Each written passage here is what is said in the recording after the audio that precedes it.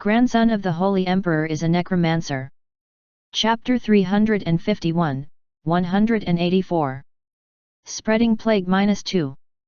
Translated by A Passing Wanderer. Edited by Red. Agar's headed to the Chavez fortress in the city urgently. His mind was falling deeper into chaos as he kept hearing tragic screams coming from several places in the city. Just what the hell? What am I even dealing with here?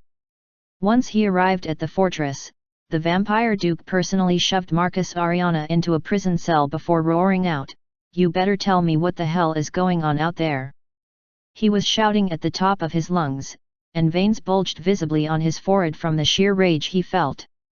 He grabbed Marcus's throat as if he was ready to kill the human prince right there and then, but Marcus Ariana glared back at the vampire with a sneering face, "I'm sure it's as you've already guessed."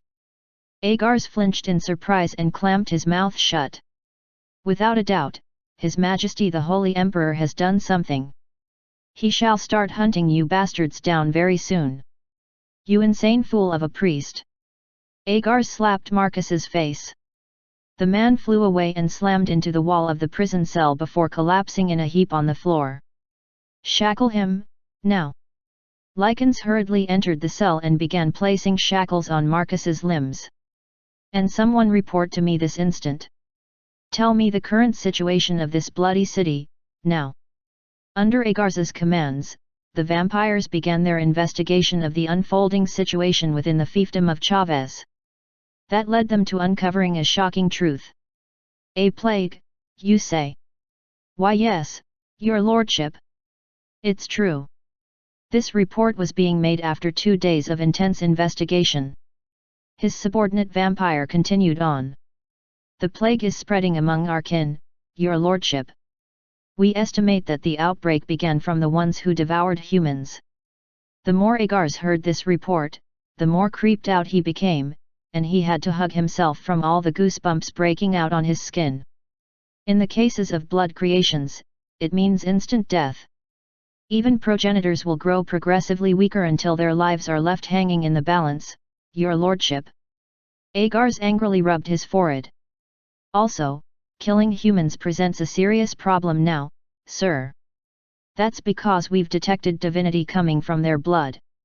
We face the danger of a new outbreak if we try to hunt humans now, sir. And you honestly expect me to believe all this?" Agars roared angrily. Even the vampire making the report looked flustered by what he was saying. Just what was a plague? Wasn't it a type of disease that spread among only the frail living humans and beasts? Plagues were diseases that greatly weakened their victims, and when they got too serious, they would kill their carriers outright. Such a disease was now circulating within the ranks of vampires. Oh my gods! It seemed that the end of the world was really here. To think that a day would come where the vampires were no longer allowed to drink human blood and had to cower from some kind of a plague that only affected them. Just what kind of atrocious thing did the imperial family even? The world had gone absolutely mad, that was for certain. Agars bellowed, "Those cruel, insane bastards! Sir, it's too dangerous to leave the hostages be. How about we dig a mass grave and bury all of them alive? And no, never. We must definitely not do that." Duke Agars hurriedly shook his head. What was happening here was obviously a warning sent by the theocratic empire. They seemed to be saying that no more hostages would die from this moment on. So it didn't take a genius to figure out that, were the vampires to massacre all hostages in such a fashion, the theocratic empire would start marching into the city to utterly annihilate the undead. Or, maybe they are scheming something else. It was also possible that they were trying to coax the vampires into killing all the hostages here, because that would make it so much easier for them to act. When Agars thought about it some more, he remembered that the imperial family bastards were basically a group of insane mass murderers. How did he even forget about what happened back in Aslan? The Empire actually went in and utterly destroyed several Aslan cities just because a couple of imperial princes were held hostage by the Aslan royal court. Hell, the imperial bastards even declared that Aslan would be wiped from existence if the imperial princes were not released immediately, or they were found to be injured in some way. Only now did Agars realize that it was rather abnormal to expect to see a regular hostage drama play out against opponents like that. We shall stop the spread of this plague first. But sir, we don't know how. A plague of this scale surely couldn't have come from the outside, but originated from inside. Agars issued a new order to his subordinate vampires. There must be saboteurs at play. Go and find them, now. TL, in first-person POV. It was oh so easy to spread a kind of plague that would work perfectly against the vampires. By utilizing the survivors and the overflowing packs of vermin, as well as the well-constructed sewage system, it was shockingly easy to circulate a fast-acting plague. It didn't matter whether it was in the middle of day or late at night, the desperate cries of vampires could be heard. Lycans grew sick one by one, while zombies began disappearing from our view. The process to purify this city had begun in earnest before anyone had noticed it. Over here, sir. This person is Carrera, who can be trusted, sir. He's an excellent follower of Goddess Gaia's teachings.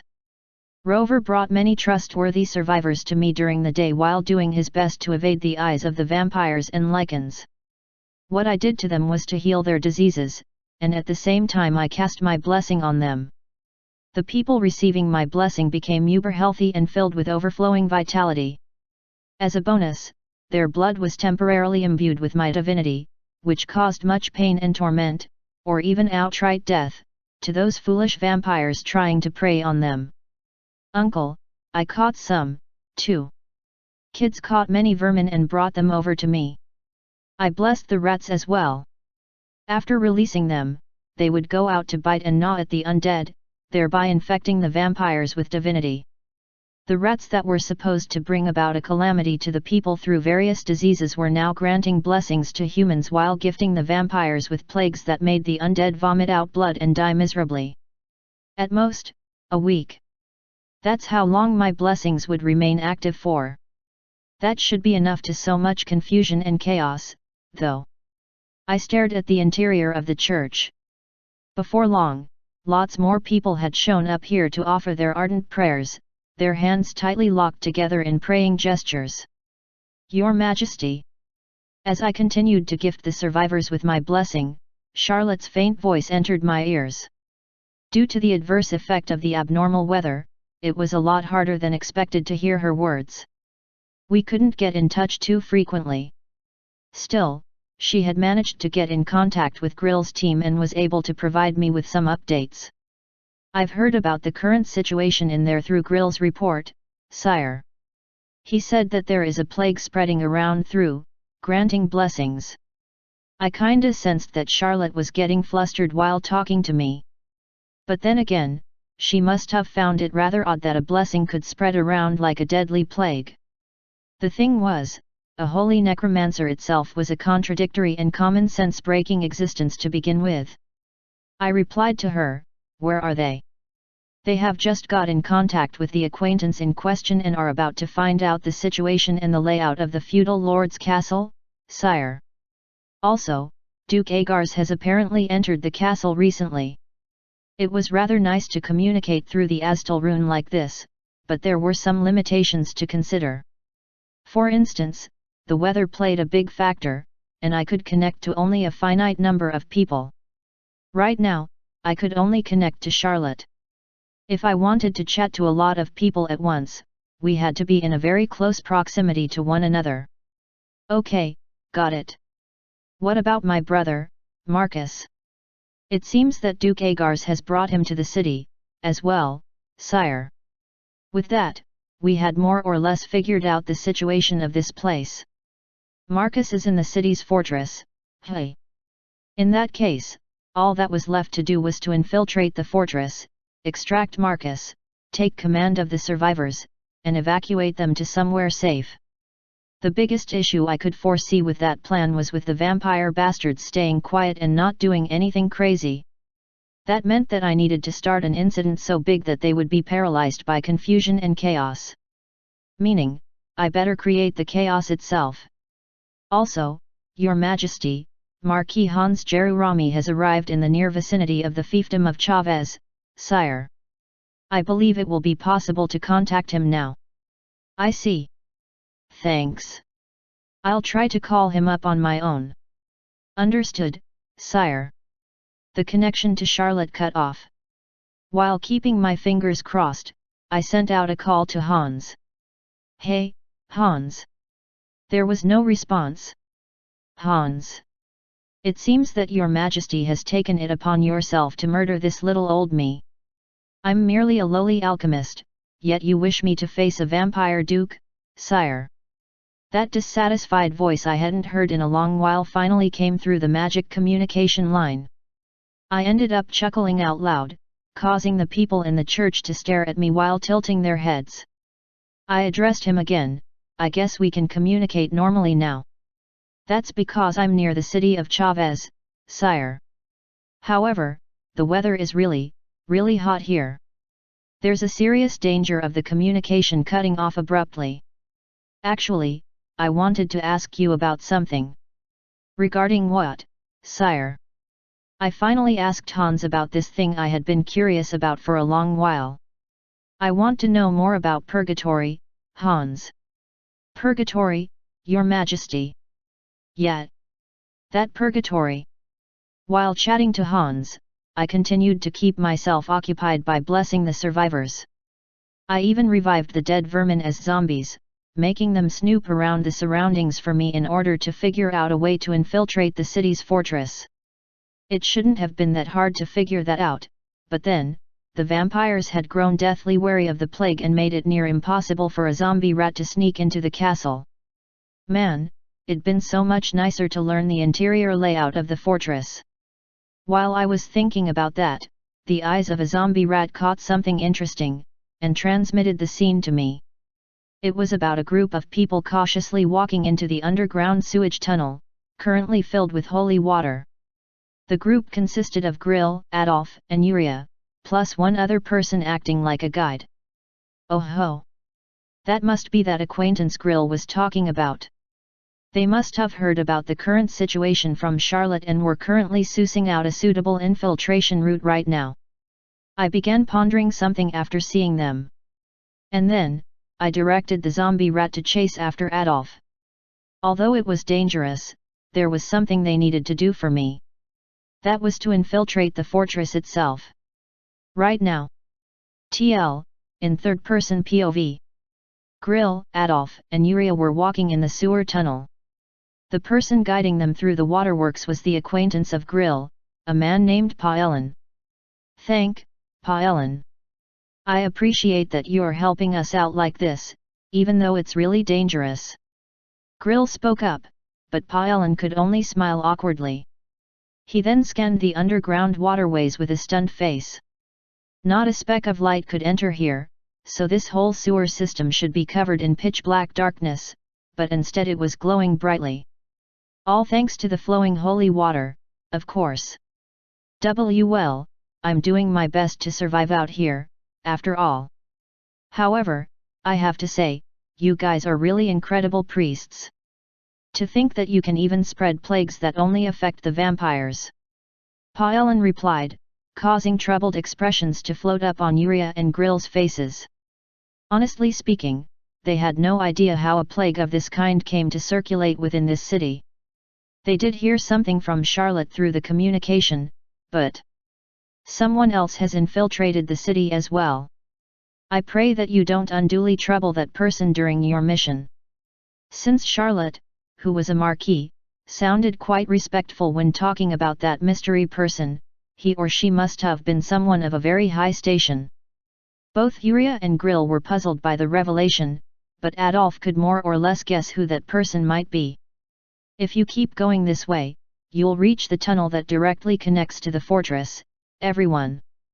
Paelin pointed to a tunnel up ahead and spoke to the group. Thanks, man. I really appreciate it. Grill hugged his acquaintance tightly, then spoke to Adolf next. Adolf, you should report to Charlotte right away. He then tilted his head in puzzlement. That was because he could see Adolf squatting on the floor, intently staring at a little mouse in front of him. I had no idea that Uncle Adolf could speak to rats, said Yuria. Why yeah, you're right. Me neither. Adolf stood back up after picking up the mouse. He then looked back at Grill and Yuria. We have a new mission. Really?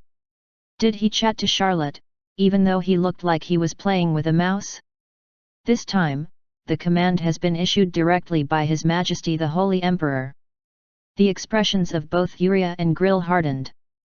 We are to get captured by the vampires in order to infiltrate the castle. Adolf continued on, then stared at Paelin next. And you, sir, are to inform the vampires of our presence. Paelin was absolutely stupefied at Adolf's words. Solid shackles were placed on the arms of Adolf, Grill, and Yuria. They were then dragged to the underground prison of the Chavez fortress. Grill began pouring out all sorts of insults at his friend through the prison bars. You stinking traitor bastard! I swear, I'm gonna bury you in the slime *T pit later. You did well, livestock, Alikan sneered and addressed Paelin. He rubbed his hands subserviently. And while trying to gauge the Likan's mood, he replied, Thank you, sir. As your reward, we'll let you live for a bit longer. Paelin continued to bow and kowtow while cold sweat caked his face. He then snuck a glance at Grill, looking rather worried as he did so. Well, we somehow got inside, and without too much trouble either, said Yuria after Paelin and the Likan left. She smacked her lips. But there's not a lot we can do here. The infiltration part of the mission was rather easy. Paelin prattled about the group to the Lycans, and the undead swiftly showed up to arrest them. Adolf, Grill, and Yuria obediently put their weapons down, then surrendered without any resistance. They had managed to enter the prison, but now the problem came after that. All of their equipment had been confiscated. Even if they had received intense training, there was still very little they could do in this place without any proper equipment. I guess all that's waiting for us now is getting tortured. Now that I think about it, I really hated going through those anti-torture training sessions back then, Yuria muttered out. Grill groaned at that. Even then, we gotta do something. No. This is enough, Adolf replied positively for some reason. Yuria shrugged her shoulders, then asked him, What are you going to do? Adolf pulled out a rat from inside his clothing and placed it on the floor. Grill and Yuria stared at this little critter and tilted their heads in confusion, before shifting their gazes back to Adolf, their expressions clearly asking, Have you finally lost your mind? What's up with this little guy? Yuria finally asked. What were you planning to do by releasing a rat? Grill followed with a question of his own. This is no ordinary mouse, said Adolf with a meaningful smile. It's actually His Majesty's mouse. The zombie rat escaped through the prison bars and quickly scampered around the prison's corridors. This creature's vision was currently being shared with Alan, and it began scanning each and every cell through the bars. One contained a cold corpse, another held an emaciated prisoner. They weren't what he was looking for. Not here? In that case, somewhere deeper in the prison, then. The rat continued to scurry down the corridor, eventually reaching a certain location right at the end of the prison, a steel door. The zombie rat climbed up this steel door and peeked its head through the hole meant to observe the situation inside the cell. Alan, still sharing the vision with the zombie rat, grinned deeply. Found him. There he was, a young man collapsed on the floor, his limbs bound in steel shackles. Marcus Ariana. He was in this cell. 184. Spreading Plague -2 Fin. Chapter 352, 185. Naglfar -1, Part 1. Translated by a Passing Wanderer. Edited by Red. While walking in the sewer tunnel, I flipped open a Bible. It was just OL regular Bible you might find in every church around here. All those books, like this one, contained the topic I was interested in. Information about purgatory, a world where countless evil spirits lived. Apparently, This world was covered in an ash-colored sky, and grim reapers could be seen wandering around everywhere. Zombies filled every nook and cranny your eyes could see, while warships made out of bones cruised on lakes filled with blood. This Bible featured an illustration depicting this kind of scene within its pages. Yup, it looked eerily similar to what I saw when the warp gate to purgatory was opened up during the Holy King coronation.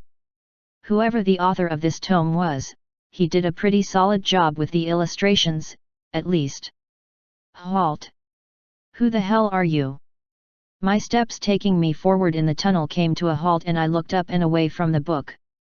There were a couple of lichens present in the sewers, even though holy water was flowing down here. Hey! They must have been acting as guards since this part of the sewers led directly to the fortress.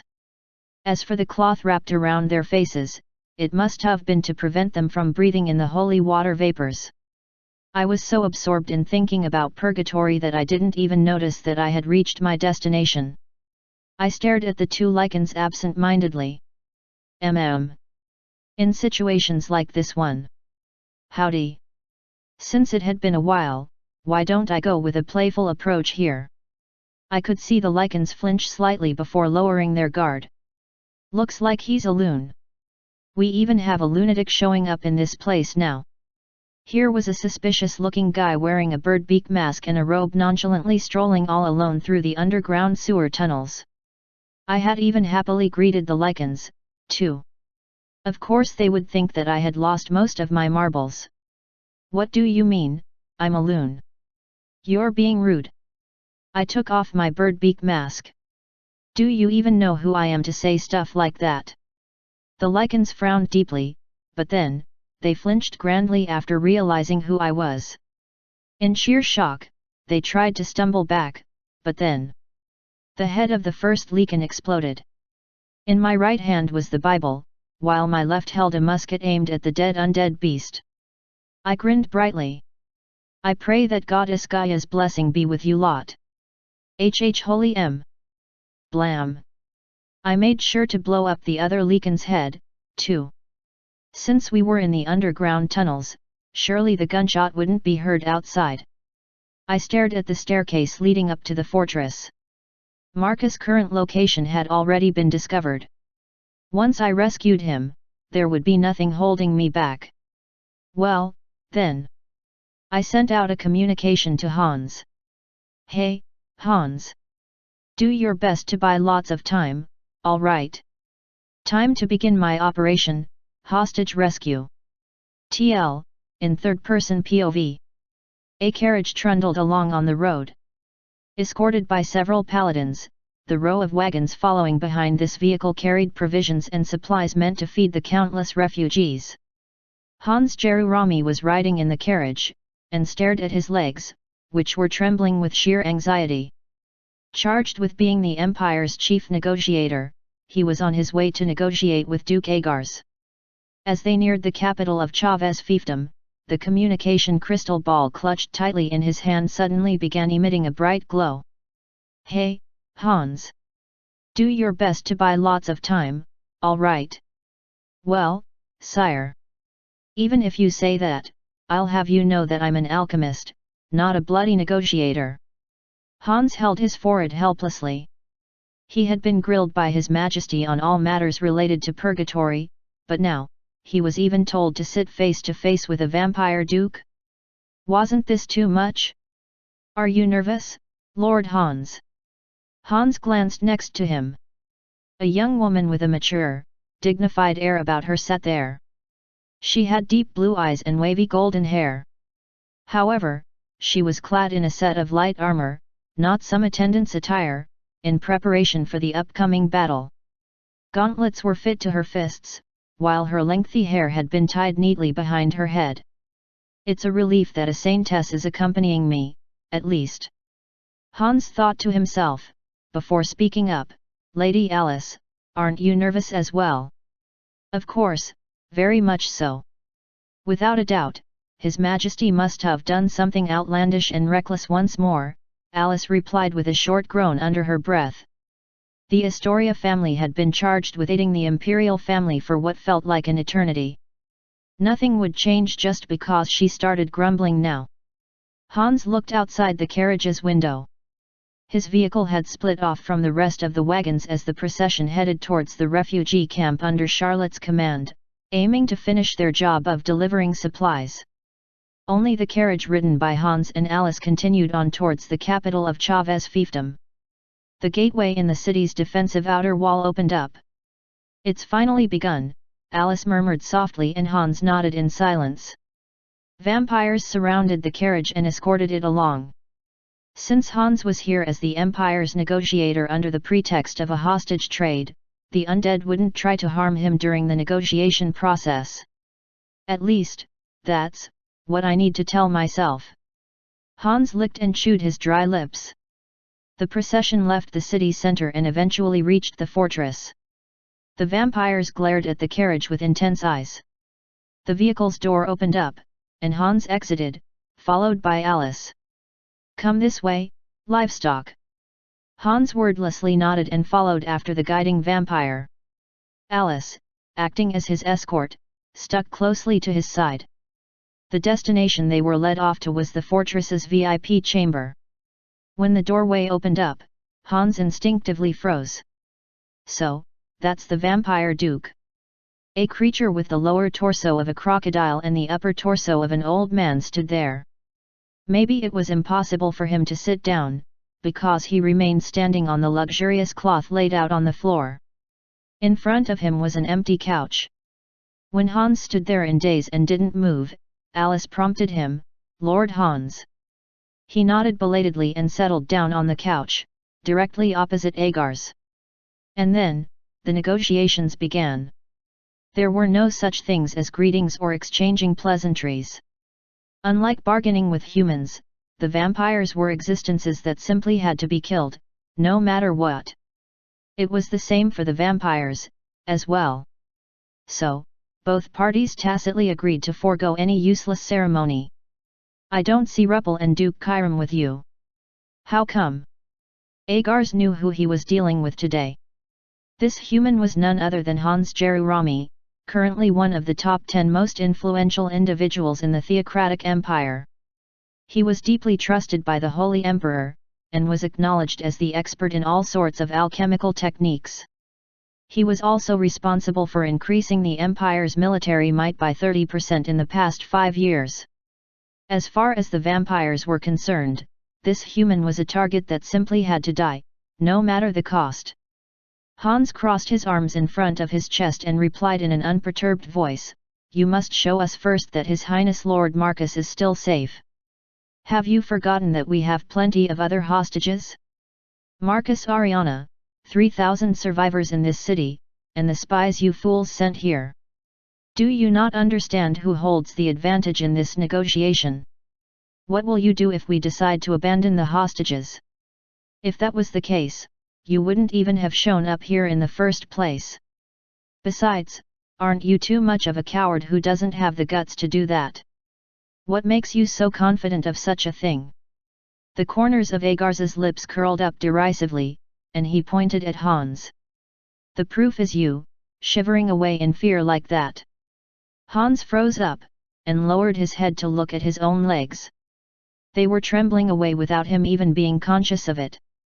"On top of that, you're also sweating, too." Indeed, a trickle of cold sweat dribbled down Hans's cheek.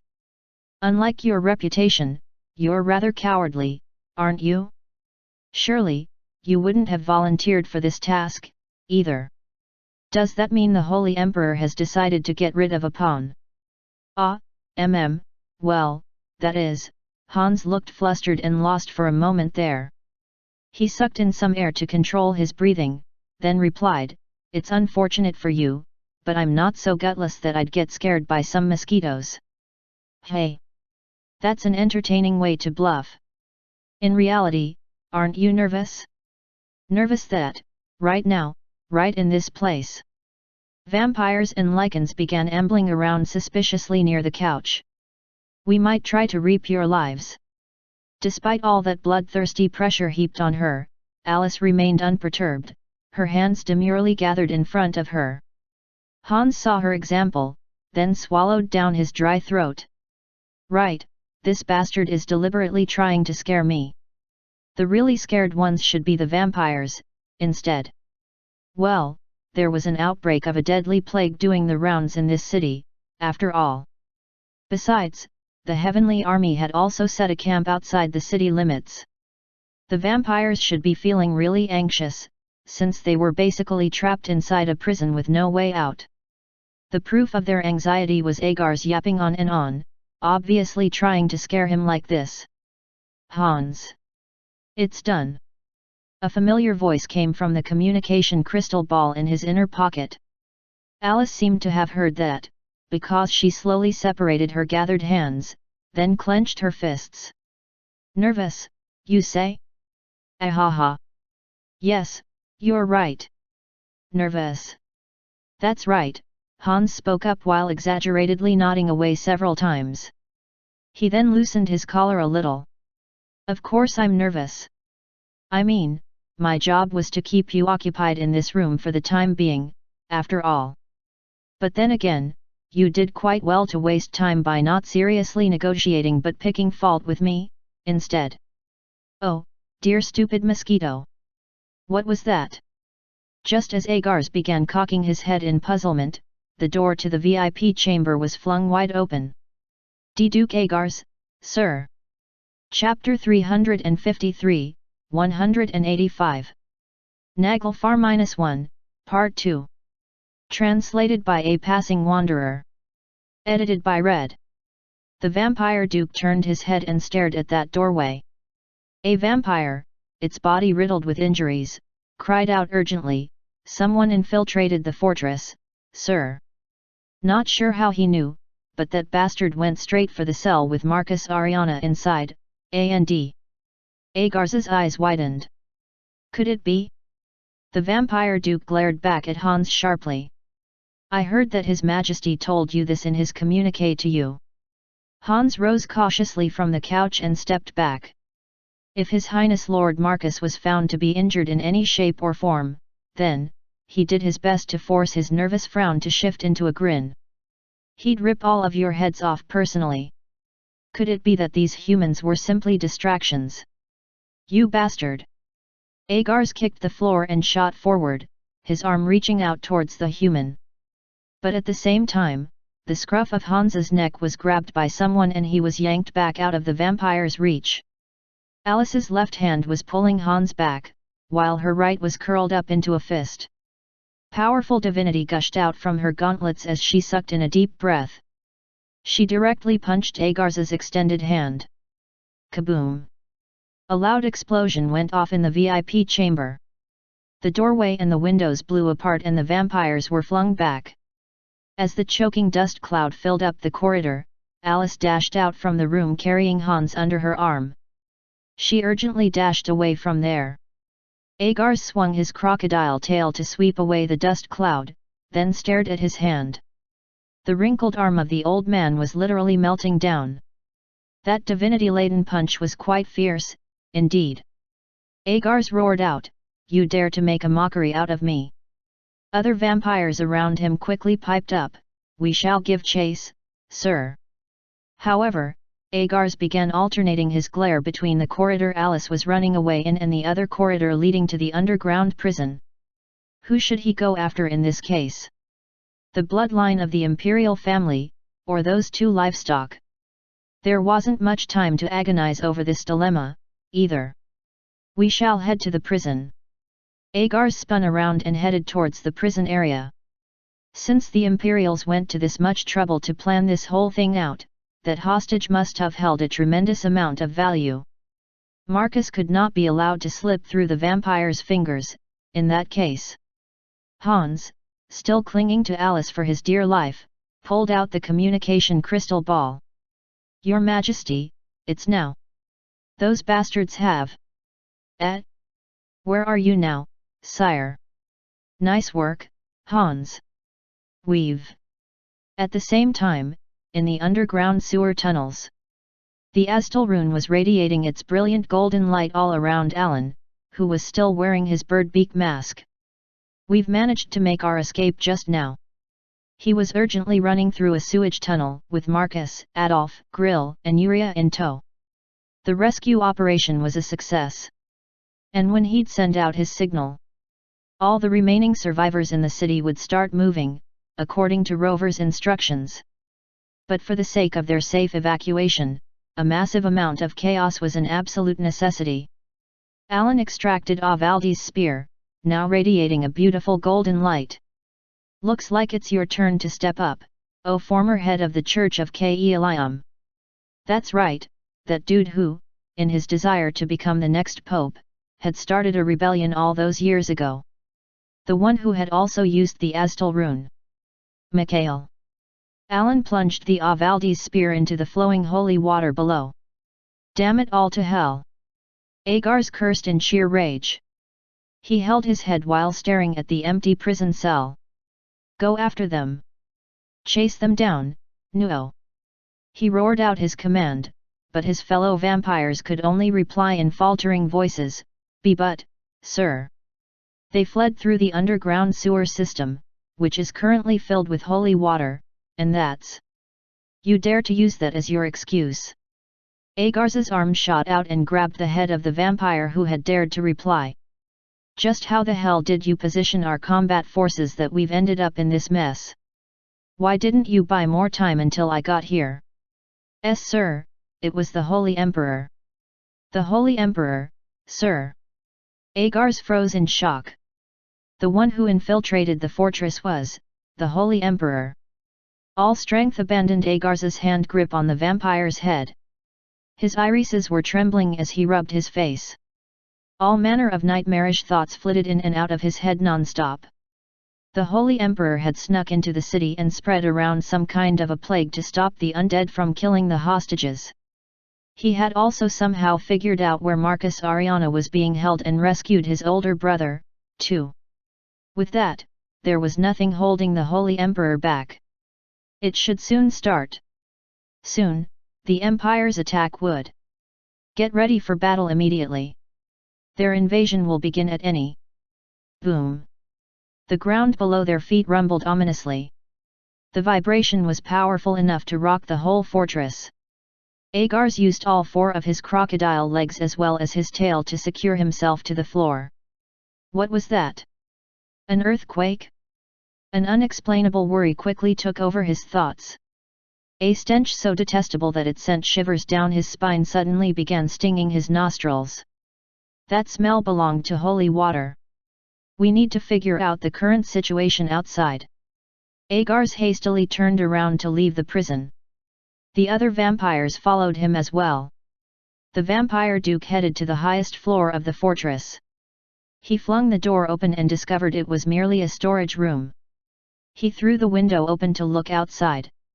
The vampires following him discovered the spectacle taking place beyond the windows and clamped their mouths shut in shock. The waves of holy water. The sewers were exploding like geysers from all corners of the city of Chavez. The holy water jetted out from the sewer access holes found on the streets and began utterly flooding the interior of the city.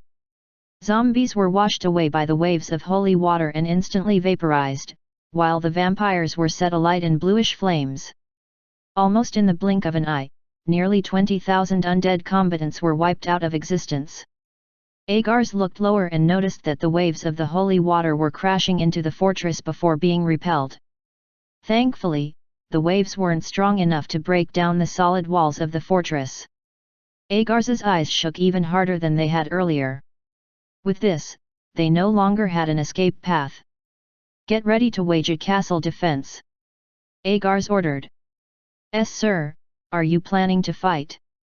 Of course they had to fight. That was the only choice they had left at this point in time. Agar's shifted his gaze over to the outer wall of the city some distance away.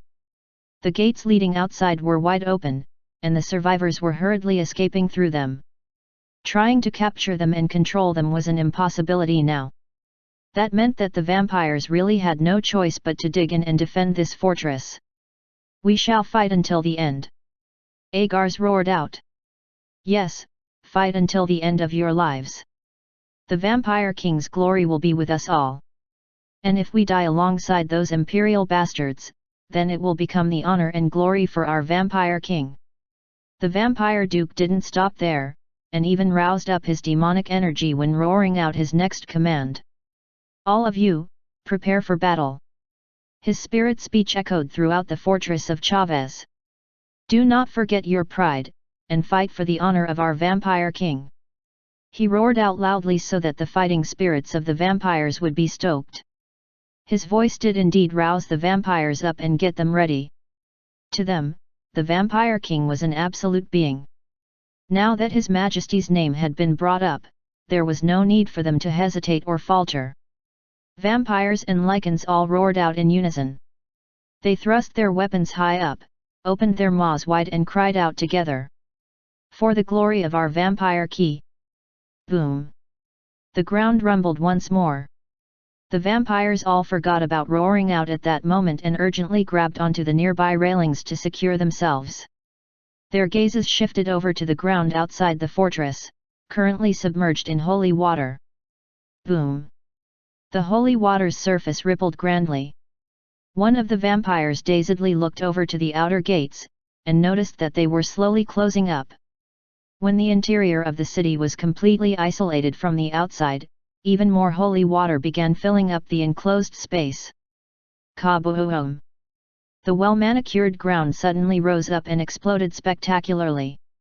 Bricks and nearby buildings flew up before crashing back down as piles of debris. The gigantic water spout rose up several hundred meters into the air.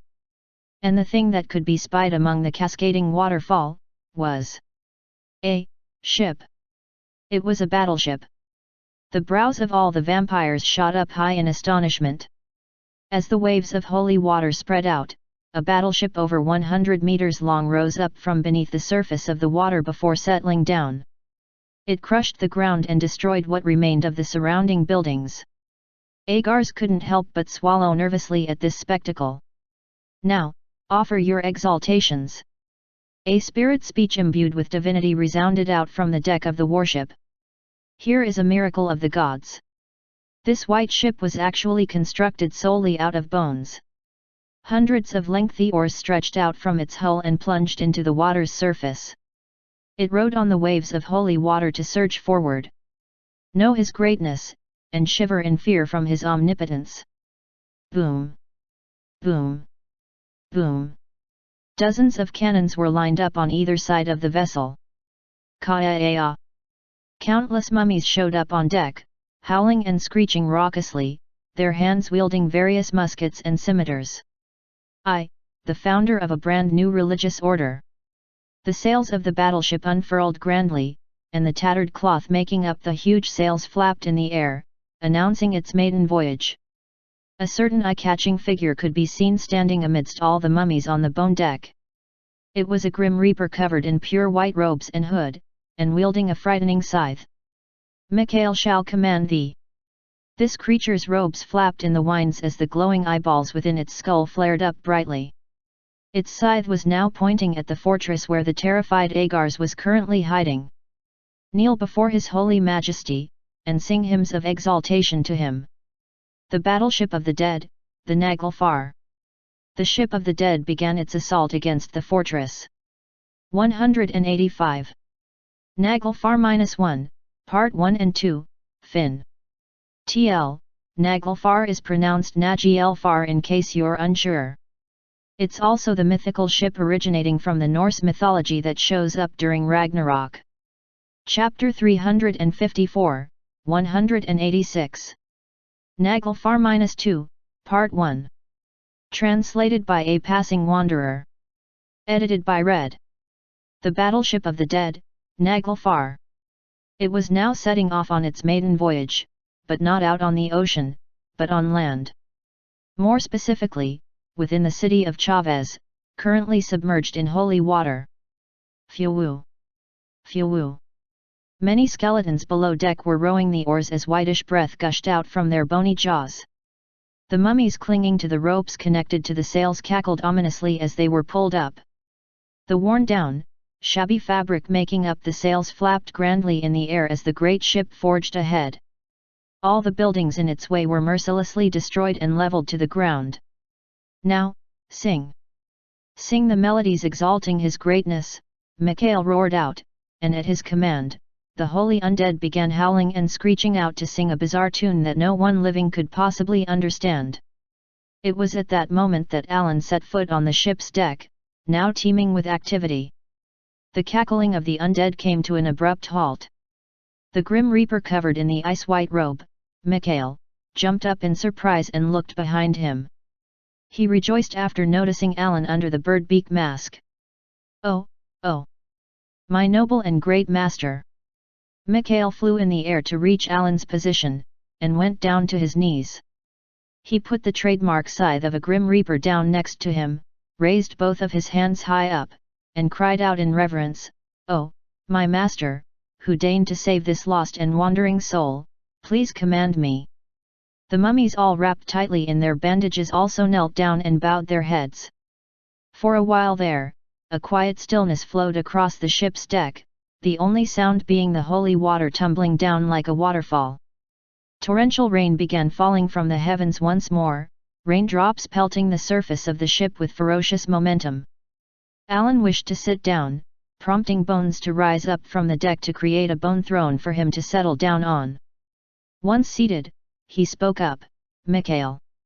"Yes, master." The Grim Reaper Mikhail bowed his head even deeper. He brought his hands together and began praying before Alan's feet. The Holy Emperor shifted his gaze and glared at the fortress in the distance. He spotted the face of Duke Agar's in one of the top-floor windows. That creature might have been a proud vampire once upon a time, but now, he was making the truly feeble face of a wan old man. The vampire's fighting spirit had been broken. The bloodsuckers were all filled to the brim with fear right now. "That's why the ones who lead false lives dared to insult me. It was time to pass judgment on them." Mikhail flinched and carefully raised his head up. The mummies also raised their bowed heads in unison as if they shared one body and mind with him, their glowing eyes all focused on Alan. "Not only did they dare to imprison my family member, they even physically harmed him. And although it's another nation, they also dared to use innocent people's lives as their playthings." Now, Alan slammed the end of Avaldi's spear on the floor and commanded them, "Teach them an unforgettable lesson on who we really are. We shall abide by your majesty the Holy Emperor's holy decree, and." Mikhail slowly rose back to his feet while picking up his scythe. He swung the frightening weapon around and roared at the battleship's crew members, "Begin the reign of looting and pillaging." The holy undead broke out in eerie, pirate-like cackles.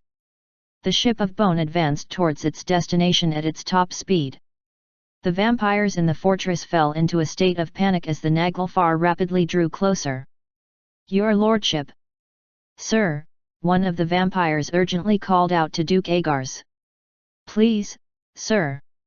Give us your orders." Agars still had a stupefied expression on his face. How did things end up in this manner? The vampires had caught a valuable hostage. They then arrived at the location of the negotiation. Since the negotiator from the human side looked scared, Agars thought that he was holding the advantage. He began believing that he'd get to taste victory against the theocratic empire, and also against the one and only Holy Emperor, but now, in the end, this was the end result. We wage a battle, of castle defense." Agars wiped away all the sweat caking his forehead with his trembling hand. "The bastards only have a single battleship. Do not forget that we are on land. There's no way that a ship like that can freely move about on land." I see. The vampire nodded away after realizing that it had forgotten about where they were, on dry land. "Use this fortress's siege weapons." "We shall." Agars locked his glare on the bone ship filled with the holy undead and roared out, "Sink that undead vessel." The rest of the vampires hurriedly got to work at Agars's command. "Prepare the siege weapons. Bring in the ballistas and catapults. Now!" Lycans dashed around while yelling out, commanding the zombies to shuffle towards the fortress's siege weapons. Soon, the ballistas took aim at the ship of the dead in the distance. Lycans took over the precise aiming from there, their murderous glares locked on that eerie vessel. As long as it entered their firing range, 15 ballistas and 10 catapults would surely sink the ship of the dead for good. That's what they thought, but... Turned towards starboard side, Mikhail roared out. Mummies grabbed onto the ship's large helm and spun it to starboard. The sails quickly changed angle, while the oars sticking out from the port side began rowing even faster. The warship was changing its heading. The Lycans were left flustered by this sudden maneuver. They changed their direction. Are they trying to escape after spotting our siege weapons? One of the vampires reacted quite differently from the undead beasts, his complexion paling instantly. And no, wait. They are getting ready to attack us. Prepare to shell the enemy location. The cannons lined up on the sides of the warship now pointed at the fortress. Mummies split their mouths open wide at the cannons. Their withered skin stretched as they breathed into the weapons. Through the power of the Aztal rune, divinity flooded into the cannons. Fire! Kaboom! The ship of the dead shook from the recoil. Well over a dozen plus cannons spat out ferocious flames at the same moment. In the blink of an eye, shells resembling shooting stars reached the fortress walls. And they exploded spectacularly. The wall blew apart and debris tumbled down. The undead who were directly struck by the shelling were vaporized in an instant. Meanwhile, those who were caught in the blast radius were flung back helplessly, only to be thrown down from the walls.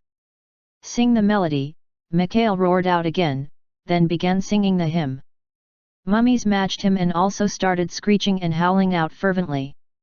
The ship of the dead rode on the rippling waves and spread a pure white aura all around it. The cannons fired their shells relentlessly, smoke pouring out from their muzzles. The incoming shells destroyed the fortress mercilessly, steadily chomping away at its defenses. The ship circled around the fortress's position and continued to fire its cannons. What are you doing? Fire our weapons, too. Lycans hurriedly took aim with their ballistas and catapults. They were aimed frantically, and their projectiles fired into the air. Large boulders and ballista bolts rained down near the Naglfar. One of the boulders struck the ship, utterly destroying the skeletons rowing the oars there. However, new skeletons showed up to fill up the gap and started rowing once more. What the hell? These bastards! They are getting closer to us. Like a ship stuck in a whirlpool, the ship of the dead was gradually nearing the fortress, moving in a spiral pattern. It was right then that a loud gunshot rang out in the air, and the head of a zombie operating a siege weapon was blown apart. The vampires flinched nastily and stared closely at the Naglfar. Mummies could be seen standing on its deck, taking aim with their muskets. They are within firing range now. Fire back with our own weapons. Arrows and crossbow bolts were fired towards the ship. The distance has closed up sufficiently. Let's board that ship. Lycans backed off before sprinting forward with all their might from the top of the fortress walls. They leapt powerfully up from the edge. Even while flying through the air, the scared Lycans couldn't help but look below them. A sea of holy water could be seen crashing into the fortress walls like waves. If they fell in there, without a doubt their bodies would instantly melt down to nothingness. They clenched their teeth and successfully landed on the ship's deck, only to be greeted by mummies wielding scimitars. These bastards, they aren't slowing down at all? Are they planning to kill themselves along with us or something? Duke Agars, still standing on the highest floor of the fortress, watched the battle unfold with trembling eyes. That huge warship showed no signs of slowing down while circling around the fortress, and was quickly closing the distance. If the two collided, then it didn't take a genius to figure out that neither of the two sides would emerge unscathed. We shall go down and join the battle. Agars roared out, and hurriedly jumped down from the window. The moment his crocodile legs landed on the solid ground, he raised up his front two legs. This is dry land. It didn't matter whether or not the Holy Emperor summoned a stupid amount of holy water to artificially create an ocean. There was simply no way that he could win against Agars in this sort of terrain. This is my territory. Agars roared out, and stomped his two front legs hard on the ground. Thud. Chapter 355, 186. Naglfar -2, Part 2. Translated by a passing wanderer. Edited by Red. The entirety of the fortress shook at the impact. Lycans who had managed to board the Naglfar to fight a bitter melee turned and raised their heads in shock. Even the mummies fighting them turned to look at the unfolding situation. Demonic energy of considerable scale began spreading all around the fortress, followed by a period of eerie silence. The ground suddenly began rumbling, causing a violent earthquake next. The waves of holy water outside were disturbed by all that shaking, eventually becoming a massive tsunami. The water rose up tens of meters in the air and rushed towards the ship of the dead. Wait a second. What about us? Lycans aboard the ship of the dead screamed desperately and stumbled back. Mikhail slammed the bottom of its Grim Reaper scythe on the ship's deck, his eyes narrowing to slits. Your struggles are all in vain. The tsunami crashed into the ship of the dead. A massive spray of water exploded as the ship was forced back. All the Lycans on the ship's deck instantly melted to death, while the mummies clung to the railings. Agar stared at that wave of holy water even taller than the fortress walls and grinned insidiously. With this, that accursed ship would either sink beneath the waves, or get pushed far back until it collided with the city's outer wall in the distance. Unfortunately for him, though. The neighing of many horses suddenly rocked the sky. Agars clamped his mouth shut at that instant. The vampires standing on top of the walls looked on in horror, their eyebrows shooting up high. The battleship broke through the huge spray of holy water. Hundreds of charging skeletal horses were leashed to the front of the vessel and they were dragging it forward. Those skeletal horses dashed across the surface of the holy water ocean. They pulled the massive ship of the dead behind them and slammed straight into the fortress walls. Crunch! The skeleton horses were crushed. The inertia sent the Naglfar slamming straight into the walls as well. Vampires screamed at the top of their lungs, and the God's blessing shall be granted unto you all, ahahaha. The moment Mikhail spread his arms wide and guffawed loudly. The battleship collided head-on against the fortress wall. Kaboom! The wall instantly exploded and crumbled down. The ship of the dead forced itself through the once sturdy wall and shoved the debris aside. Zombies, vampires, and Lycans were ruthlessly crushed under the hull of the boned ship. Despite the insistent rain, thick dust clouds still rose up to block everyone's view. The surviving vampires and Lycans rose unsteadily to their feet, shaking their heads to get rid of the cobwebs, but then they witnessed the Naglfar pressed up against the fortress, unmoving. However, the cannons sticking out from the sides of the vessel promptly began spitting out flames. In no time at all, the surrounding area of the fortress became a sea of fire and death.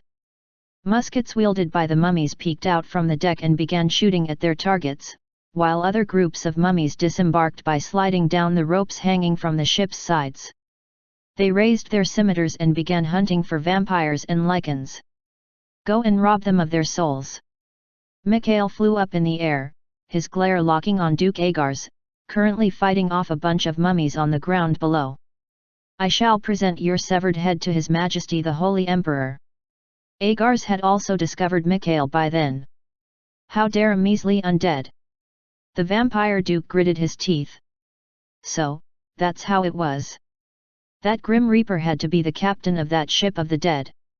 In that case, destroying the bastard would deal a sizable blow to the Holy Emperor. Agars strengthened all four of his crocodile legs.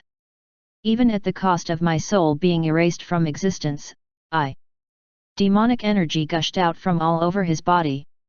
I shall strike the Holy Emperor at least once. Now was the time to repay the debt of humiliation he had suffered up until now. Even if he couldn't beat the Holy Emperor, he'd still drag that Grim Reaper along with him to the abyss of hell. Veins bulged visibly on his crocodile hide. Muscles rippled and ballooned all over his body, until the veins actually began bursting open and unleashing fountains of blood. For the glory of His Majesty the Vampire King.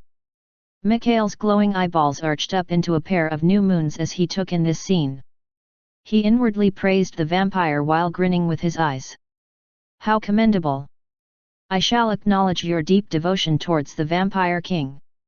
However, the grinning eyes suddenly began burning even more fiercely than before. Mikhail raised the scythe high. Divinity flooded the weapon, and the curved blade began to grow even larger. A divine aura completely dominated their surroundings. Your deep devotion and my unyielding faith. Let us find out whose belief is deeper between us. Mikhail lowered his torso and dashed forward, while Agars also charged towards the incoming Holy Grim Reaper. The two of them faced each other moments before their collision. Ah! Agars's physique suddenly ballooned past 4 meters in height, his eyes glaring murderously at Mikhail. The vampire clenched both of his fists, planning to completely obliterate the Grim Reaper before his eyes with this one powerful attack. However, the power accumulated within his attack was more than enough to destroy the entire city. If Agars unleashed that attack, then the place meant to shelter the refugees the Holy Emperor had guided here would vanish from this world, as well. That alone would count as a successful counterattack for the vampires. Agars punched down with his tightly clenched fist, while Mikhail the Grim Reaper powerfully swung his scythe. The blade of divinity collided against the vampire's fist. Oh, my vampire Ki-ing! Oh, my Holy Emperor! The two roared out at the same time, and a massive explosion went off. With the two of them as the epicenter, literally everything around them was destroyed and blown apart. Agars's brows shot up as he witnessed his fist gradually being shoved back by the Grim Reaper's scythe. The vampire duke's lips trembled open. Oh, your majesty Vlandimir! His arm was cleanly severed and flung away through the air.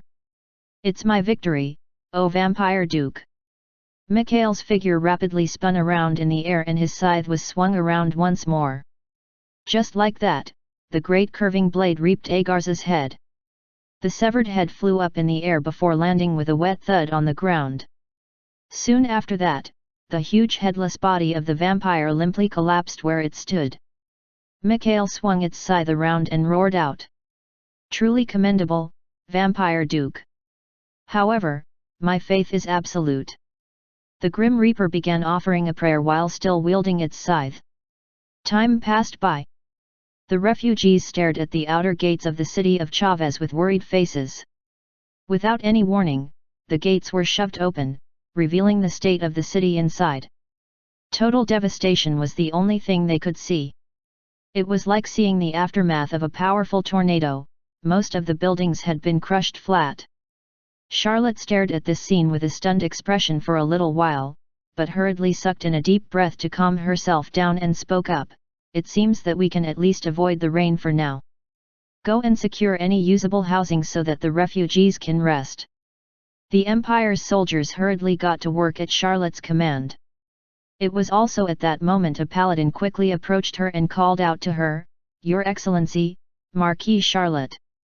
She turned to look at him, and the paladin and his pale face walked up to her and whispered something in her ear.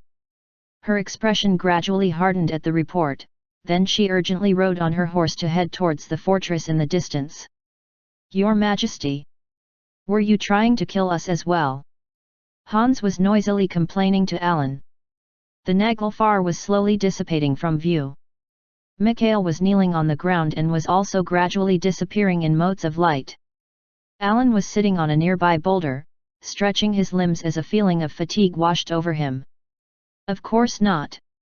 I genuinely had no idea that you and Alice were still stuck inside the castle, I swear. But your Majesty, you didn't even give us enough time to escape from the fortress, you know. Alice smiled wryly and began massaging Alan's shoulders. She was trying to help him by alleviating the muscle pain he was currently suffering from after exhausting his divine energy reserve far too much. Alan waved his hands in the air apologetically, then recalled Avaldi's spear. For sure, that thing's performance was really good. The holy water amplification effect was quite considerable. The amount of divinity he exhausted today would have left him unconscious in the past, but right now, he thought that he could still endure it to some degree. Still, the burden on my physical body is just too much. He didn't expect the burden to be this great even though he had attained a transcendental body. Alan continued to loosen his aching muscles, all the while thinking about the refugees that would soon occupy this city. He was thinking of having them rest here for at least a week or so before guiding them over the border of the Theocratic Empire. Things would really get hectic from that moment on. Well, he had to prevent the invasion of the giants and also prepare to hit them back, after all. Your Majesty! It was at that moment he heard someone call out to him. Charlotte, riding on her Unyra, was quickly rushing up to where he was. She swiftly dismounted from the horse and went down on one knee, her head bowed deeply. Sire! How are you feeling? Don't you worry.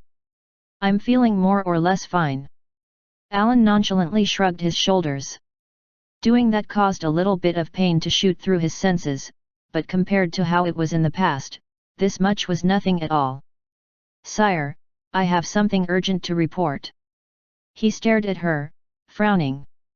He couldn't help but always get worried whenever Charlotte said those exact words. She seemed to be hesitating somewhat as her lips parted, only to shut again. But after taking a few moments to sort out her heavy breathing, she finally came out with it. The giants are marching towards this location, the fiefdom of Chavez, sire. Their numbers are estimated to be around 300 strong. There it was, his ominous prediction from a second ago coming true. Alan's lips clamped shut. 300 giants? Our opponent this time is the fire giant. She raised her head and stared at him. Its name is Surtur. 186. Naglfar -2, Part 1 and 2, Fin. Chapter 356, 187. To the Theocratic Empire, Part 1. Translated by A Passing Wanderer. Edited by Red. In the main plaza of the city of Chavez. I was sitting down inside the commander's barracks. A large map of the surrounding land was spread out on a table. It showed the locations of the Kingdom of Lomé and its capital, as well as the fiefdom of Chavez on the border regions. Inside the barracks was Hans, Charlotte, Alice, Harmon, and the King of France. I swept my gaze at them and began speaking. The fire giant is currently marching towards our position. Really now, we weren't even given enough time to take a breather here. For some reason, that fire giant bastard was directly marching towards this place while completely ignoring other territories. If you could call this a saving grace, then that would be with the fact that Jotner were simply trudging along at the moment. However, the length of their footsteps couldn't be compared to that of regular humans. Also, they didn't need to rest, and didn't care whether it was the middle of a day or night. That meant their marching speed was truly absurd to behold. Charlotte, I called out. She nodded smartly and pointed to the map. Judging from their walking speed, they should arrive at our location in around 6 days. Humans would have needed to travel without taking any breaks on speedy horses to cover that distance in the same amount of time, yet the giants only needed to trundle along. When that happens, the fiefdom of Chavez will be engulfed in flames of destruction, sire. So far, we'd only managed to spend 2 days in this city to rest. But if we didn't want to get caught up in the giants' pursuit, we'd have to lead the refugees across the Lomé Kingdom's border starting tomorrow morning, at the very least. In that case, let us depart right away, and. Hans quickly spoke up, sounding a bit frightened. Too bad for him, though, Alice shook her head. No, that's not going to be realistic. I've been taking care of the sickly within the camp, but it's not just them. Everyone else is suffering from too much fatigue, Your Majesty. They have all reached their limits, both mentally and physically. We need to rest for at least another 2 days, sire. It seemed that departing now was impossible. Everyone was too exhausted to do so. But, at this rate, Hans spoke up in a helpless voice. Harmon carried on from there, his arms crossed in front of his chest. They will definitely catch up to us. Escaping the borders of the Lomé kingdom and entering the Theocratic Empire's territory should take the refugees around 7 days. Thanks to how large our procession of refugees was, the giants would quickly catch up to us with their ridiculous movement speed. How about assigning a portion of the combat force to buy more time? The King of France offered his opinion. He thanked me for saving his family, then continued on, luring them away by dispatching a regiment of mounted troops could work, Your Imperial Majesty. No, that's not going to work. The giants do not get tired, and more importantly, they are too fast for that, I sighed. Sure, the cavalry should be able to lure the giants away. But that would mean the sure death of the cavalry troop. Most importantly, there was the fire giant to consider. Just being around that creature would make it hard to breathe, which in turn would exhaust the horses that much faster. In the end, they would get caught in only a matter of a few hours, resulting in unnecessary sacrifices. For now, we don't have any other alternative but to run. Even I didn't feel confident at fighting off the fire giant and the 300 Jotner following it, plus other sundry vampires that might show up alongside them. The same story would apply to the heavenly army, too. Not even they would be able to endure this ridiculous assault. I made up my mind. We shall depart the first thing tomorrow morning. We had basically only 2 days of rest in the city of Chavez. And now, over 10,000 refugees had no choice but to embark on a 7 days long reckless trek across hostile terrain. And in case the fire giant does catch up to us, I didn't know what to say at the end of my sentence. When I remained quiet, Charlotte piped up in my place. In the worst case scenario, someone will most likely have to remain behind to stop the enemy. Everyone gathered in the conference venue made stunned faces. And I'm most suited to stopping their advances, said Charlotte while bravely stepping forward. But I simply shook my head. After she said her piece, others also spoke up as well, saying that they would like to volunteer to stay behind. All meaningless sacrifices. One sentence from me, and everyone went silent. Even if someone were to stay behind, they would only stall the giants for a dozen+ hours at most. The damn giants would catch up to us soon again after that. Nothing will change by sacrificing yourself. Someone staying behind is the absolute worst case scenario, anyway. To be honest, I really didn't want to play that card if I didn't have to. I hated the very idea of losing someone I knew. If someone were to stay behind and stall the Jotner, then it would have to be someone who could do the most effective job. That's right, there was no one other than me who could stop them the longest. Me staying behind should be the best method available to improve our odds of survival. It was at that moment that I sensed this peculiar gaze lingering on me. I glanced around and noticed Alice quietly staring at my face. What's wrong? You have something to add as well, Alice. No, sire. It's nothing. She shook her head side to side. I tilted my head a little, then addressed everyone else. Do not let the refugees know about what's going on. We need everyone to be as settled and stable of mind as possible, after all. Excuse me, Hans raised his hand. What should we do about the supplies, sire? Hans had brought along enough supplies and provisions that, according to our original plan, should have allowed us to camp in the fiefdom of Chavez for about a week. That meant there was a lot of stuff. A heck of a lot. Do we need to abandon it all, sire? If we set off tomorrow, then other than the bare minimum necessary amount for the forced marching, we'd have to throw the rest away. They would just get in the way of the evacuation efforts, after all. No, don't. Distribute the supplies right away. The best way to settle people down would be to let them enjoy a relaxing night's rest with full bellies. The refugees had been starving.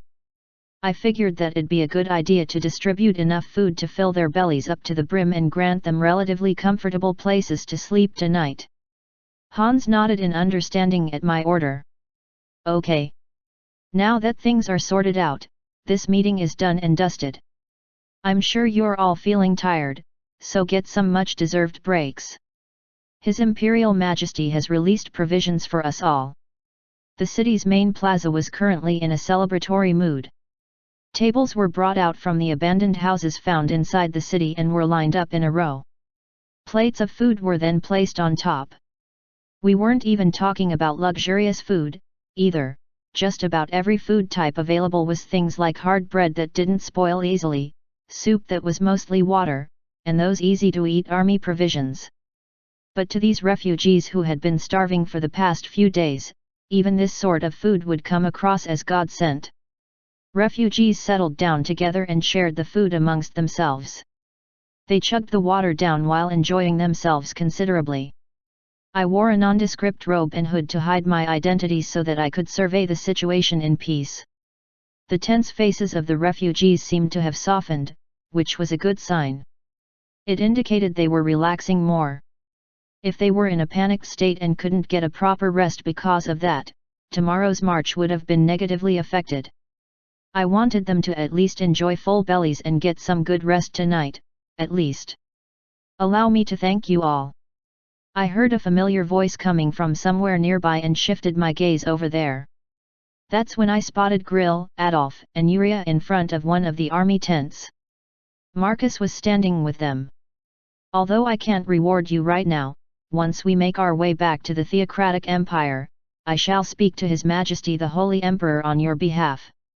Yuria rejoiced greatly and asked back, seriously, sir? Haha. Now Charlotte will seriously look at me as her father. Grill spoke up while standing tall and proud.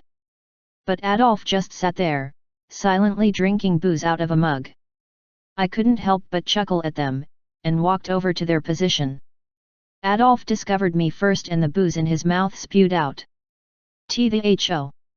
I pressed a finger to my lips, indicating that he should keep it down. It was meant to tell him that I didn't want to raise a ruckus right now.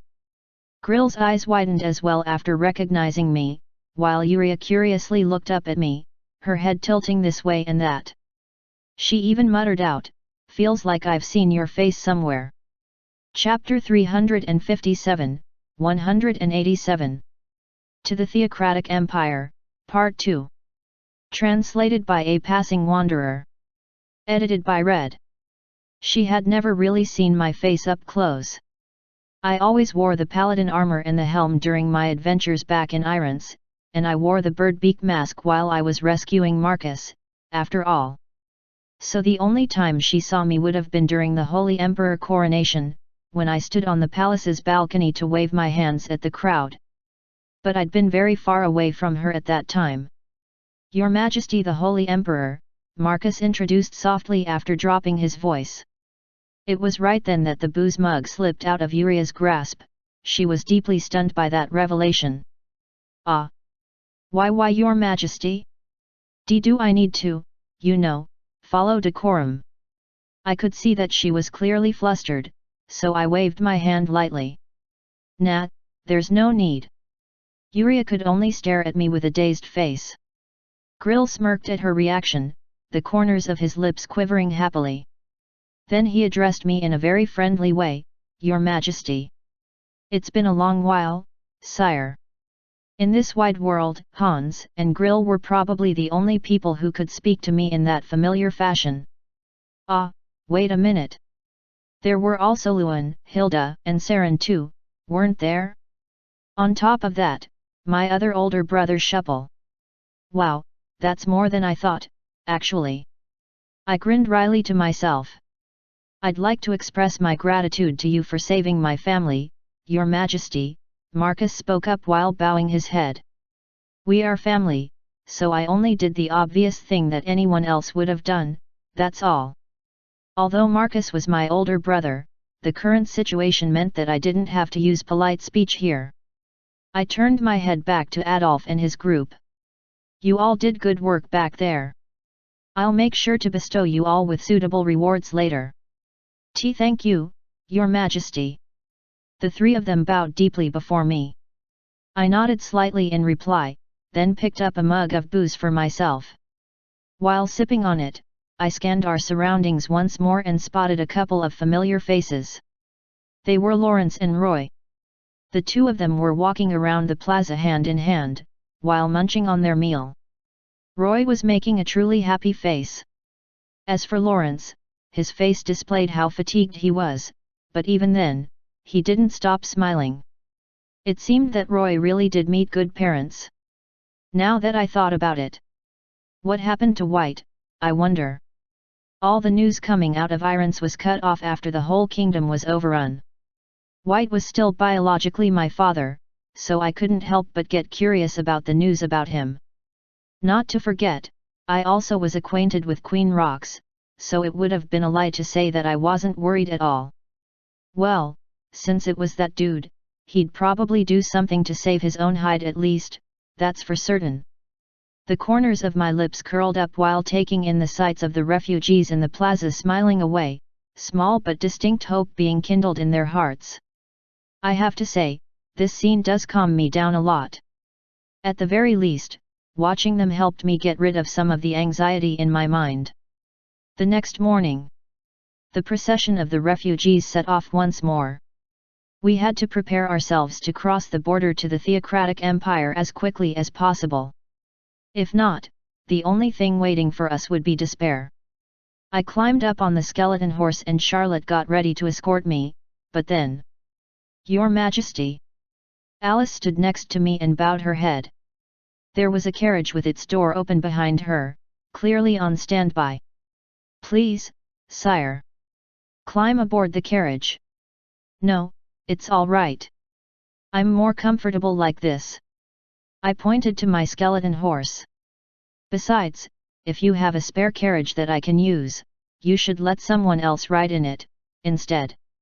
That would boost our traveling speed, at least by a little bit. Alice made a troubled expression at my refusal. Charlotte stared at her and asked, "Is there something wrong, Lady Saintess?"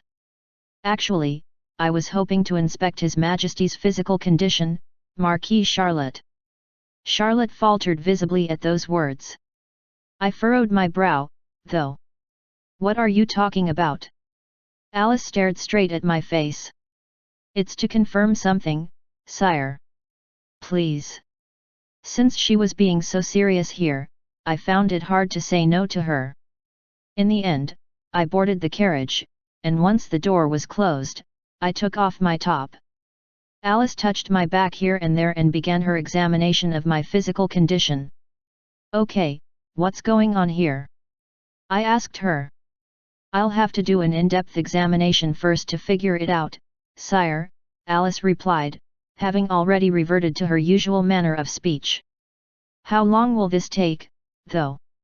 Around 5 hours, maybe. Holy cow, I'm supposed to stay like this for that long? I could only groan under my breath. Alice seemed to be already fully concentrating on her task, her hands quietly pressed against my back. I could sense divinity entering and coursing through my body. I smacked my lips ruefully and shifted my gaze to the floor of the carriage. There were quite a lot of books placed there. I had asked Hans earlier to secure tomes related to the ancient Jotner, and these were the ones he had found for me. Since I had nothing better to do, I picked up one of the books and flipped open its cover. This particular book contained a tale from the ancient times. More specifically, a tale related to the Jotner. There were 4 kings of giants in total. The frost giant, Hrimmer. The fire giant, Surtur. The earth giant, Hrungnir. And finally, the magic giant, Utgar. According to the tome, they wielded different types of powers. They were originally created by the gods for the purpose of keeping the balance of the world, and also to protect it. However, their arrogance knew no bounds and they started calling themselves the real gods. They desired to annihilate all living things and return the world to the state of primordial nature.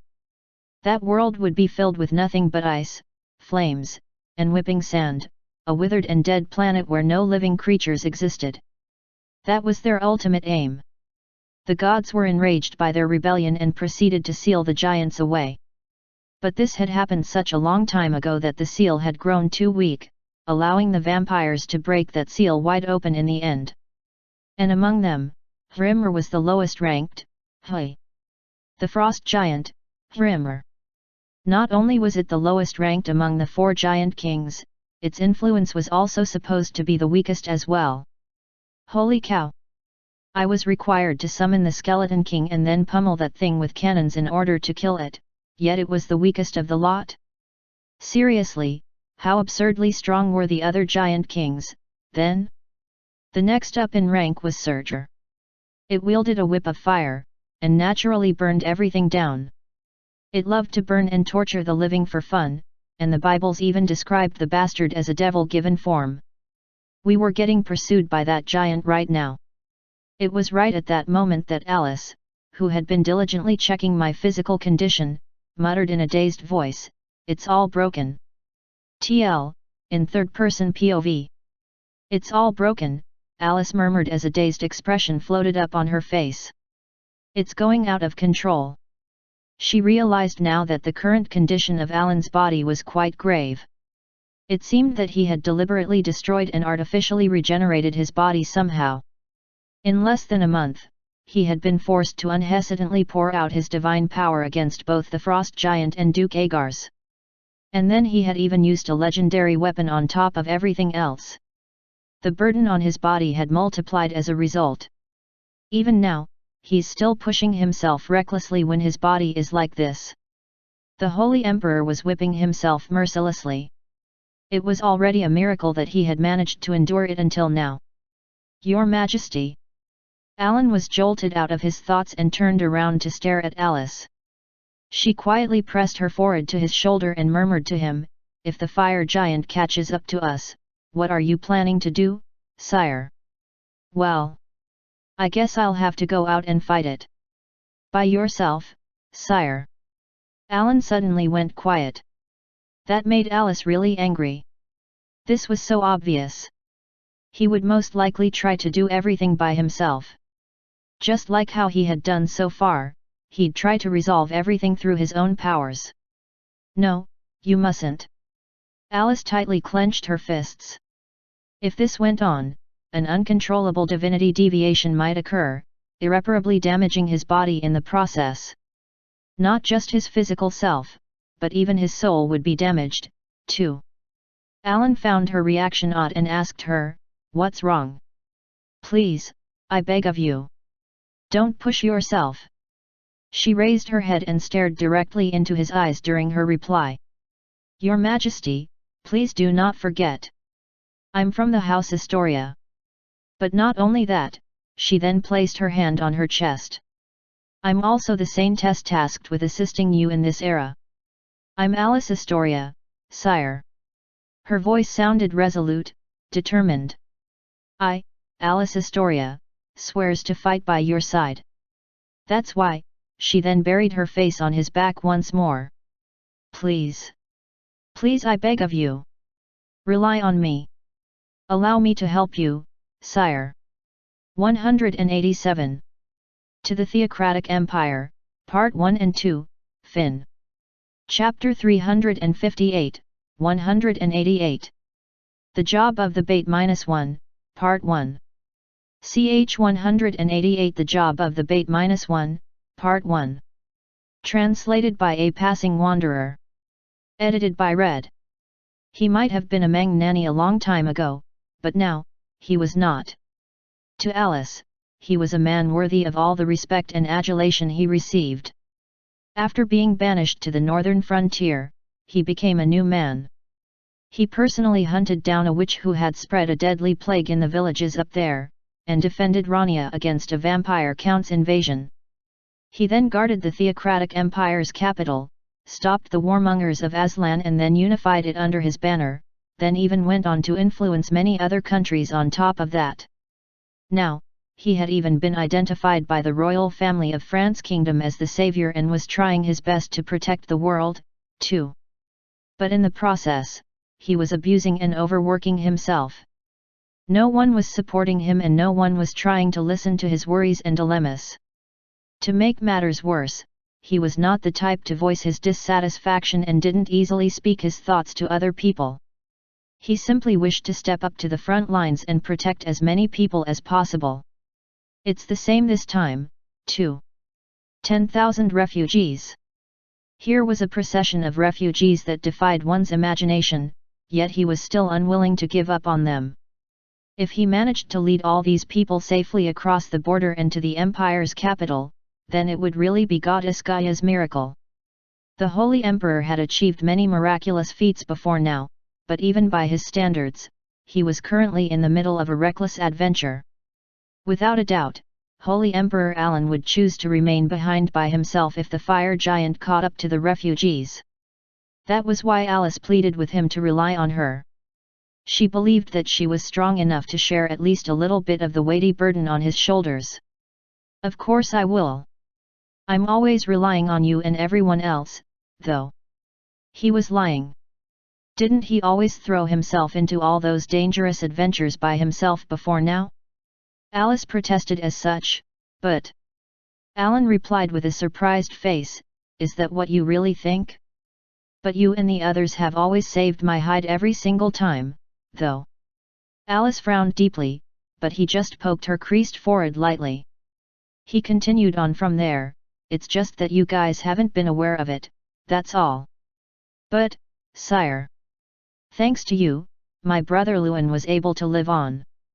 And because you helped me out back in Sister Hilda's domain, I got to unleash my magical abilities even more effectively."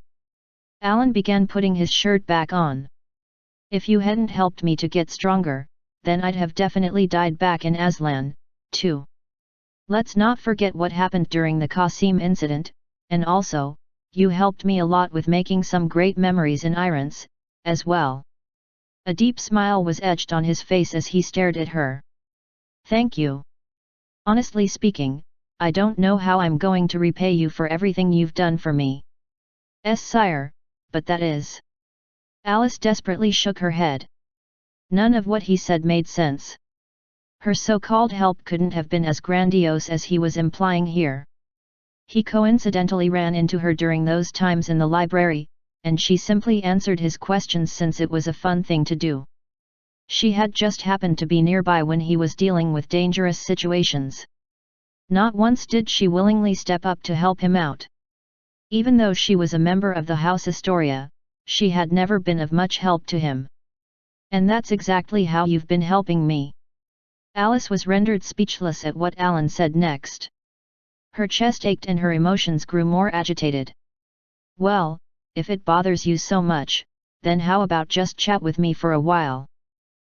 Regarding what, sire?" "You know, like how it used to be, back in the library. If I have a question, then you answer. That's what I need."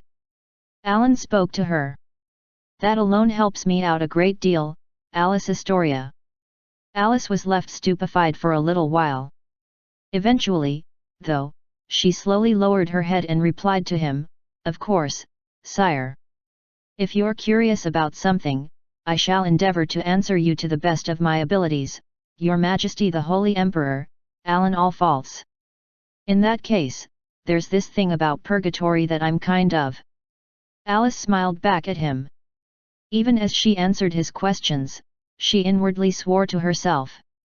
She swore that, as a member of the House Astoria and the saintess of the current era, she'd assist him right up until the end. No matter what trials and tribulations lay ahead of them, she'd remain by his side to help him.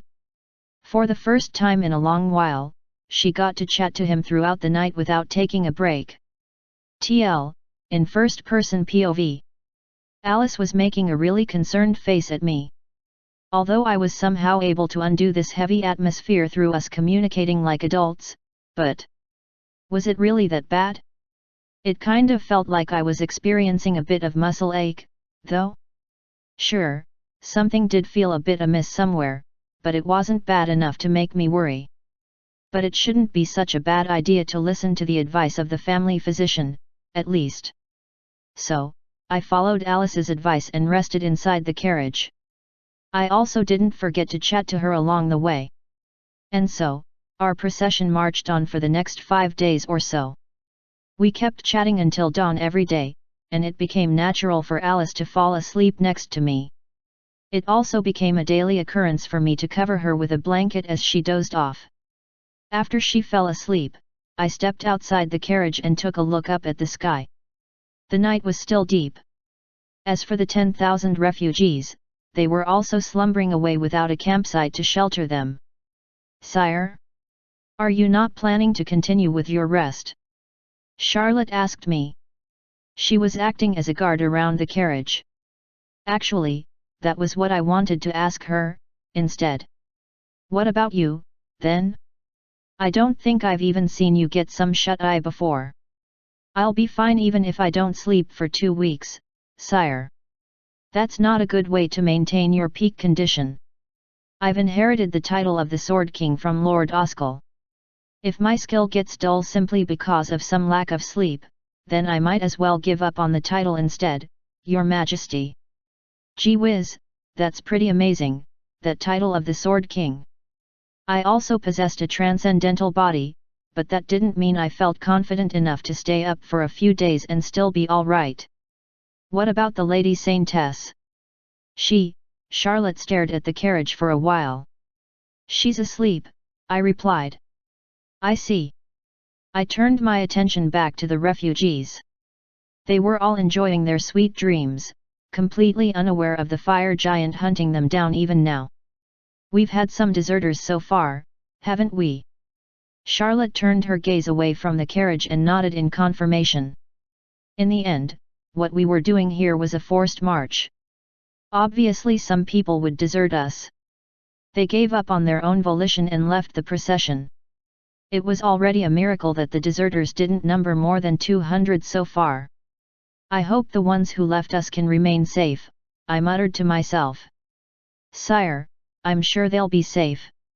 "Definitely," Charlotte spoke to me as if to say I shouldn't worry too much about them. Honestly, though, I wasn't sweating over it too much.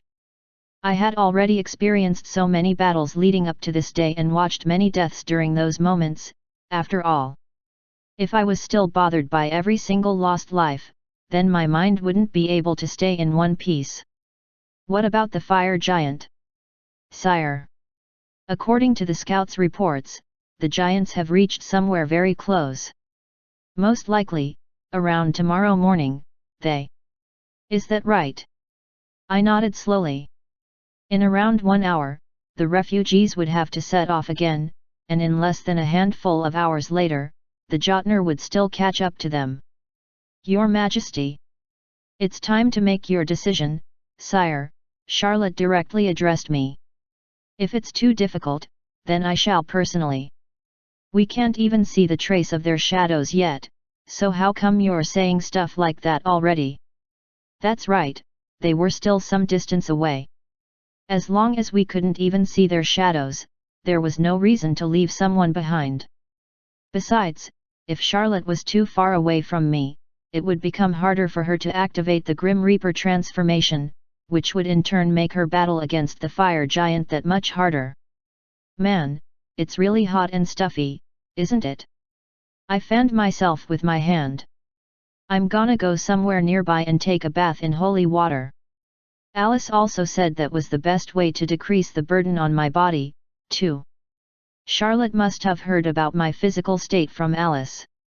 Was that the reason why? "Allow me to escort you, sire." She didn't even hesitate for a second there. I said, "I'm going to take a bath." Charlotte tilted her head in confusion. "No, it'll be all right, sire. I'm simply trying to escort you." She was saying that without a single flicker of expression on her face. I ended up face-palming there. "But I'm not gonna be all right, you know. I might take around an hour or so. So keep that in mind." "But sire, 1 hour to take a bath." Chapter 359, 188. The Job of the Bait-1, Part 2. Translated by A Passing Wanderer. Edited by Red. That's right. According to Alice, that's how long it should take. It matched the time of the refugees waking up and starting their march. "In that case, sire, in a place visible at all times." I lightly rapped my knuckles on her forehead. "Charlotte here eyes, this is an order. Be on standby here." "As you command, sire." Her shoulders drooped ever so slightly. She must have been feeling dejected just now. Without being near her for a long time like I had, you'd never have understood that reaction. Thanks, I told her and strolled into the nearby forest. I summoned some skeletons to dig out a pit on the ground and poured my summoned holy water into it. And then, the skeletons proceeded to scrounge up some branches from nearby to mock up a silhouette of a person and dunked it in the pool of holy water. Meanwhile, I put on a robe with a hood attached to it, quickly prepared a letter and left it near the pit where it'd be easily found. Okay, so, that's about it, then. Around 10 hours from now. Yeah, that's how long the fire giant would take to reach the refugees. That's why. Time to do the job of the bait properly, then. I better buy some time for them, even if it's only a little bit. I summoned the bone wyvern. Sire, you must not overwork yourself. I recalled what Alice had told me. The family doctor might get angry at me, so I thought it'd be a good idea to not strain myself and take it easy while buying some time. I smiled faintly and climbed aboard the bone wyvern. We shall get ready to depart. Everyone, wake up! Charlotte's vigorous voice reverberated throughout the air. Alice silently woke up at that loud call and carefully opened her eyes. Her drowsy vision caught the sight of an empty seat opposite her own inside the carriage. Lord Alan. He told her using his name made it more comfortable during private settings, so despite the potential discourtesy, she chose to do exactly as he wished. She rubbed her still drowsy eyes with the back of her hand, then lightly swept back her disheveled hair. A gentle smile formed on her lips after confirming the blanket covering her. This happened every time, didn't it? Why was it, though? Their current situation was more than enough to inspire anxiety and tension, yet she found chatting to him every night so much fun to the point that she was now looking forward to it. She pulled the blanket even deeper around herself, then opened the carriage's door. The figures of the refugees busily moving about greeted her. Alice slowly climbed down from the carriage and scanned her surroundings. Alan was nowhere to be seen. Lady Saintess. You've woken up, Charlotte greeted her with a slight bow of her head. Alice reciprocated the greeting with her own bow. Do you know where Al? His Majesty has gone off to. His Majesty should be taking a bath with holy water at the moment. Alice was genuinely pleased to hear Charlotte's reply. Not many things would be as good to hear as a patient taking his doctor's advice to heart and doing exactly as he was told, at least to Alice. That's where he is. Yes, Lady Saintess. I've dispatched some soldiers to locate him. He has already stayed in the holy water for around 1 hour, so the fatigue piled up in his body should be more or less. Wait, did you say 1 hour? But, she told him that around 30 minutes should be plenty sufficient enough. Staying in there for 1 hour straight wouldn't improve matters, anyway. Alice tilted her head in puzzlement, only for her complexion to pale. Could it be? She hurriedly jumped up on a nearby horse. Lady Alice. She ignored Charlotte's question and scanned their surroundings once more from higher up. But as expected, Alan was still nowhere to be seen. Again, he. This was why the members of the imperial family could be so. Alice gripped the reins tightly. Disappointment and a certain sense of betrayal flooded her heart. She pleaded with him so much, asking him to rely on her and everyone else, yet. Why did he have to go and betray her faith in him like this? Alice swept her gaze over the refugees. Most of them were visibly exhausted. There were a lot of injured and sickly among their ranks, as well. Their march could not be stopped, however. They had to return to the Empire as soon as possible and receive the proper care from qualified priests right away. But, Lord Alan, he. Marquise Charlotte. Charlotte stiffened up. Alice directly addressed her, please take care of the refugees. Charlotte finally realized that something was very wrong at the Saintess' grave-sounding words. Could it be that His Majesty has the job of the bait we talked about before? Allow me to do it. Alice pulled on the horse's reins and clenched her teeth. She was supposed to be the saintess. Not only did she train for a long time, she had also grown stronger through Alan's influence. She even got to drink that wonder elixir of his, all in preparation for this day. That's why I can definitely do this. She would definitely be a help to him this time. Alice quickly rode towards her destination on the horse. TL, in third-person POV. The body of a giant 30 meters tall was trudging forward. The ground below rumbled and the frightened birds took flight from the nearby forests. The fire giant, Surtur, glanced at the birds flying up. In that very moment, the wings of the animals caught on fire, all of them fell crashing back to the ground. Every step the giant took turned the land into molten lava, while the forest went up in flames around it. A whip seemingly made purely out of fire and at least around 70 meters in length was being dragged on the ground behind the giant. As for the smaller giants around it, they were all clad in the armor of hardened bedrock and wielded weapons enveloped in flames. "Oh, over there. Hello, Mr. Flamehead." Spirit speech containing divinity suddenly rocked the sky. Surtur displayed some reaction to that and glanced to its right. More specifically, at the top of a hill surrounded by a dense forest about 200 meters away. A man was sitting there on top of something quite large wrapped in some kind of a picnic cloth-like fabric. For some odd reason, his immediate area was encased in frost. Surtur narrowed its eyes. Who was that now? That puny little life form? The fire giant cocked its head this way and that, but eventually decided that there was no need to pay attention to that puny thing anymore. An insignificant insect like that would burn to death simply by walking past it, after all. What Surtur was aiming for was the existence responsible for killing Hrimmer. That existence had to be in the distant location where it could sense the auras of all those life forms. The fire giant's goal was to make that existence taste bitter regret. It would gift the torment of burning down to ashes to whoever that being was, then even exterminate that fool's soul from this world.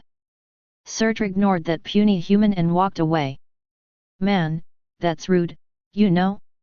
You're actually ignoring me, even though I'm the Holy Emperor." Alan shouted out loudly. Surtur's eyes were about to shift away from Alan, but then... Surtur! The fire giant's steps came to a halt. That puny human knew its name? Now feeling somewhat intrigued, Surtur turned its attention back to Alan. You are finally paying me your attention, aren't you?" Alan stood back up on the ground while leaving that large thing wrapped in fabric by his side. "What does an insignificant insect want with me, then?" "Hey, who are you calling an insect here? I even went out of my way to prepare a gift for you, you know? You're hurting my feelings here." "A gift?" That roused Surtur's curiosity. To think that a measly little insect could remain so defiant even in front of the fire giant. Alan pointed at that large object covered in cloth. "Can you guess what this thing is? You see, I stored this thing in my item window to keep it nice and fresh, just so that I could present it to you today. And this is..." He yanked the fabric away from the object. The severed head of the frost giant, Hrimmer. It was a huge piece of ice. More correctly, the head of Hrimmer, its expression forever frozen in tear stains and crying out in despair. Surtur's heated eyeballs shuddered as it took in that sight. Molten lava began oozing out from its eyes and trickled down its cheeks. "You dare!" But that lasted only for a short moment. It began expelling a breath-clogging level of heat from its entire body as its expression crumpled hideously. "You dared to kill my little brother!" Flames suddenly spread out all over its surroundings. Rocks encased in flames fell from its body, causing a series of explosions everywhere. Plumes of black smoke danced ominously as the entire area became a sea of molten lava. Alan tensed up and swallowed nervously down his dry throat. Oh, so they were brothers. Still, he got himself some useful information. Who could have guessed that the concept of siblings existed even among the Jotnar? His job just became a little bit easier thanks to that little revelation, though. Now he met the requirement to provoke this bastard. Oh, hang on a second. You guys were brothers? Wow, sorry about that. Alan put on a fake apologetic face, before clapping his hands as if a great idea just came to him.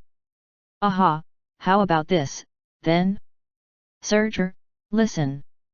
He began speaking in a playful tone of voice. Let me send you away to hell, too. When that happens, the heartfelt reunion of the giant brothers will surely become a reality, right? Oh my goodness me! Now where would you even find such an emotional and moving reunion? And so, Surtur. Alan raised his head up and began snickering away. Don't resist, and just obediently die at my hands, okay? 188. The Job of the Bait -1, Part 1 and 2. Chapter 360, 189. The Job of the Bait -2, Part 1. Translated by A Passing Wanderer. Edited by Red. Lady Saintess. Charlotte was left deeply shaken as she watched Alice urgently ride away. She quickly issued a new command to a small number of priests and paladins, go and provide protection to the Lady Saintess. Understood, ma'am. They quickly mounted their horses and chased after Alice. Meanwhile, Charlotte hurriedly headed to her new destination. What's going on, ma'am? Hans stopped loading the wagon and asked her, sensing that the atmosphere had become rather heavy all of a sudden. I'm going to find that out myself, Charlotte responded. Her destination was the forest that she had seen Alan walking into earlier. Eventually, she arrived in the open clearing in the middle of the forest. That's where she found the paladins meant to fetch Alan had gathered. However, their holy emperor was nowhere to be seen. There was a figurine of a person mocked up with some branches sitting in the pool of holy water. The paladins were standing next to it, a letter clutched in one of their hands. A complicated mixture of emotions and thoughts washed up over Charlotte after seeing this scene, and she began rubbing her face. She knew it. Without a doubt, Alan must have sneaked out of here in order to stop Surtur. She couldn't help but feel guilty, thinking that she might have said something unnecessary and made him act this way. Ma'am. This is a list of orders from His Majesty the Holy Emperor. The paladin presented the letter to Charlotte. She opened it and confirmed the contents within. They turned out to be fairly simple in nature. He said that he was going to buy as much time as humanly possible, so she should lead the refugees and return to the theocratic empire as soon as possible. He also didn't forget to end the letter with, "This is an order," as well. An order. Charlotte began frowning deeply. My apologies, sire, but at least this time, this servant will disobey. She carefully folded the letter away. Naturally she was also planning to head off to where the Jotner were. Hans was well qualified to lead the refugees, while she could temporarily yield command of the troops to the King of France. With her near Alan's side, she believed that she should be able to help him out to some degree, at the very least. But then, something happened. Marquis Charlotte. Ma'am. A paladin who was dispatched as a scout earlier hurriedly rushed up to her and cried out while she was making her way outside the forest. Several vampires and 12 giants of fire are currently approaching our location. Some other Jotner, excluding Surtur, were coming from another direction, he reported to her. Charlotte's expression distorted in anger. Paladins flinched nastily when they saw her scary expression, but still they managed to quickly recover themselves. The scout continued with his report, they are relentlessly marching towards this area, where the refugees are still camped. It seems that they are planning to delay us until Surtur arrives, ma'am. The vampires. The frightened cries of the refugees could be heard rising now. Charlotte turned her head and stared at them. Their complexions were deathly pale after the news spread among them so quickly. They were urgently packing their belongings, but it'd still be another 30 minutes before they could get moving again. They were not about to deal with some random creature, but 12 giants of fire. The King of France's commands wouldn't be enough to successfully repel them. That meant it was up to Charlotte to stop them. She tightly clenched her fists and barely managed to speak up. "Prioritize the protection of our citizens." "Yes, ma'am." The paladins nodded in unison. They then dispersed and began roaring out, "Hurry up, all of you!" The refugees began murmuring to one another in fear. "They say vampires are coming. Hurry and pack up your things." They moved much faster, as if their lives depended on it.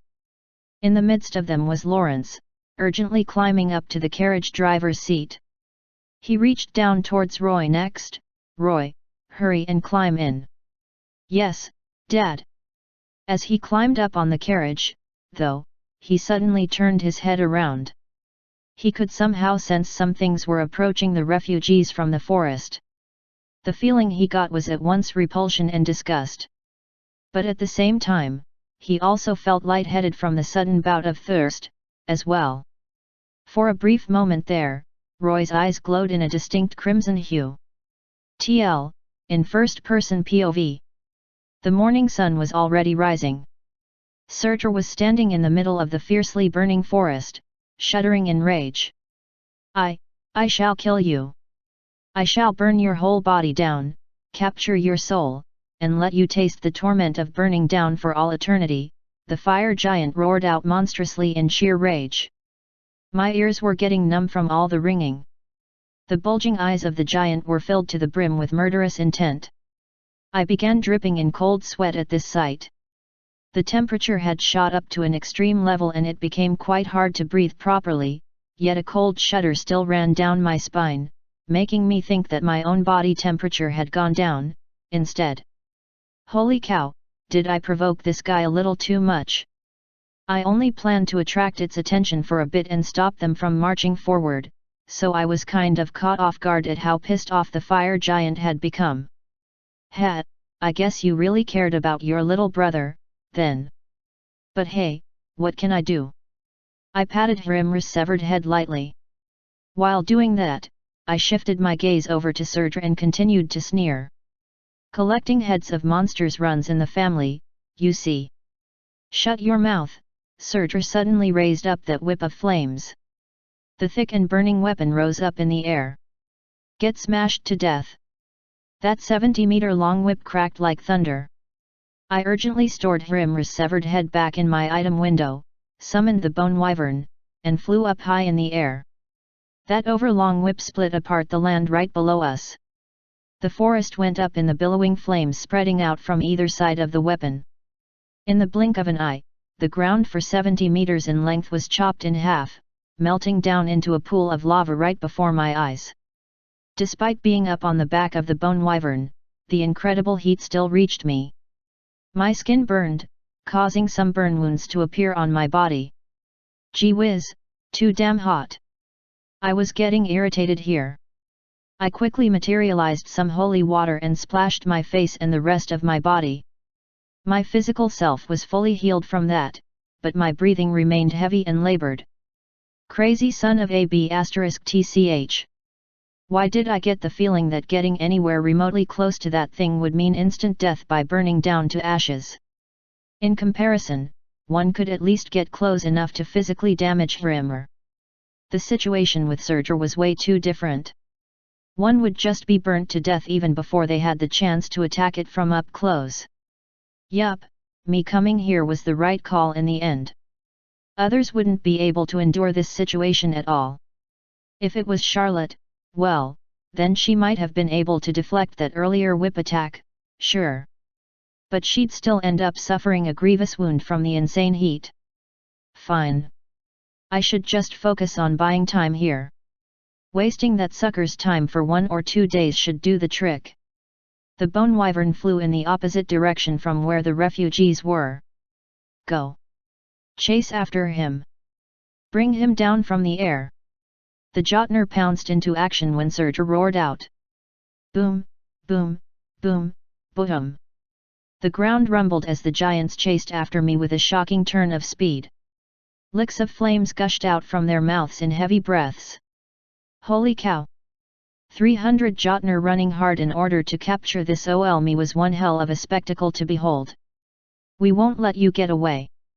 One of the Jotnars shot me a glare filled with madness. It opened its maw wide and spat a mass of molten lava into its hand. Clutching it in a certain recognizable position, the corners of the creatures curled up ominously. What the hell? Hang on a minute. Die, punk. The Jotun threw that burning mass of lava in the air. That scorching hot mass hurtled in my direction. I hurriedly materialized a bone shield to block the incoming lava. I succeeded, but the shield melted down instantly. I had no choice but to discard it. Holy sh*t, isn't that way too insane? I was riding on a bloody bone wyvern here. Its speed was far beyond that of a horse, yet those damn giant bastards were gradually closing the distance. Not only that, they could hit me with long-distance attacks, too. Stop them. In order to fool the eyes of the mob of Jotnar, I deliberately flew lower towards the forest. At the same time, I began summoning my holy undead. Hundreds of holy undead appeared within the forest below and began screeching out while wielding a variety of weapons. Small insects. Crush them all underfoot. The giants of fire swiped out with their hands. Their stomping feet utterly crushed the holy undead. The skeletons were easily melted down to nothing, completely wiped out of existence. Boom! A loud cannon fire resounded out, and the shoulder of one of the giants exploded, causing the creature to stumble. Its damaged shoulder was mangled, and lava trickled down from there like blood. The giant of fire frowned deeply and howled out in rage. It then threw a spear of fire in its hands. The skeletons operating the cannon were instantly pulverized into bits and pieces, and even the cannon itself gradually melted down. Hundreds of holy undead failed to inflict any proper damage on the pursuing fire giants. I knew it. Fighting them off here is asking for a lot. Chapter 361, 189. The Job of the Bait -2, Part 2. Translated by a Passing Wanderer. Edited by Red. I was momentarily tempted to summon either the Skeleton King, the Bone Dragon, or even Metatron, despite the potential strain that would put on my body. However, I wasn't dealing with only Surtur here. I didn't feel confident at all about dealing with all 300 giants of fire by myself. For now, my role was to buy time. Now wasn't the right time to spend my energy unnecessarily. But then... Coo-oo-oo. A large shadow loomed over the flying bone wyvern. I quickly looked up. A Jotun about 8 meters tall was jumping up in the air. In its right hand was a sword of flames, while its left held a shield made out of sizzling bedrock. I summoned a musket, pointed at the bastard, and pulled the trigger. The divinity had been gathered hastily without any proper casting procedure. Naturally its firepower wouldn't be so good. The holy bullet was deflected away by the giant's rock shield. It swung its sword down hard, so I quickly brought out Avaldi's spear instead and swung back. Clong! I did it. That's what I thought, but then something else happened. The bone wyvern couldn't endure the new addition to its load and fell from the air. The Jotun used its entire body weight and the strength behind its strike to force us down. The bone wyvern carrying me was slammed straight into the ground below. Boom! The bone wyvern was shattered into a million pieces, but I managed to summon a platform of bones in time to support my feet. You stopped me, the Jotun gasped out in a shocked voice.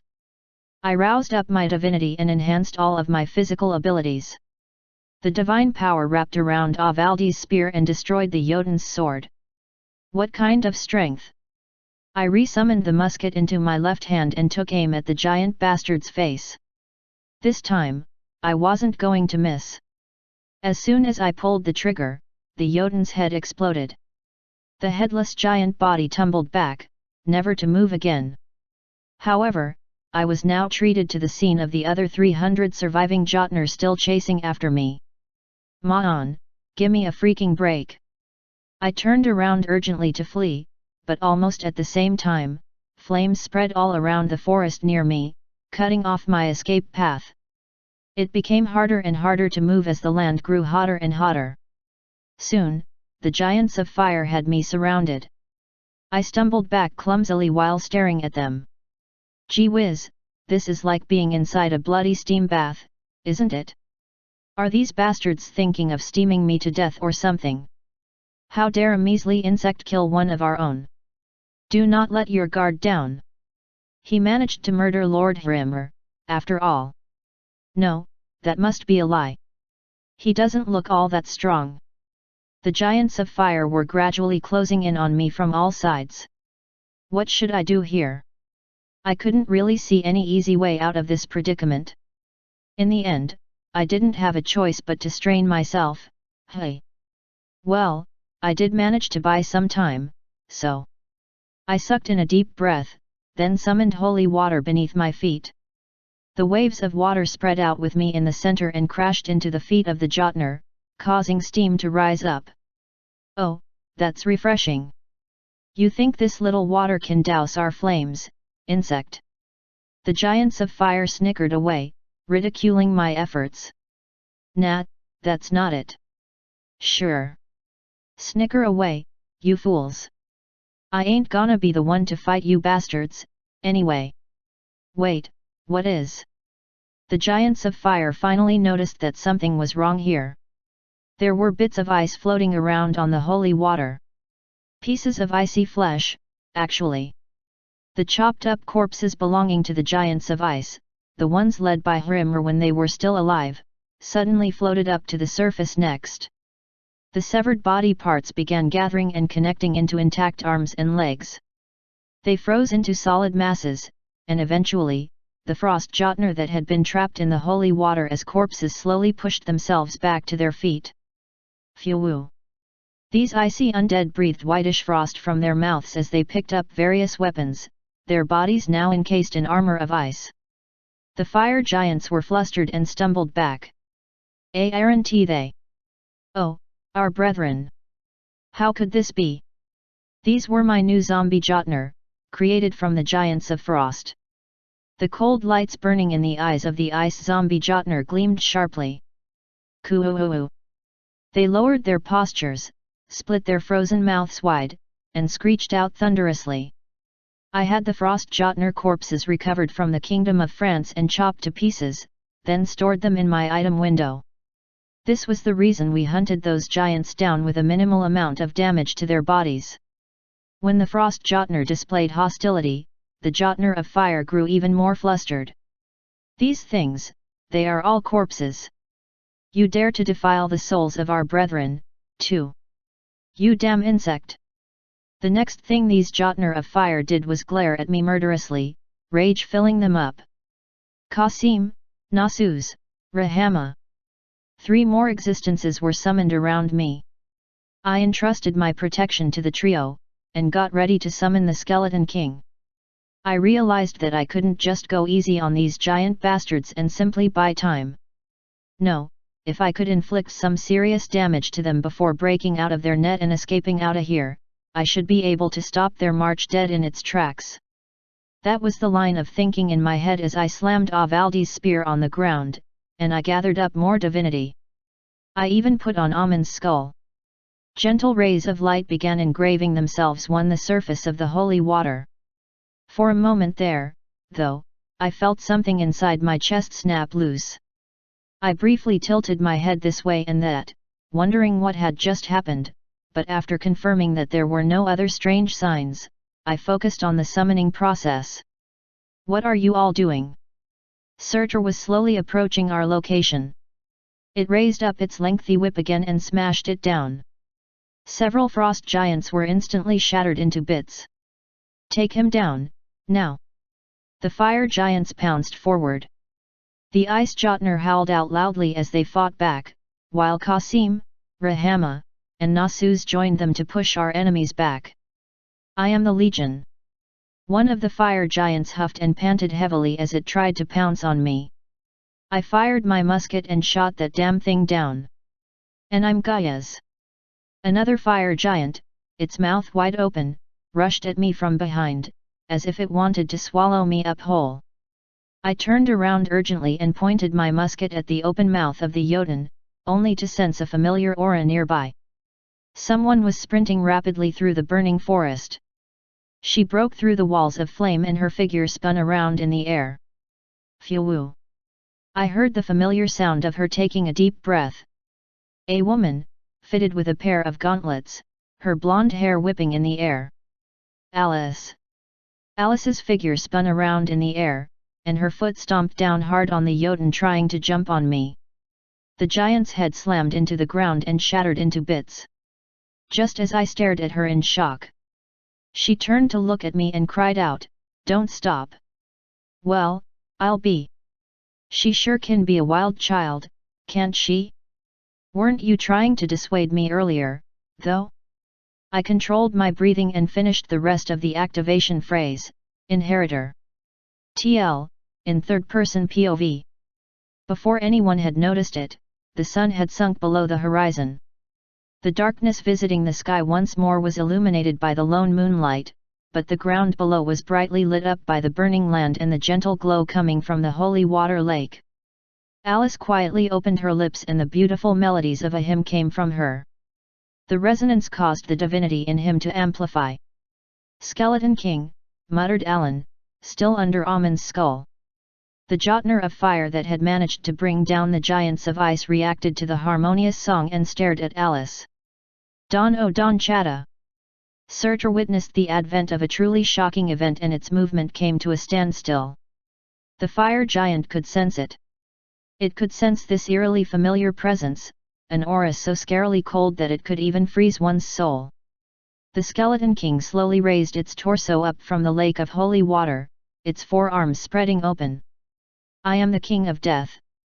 The Skeleton King bent forward, extended its hand, and dipped it below the surface of the holy water. "I can take as my own the powers of the ones that I have defeated." What the gigantic skeleton pulled out wasn't its usual golden bone sword, but the severed head of the frost giant, Hrimmer. The Skeleton King's bony jaw clattered open wide. It swallowed up the severed frozen head, and then, began munching on it. Suddenly, a layer of frost quickly spread on the entire body of the gigantic skeleton. A set of ice armor materialized in between its ribcage.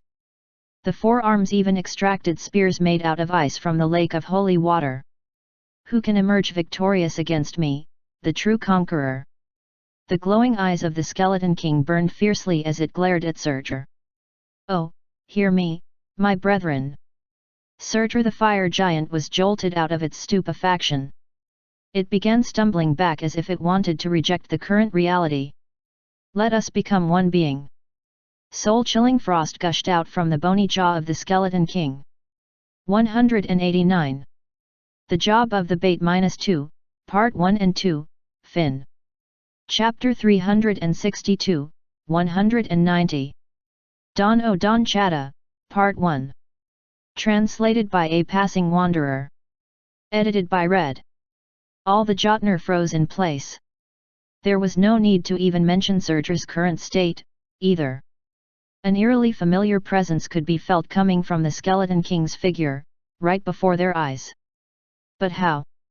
How can this even? Only one being in this entire world could emit that distinct aura. It was none other than the frost giant, Hrimmer. Indeed, this presence belonged to that creature, one of the four kings of the giants. Surtur's eyes trembled unsteadily. Its gaze landed on the space visible beyond the Skeleton King's icy armor and the ribcage. A powerful aura encased in frost was swirling and spinning around inside there.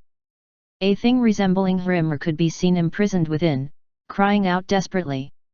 The frost giant's soul had been trapped within the Skeleton King's body, its power gradually being stolen away. Surtur shook its head as if it wanted to reject this reality, but that didn't last for long. Unchecked rage overtook the giant right away. "You dare to devour my brother!" The fire giant's entire body shuddered in fury. It opened its maw wide and roared out monstrously. Alice was singing her hymn, but was shocked out of her concentration and had to stare at the Skeleton King as well. Not only did the humongous undead emit this powerful and sacred aura, it had even forcibly manipulated the dead giant's soul and sealed it away. This was the King of Death, and it was displaying its ability to collect the souls of the others to absorb their strength. Alice's surprise didn't last long, and she quickly shifted her gaze over to Alan next. He was already wearing Amon's skull and the suit of bone armor. Anyone else would have seen his overflowing majesty and aura of an absolute being capable of ruling the entire world. But Alice could see something else. She could tell his divinity flow was unstable. It was clearly in disorder. I knew it. He's straining himself. Alice clenched her teeth and increased the volume of her voice. She worked extra hard so that Alan would have an easier time unleashing his power through her resonance. Meanwhile, he raised Avaldi's spear up high, before slamming its end down into the ground. As if to match that, the burning eyeballs of the Skeleton King glowed even brighter. Be trapped in ice. 4 spears of ice pierced into the ground. Huge blocks of ice exploded out from the burning forest and all that lava flooding the land. A portion of the Jotner of Fire were imprisoned within the rising ice. Even Surtur was trapped in one of the larger ice blocks, its entire body freezing up instantly. All this ice, isn't it? It's Lord Hrimr's authority over nature. That bastard has defiled our king's soul. The Jotner of Fire were enraged. We must burn that bastard down to ashes. Yes, we must free Lord Hrimr's soul. The Jotner of Fire were displaying massive outrage to the Skeleton King. But just as they clenched their weapons tightly and tried to pounce on the Skeleton King, Alan slammed Avaldi's spear down once more. A pristine, gentle sound reverberated throughout the land, causing the Jotner to turn their attention over to him, instead. Surrounding him were Qasim, Nasus, and Rahama, standing tall. Even if it was the one and only Skeleton King, facing off against 300 Jotner was still a very tall order. Alan glared sharply at the giants, then beckoned at them with his finger. Come and get some. The Jotner of Fire all crumpled their expressions in anger, and then charged his position. And so, the Skeleton King handled Surtur, while Alan dealt with 300 irate fire Jotner. He summoned countless more undead from the lake of holy water. The undead monster legions, comprising of all sorts of bizarre bone combinations, leapt out from the water's surface to fight back the giants. What a beautiful voice she has! Rather than an insect, isn't she more like a skylark? Alice, still singing the hymn, had to turn her head at those comments. Several giants were snickering away while looking down at her. The ancient Jotner had a tendency to enjoy pleasant music, so much so that the old legends said that the giants would be charmed by one capable of singing beautifully and abduct them, even if the singer happened to be an insignificant human being. However, these Jotner were displaying naked hostility rather than curiosity right now. In fact, one of the Jotner hoisted a mace made out of fire and slammed it down towards the ground without hesitation. Alice, still singing the hymn, quickly flung herself to the side to evade the attack.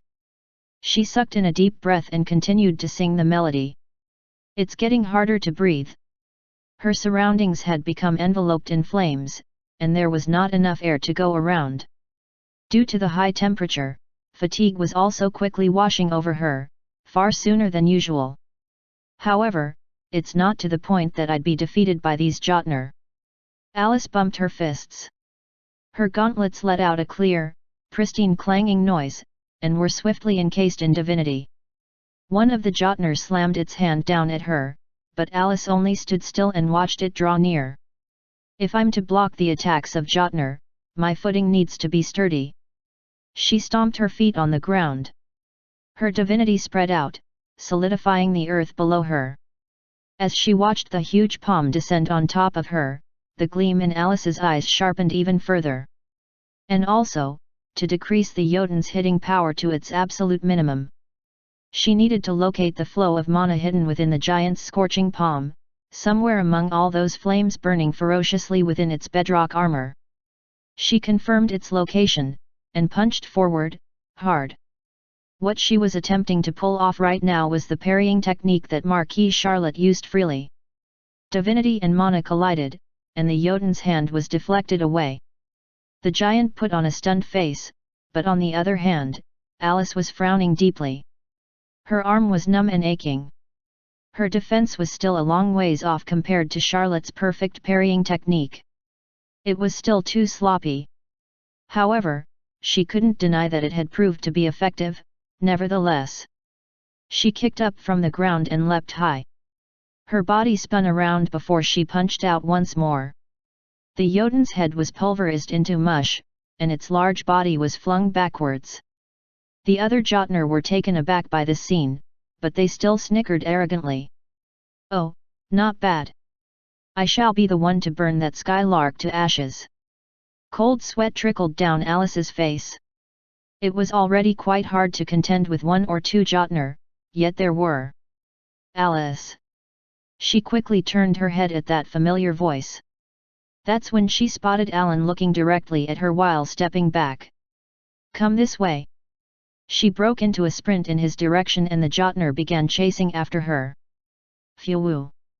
Alan's heavy breaths gushed out from beneath Amon's skull. At the same time, his arms were transforming. More bones covered them, morphing into a cannon, and he aimed the weapon at the incoming Jotnar. The 12 skeletal hands on his back were wielding muskets as well. That wasn't all, though, as behind him was the musket regiment 100 strong, and 20 cannons, all rising up from the surface of the holy water. "Take aim, A&D." The muskets were trained on their new targets. Alice's eyes widened, while the Jotnar behind her were shocked into stopping and faltering where they stood. "Fire!" Alice hurriedly kissed the ground. There were earth-shattering explosions, and dozens of Jotnar started collapsing and falling back lifelessly. The thick smoke of the gunfire and cannon shelling obscured her sight like a dense fog. Even then, the gunshots didn't let up. That was because even more undead wielding muskets continued to emerge from the holy water's surface.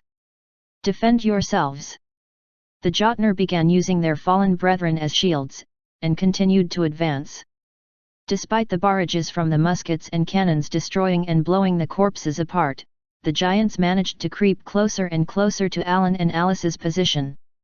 "Hey, to think that they would actually use their own kin as meat shields. They would be overjoyed by our choice, actually," the Jotnar continued to snicker contemptuously. Meanwhile, the Skeleton King was glaring sharply at Surtur, who was still trapped within the block of ice. The undead's glowing eyes narrowed to slits, before it thrust its ice spear forward with great strength. Right at that moment, Surtur raised its head. Numerous cracks ran through the ice block before it shattered into bits. The fire giant grabbed the incoming spear with its bare hand. Intense heat and cold collided, sending out choking steam everywhere before exploding vigorously. "You bastard!" Surtur roared out while gritting its teeth. "Do not resist your death, O King of Fire!" Both the Skeleton King and Surtur glared murderously at each other. The 3 remaining ice spears flew directly at the fire giant's torso. The weapons impaled Surtur's large body, causing countless spikes of ice to explode out from it. The fire giant screamed thunderously. This was Hrimr's ability. But, that wasn't all. The Skeleton King splashed holy water everywhere as it retreated. It then materialized yet more ice spears, which the undead began swinging around. The glowing eyes of the giant undead arched up into a creepy grin. Chapter 363, 190. Don O Don Chata, Part 2. Translated by A Passing Wanderer. Edited by Red. The Skeleton King tilted and twisted its body left and right as if it was dancing around happily. At the same time, all 4 ice spears crossed this way and that, ruthlessly chopping and hacking away at Surtur. The fire giant stumbled back from the impacts. The blades of ice spear sliced the giant's chest open, scattering lava everywhere. Another spear stabbed deep into its side, and huge flames billowed out from the open wound. All the body parts cut up by the spears then began to freeze up quickly afterwards, grievously wounding Surtur even more. You bastard! You really have! This was how Hrimr used to fight. This undead bastard had copied not only Hrimr's abilities, but even the habits and the fighting style of the frost giant as well, and was using them as its own. Surtur's glare shifted towards the skeleton king's chest. The fire giant thought that it could faintly see Hrimr's soul crying out in despair, just beyond the undead's ice armor and the ribcage. "Oh, my younger brother! Hold on for a little while longer, for I shall make sure to liberate you soon." Surtur yanked up its whip before slamming it down hard. The whip wrapped around the skeleton king's ice spear. The two opposing forces collided, causing another great explosion. The spear shattered into thousands of pieces. Surtur retrieved its whip, then cocked the weapon back again. It swung it forward rapidly once more.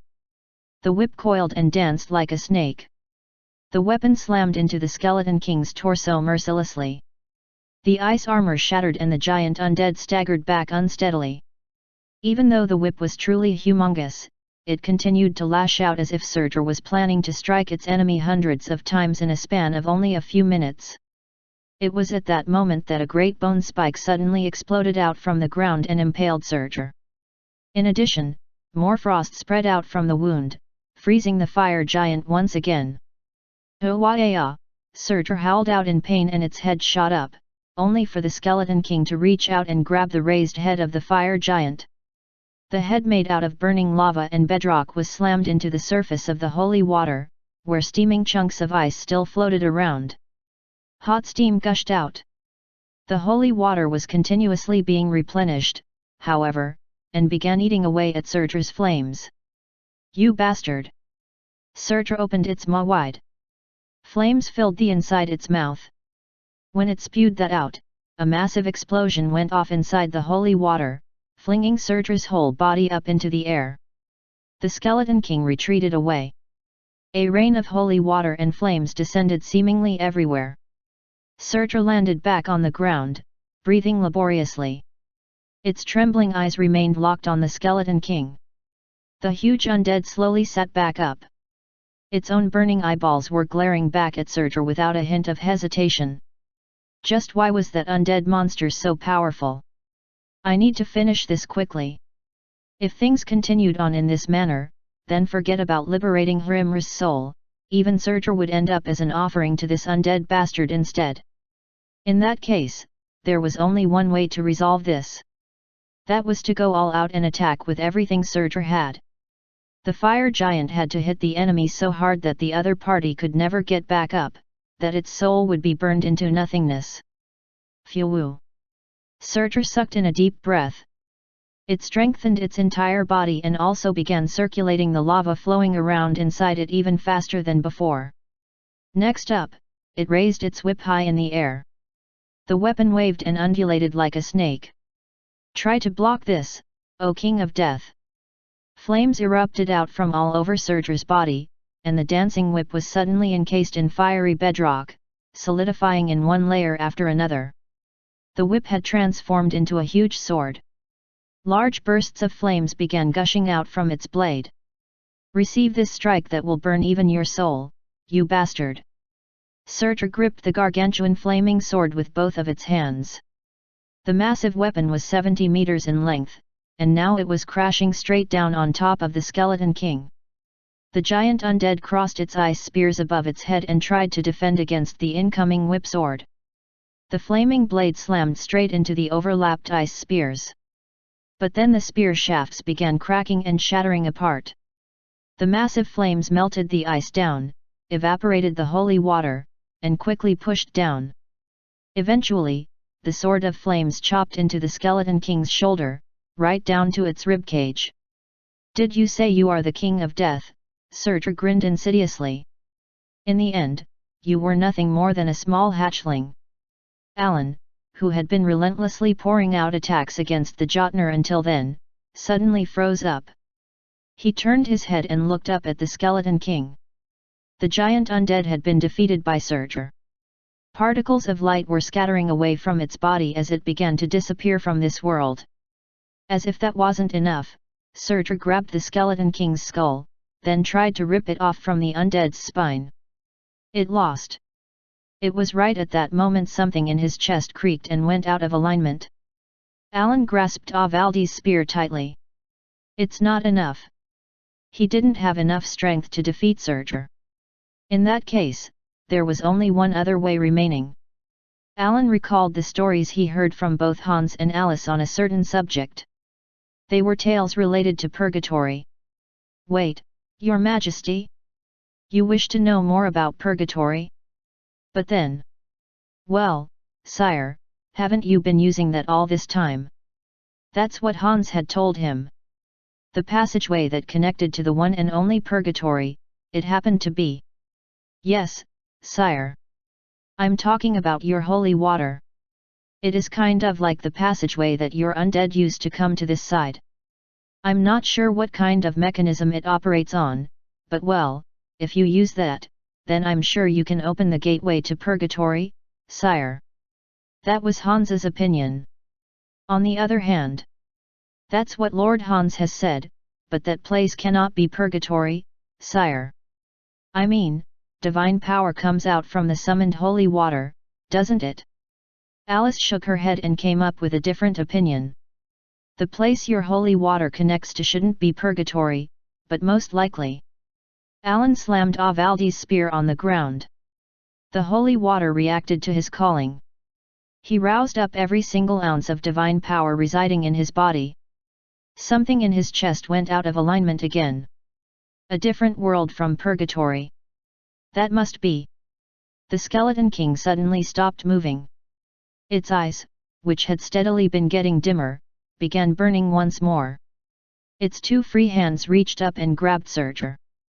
Phew! As it breathed out heavily, the Skeleton King's two other hands pressed down on the surface of the holy water. Boom! The lake of holy water rippled and undulated fiercely. Boom! The huge undead was trying to forcibly pull the rest of its body outside the holy water. Alice had to shift her attention away from dealing with the Jotner at the commotion, and stared at Alan. He was currently on one knee, leaning against his golden spear. A truly vast quantity of divinity was flooding out from his body to enter the holy water below. Alice's complexion paled in an instant. And no, you mustn't. If you strain yourself like that, your body... Alan couldn't hear her, as he was still recalling what she had said to him earlier.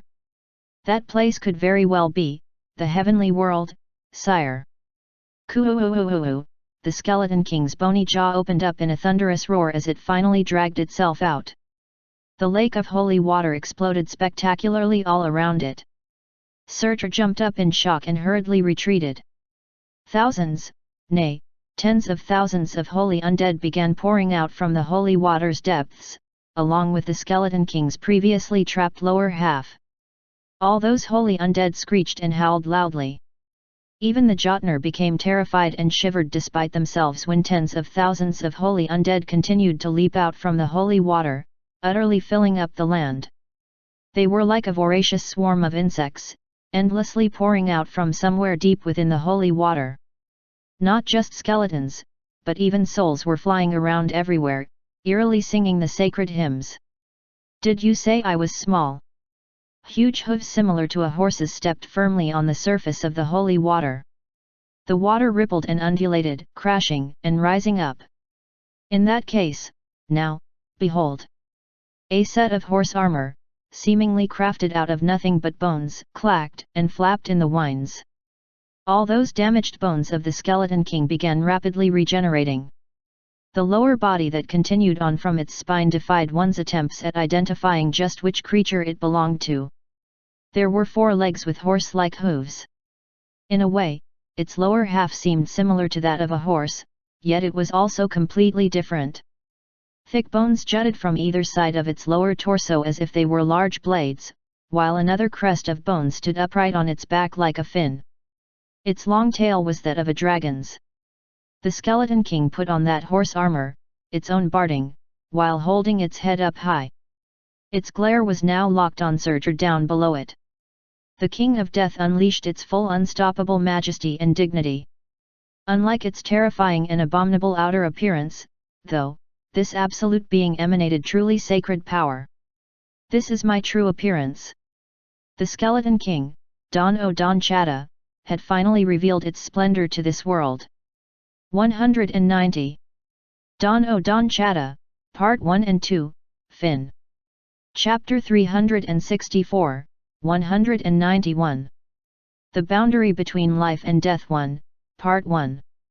Translated by a Passing Wanderer. Edited by Red. A long time ago, Alan had an opportunity to browse a book related to the topics of purgatory.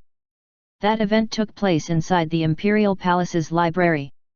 Alan, perched up on the top of a ladder that was leaning against a tall bookshelf so that he could check out this particular book, asked Alice below, "You know something?" She looked up at him on the ladder. The purgatory often described as hell doesn't really exist. He got to see the truth for himself in Irons, and during the Holy King coronation as well. Alice nodded in agreement. She could also faintly remember seeing it during the coronation. In reality, purgatory is hell, Your Majesty. It is ruled by the god of death, Yude. Hell, a place where those who committed sins would end up. But Alan found that part of the explanation somewhat suspicious. The necromancers worshipped the god of death. When they died, they would become dead souls and become trapped in purgatory, in other words. When Alan brought this point up, Alice shook her head. "No, sire. It's a different story for the necromancers or those who worship the god of death." She rubbed her chin in deep contemplation before continuing on. "They see themselves as true believers who will assist the god of death and coexist with him within purgatory. Apparently, the necromancers believed that when they experienced an honorable death, or even when their natural lifespan came to an end, they would naturally go to the side of the god of death. Does that mean there's heaven, then?" "Heaven, sire? You mean, the heavenly world?" Alan nodded at Alice's return question. He had heard a lot about purgatory, but for some reason, there wasn't all that much talk about this heavenly world thing. After Kelt passed away, the members of the clergy kept bringing up the heavenly world over and over again, even while burying his coffin. Of course Alan would get curious after that. He wondered if something like that really existed. "Of course, sire. Except that," Alice replied while closing the Bible she was reading, then carefully stroking its cover. "Purgatory and the heavenly world are almost one and the same. The two worlds existed on either sides of a boundary. This boundary, as thin as a piece of paper, split the heavenly world and purgatory, according to her explanation. The dead souls in purgatory could enter the heavenly world by paying for their sins and being purified, thereby gaining an opportunity to earn a new life. On the other hand, committing a crime in the heavenly world would get you sent to purgatory to become one of the walking dead instead." Alice got up from her chair and began searching through a distant corner of the library. She eventually found a certain book. It looked very old. She dusted its cover off carefully and then had to gently blow some cobwebs away, too. She cautiously flipped open its pages and showed the contents within to Alan. "The reason why the heavenly world doesn't get mentioned often despite its existence is simple, Your Majesty." She formed a wry smile and continued on, "It is because that place is supposed to be quite similar to purgatory." There was an illustration on the pages of this book. It depicted both the heavenly world and purgatory, but the latter had a dark and ominous background, while the former had a pure white one. The members of clergy in the ancient times didn't want to acknowledge this. They loathed the fact that Yude, the ruler of purgatory, and Gaia, the ruler of the heavenly world, were existing side by side with only the slimmest boundary splitting them. They just couldn't accept that the heavenly world was not the paradise they thought it was, a place of abundant riches. That was why they tried to hide the truth even now. If there was one distinct difference between the heavenly world and purgatory, then it would be that while one is a world covered in rotting flesh and blood, the other is a world of life filled with fragrant grass and life-giving water, Your Majesty. Alan began staggering unsteadily. His consciousness dimmed without any warning. The divinity within his body was rapidly draining out. Strength abandoned his legs, and he even went down on his knees. His focus was getting blurrier as his vision rapidly grew darker. What is this? What's wrong with me all of a sudden? His breathing clogged up, and his entire body felt heavy and lethargic. His mind was sinking quickly into pure darkness. Alice did warn me before, but I had no idea it. He was now beset by incredible pain, akin to his whole body being ripped apart. Would be this painful? His hearing was next to go numb. He smelled a thick metallic odor in his nostrils, and began tasting blood in his mouth. Crimson tears of blood even began trickling down from his eyes. Both Amon's skull and Avaldi's spear were going out of control. They continued to amplify his divinity, but his body could no longer keep up. No, I must endure it. At least until I kill that bastard Surtur. Death was swiftly coming to visit him. For a moment there, Surtur mistakenly thought that it was being choked to death. The fire giant raised its head up and stared at the Skeleton King, before clumsily stumbling backwards. This undead creature towered over 40 meters high. Blades fashioned from bones jutted out from its lower torso and repeatedly opened and snapped shut, as if they were fangs of a ferocious insect. The undead lifted up its hooves and kicked the ground. In the meantime, tens of thousands of undead leapt out from the surface of holy water, screeching and howling out loudly. What the hell are they? They are merely insects. Stomp them all to death. The giants belonging to Surtur's forces roared out and pounced bravely on the undead, rushing in at them like tidal waves. Unfortunately for them, though, the undead really were like an unstoppable tsunami wave rising up high. The wall of undead reached dozens of meters high, and began shoving the Jotnar back ruthlessly. These undead creatures clung to the giants and began biting and tearing at their victims. Initially, the giants believed that these measly little undead insects couldn't possibly do much against them, but then hundreds of them had latched on and began gouging out the flesh of the giants little by little, causing unspeakable pain to their victims. Most importantly of all, the giants could sense a bone-chilling cold aura emanating from all of these undead. That attribute was capable of freezing all things, and was eerily similar to Hrimmer's. These undead also possessed it. In the end, the giants began to fall one by one. Their flames went out and they were frozen solid. But they didn't stay down for long after getting bitten to death, as they began standing back up again.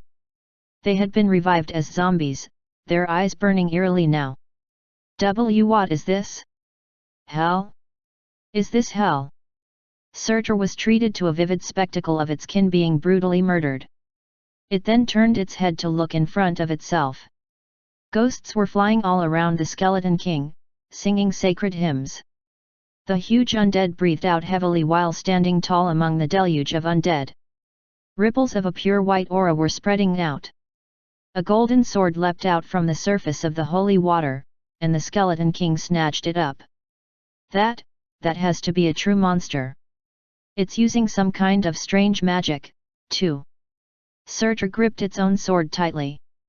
Should it run away? No, that didn't seem possible now.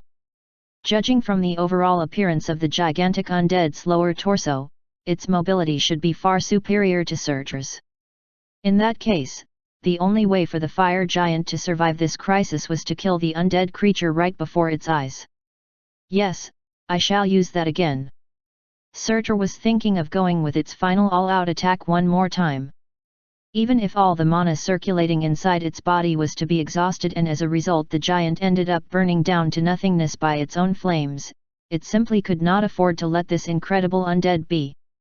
If left alone, the giant's plan of reverting the world back to its primordial nature would come crumbling down in one breath.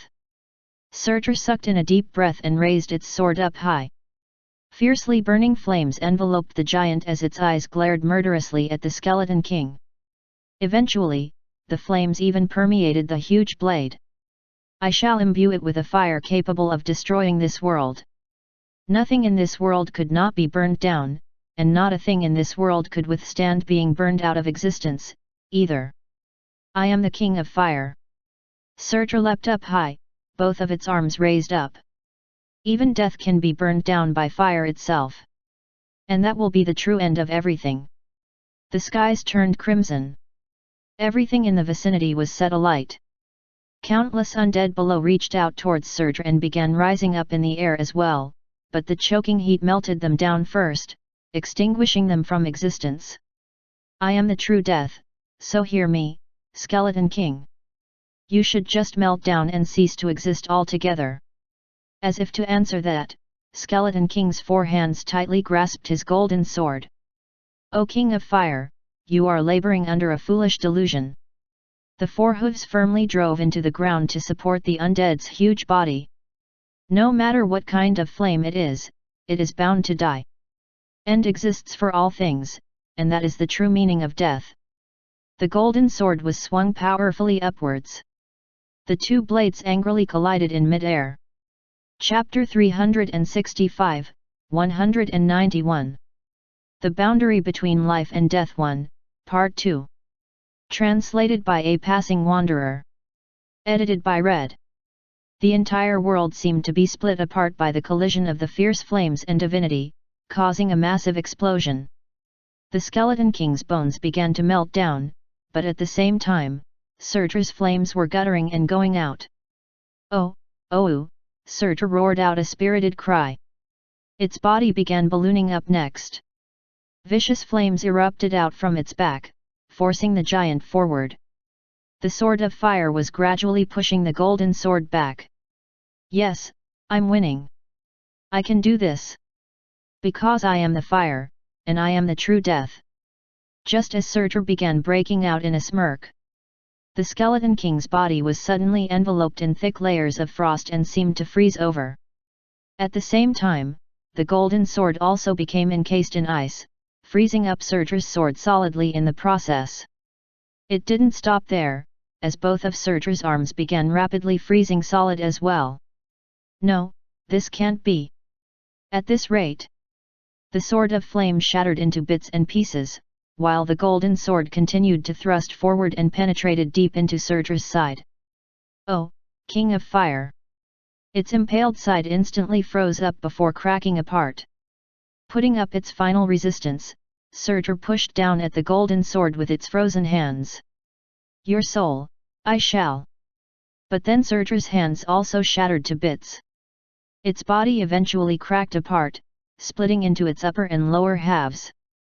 Gladly devour it! The fire giant screamed hoarsely. Its two halves, now free of each other, crashed back down to the ground. The Skeleton King didn't stop there, however, and reached out to grab hold of Surtur's head next. The fire giant's brows shot up high in shock. It watched the Skeleton King's jaw open wide. The whole jawbone seemed to disconnect as if the undead wanted to swallow Surtur's head whole in one go. And no, wait! Stop! You bastard, let go of me right now! And no wait, I beg of you! I don't want to die! No! Surtur erupted in flames and desperately flailed about with its arms to fight back, but all of its struggles were useless in the end. The fire giant's head slipped inside the Skeleton King's mouth, and was crushed ruthlessly. Almost immediately, the Skeleton King's figure began transforming.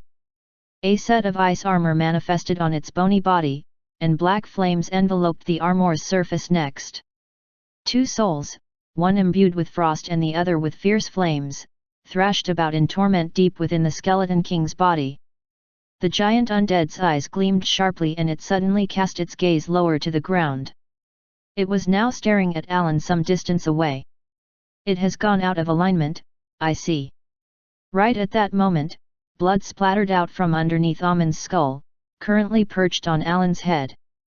He faltered on his knees before collapsing to the ground. Alice hurriedly rushed up to him to support him. Oh, my master! I pray that... The Skeleton King's glowing eyeballs arched up like a pair of new moons as it grinned deeply. You survive this ordeal. The giant undead's huge body began vanishing from the world. The countless walking dead freely roaming the burning land disappeared from the view as well. Lord Alan! Alan! Alice desperately called out his name. His bone armor automatically dissipated. But when she managed to yank the mountain goat's skull off his head, Alice was so shocked that she almost lost her grip on him. Blood was trickling out from his eyes, nose, and even his mouth. He was unconscious, all the while the divinity in his body was going wildly out of control and leaking outside. He had to have exhausted his divinity reserve, yet the divine energy continued to flood out of him, and it was even beginning to shave away at his life force. Alice hurriedly pressed her ear to his chest. His heart had stopped beating. And no. She urgently laid him flat down on the ground and began pumping his chest. She performed mouth-to-mouth and injected divinity into him, but there was no sign of him getting better. "Dear Goddess Gaia, I beg of you, it's still too early. It's not yet time for him to go to your side." Alice continued to pump Alan's chest while inwardly praying desperately. "Please, please." It was right then that his heart began to faintly beat again. "I did it." Alice became hopeful, but not too long after that, her complexion darkened once more. His heartbeat was too weak. His body was gradually getting colder, as well. If his body couldn't absorb and maintain its divine power, then without a doubt, Alan would die. "No, not yet." She started pumping his chest again and forced his heart to beat faster. She breathed into his mouth again and injected more divinity to continue healing him. Over and over again, she tried. However, he still showed no signs of reviving. His heart stopped beating numerous times, only for her to barely get it going again. This process kept repeating itself. However, Alan was still dying. Alice's irises trembled as an emotion close to despair quickly washed over her. It was impossible to heal him. In that case, resurrection. Yes, if it's resurrection. That's right, Lord Alan managed to resurrect His Highness Luan. In that case, I can also. Alice tried to recall the theory behind resurrection, only to completely freeze up in place. In reality, only Alan was capable of using that ability. The theory behind it was to combine a priest's ability to wield the divinity that brought about life, and a necromancy technique to shackle the departing souls. But Alice could not use any necromancy technique that could shackle souls. I have no way of saving him. Dear Goddess Gaia, please. I beg of you. Lord Alan, he. All the strength seeped out from Alice as despair quickly took complete hold of her. Tears formed on the edges of her eyes. She covered her face with both of her hands and began lamenting in despair. But right at that moment, it was an experiment performed by the ancient holy emperors, Your Majesty. She came to a stop. They believed that if they succeeded, the war against the vampires would come to an end. Alice suddenly recalled what Hans had said some time ago. He definitely said it, didn't he? The Theocratic Empire's second imperial prince, who should have been a vampire, had now become. What His Majesty the Holy Emperor wished to do, was. Alice's eyes grew larger and larger. A holy vampire. It was to create such a being, sire. There was a way. A way to revive him. An existence that could use necromancy but also possessed divinity. And it was none other than Roy. She desperately needed that boy's help, the one who happened to be the holy vampire. There are so many insects here. Burn them all down. The Jotner of Fire charged toward the location of the refugees. They began punching and swinging their arms around. But Charlotte raised her shield up to deflect the incoming attacks, jumped up, and accurately stabbed into a giant's throat with her sword. One of the Jotner collapsed lifelessly. As the other Jotner began marching forward, paladins on horseback rushed out to inflict countless sword wounds on the giant's legs. Once the Jotner lost their balance and went down to their knees, countless spears came hurtling in to impale their bodies. Although the paladins couldn't fully utilize their rune armor right now, there were 1,000 of them here, so they didn't encounter much difficulty in subduing the 12 Jotner. Except that. We found you, livestock. They couldn't stop all of the incoming vampires. The vampires began summoning their own undead.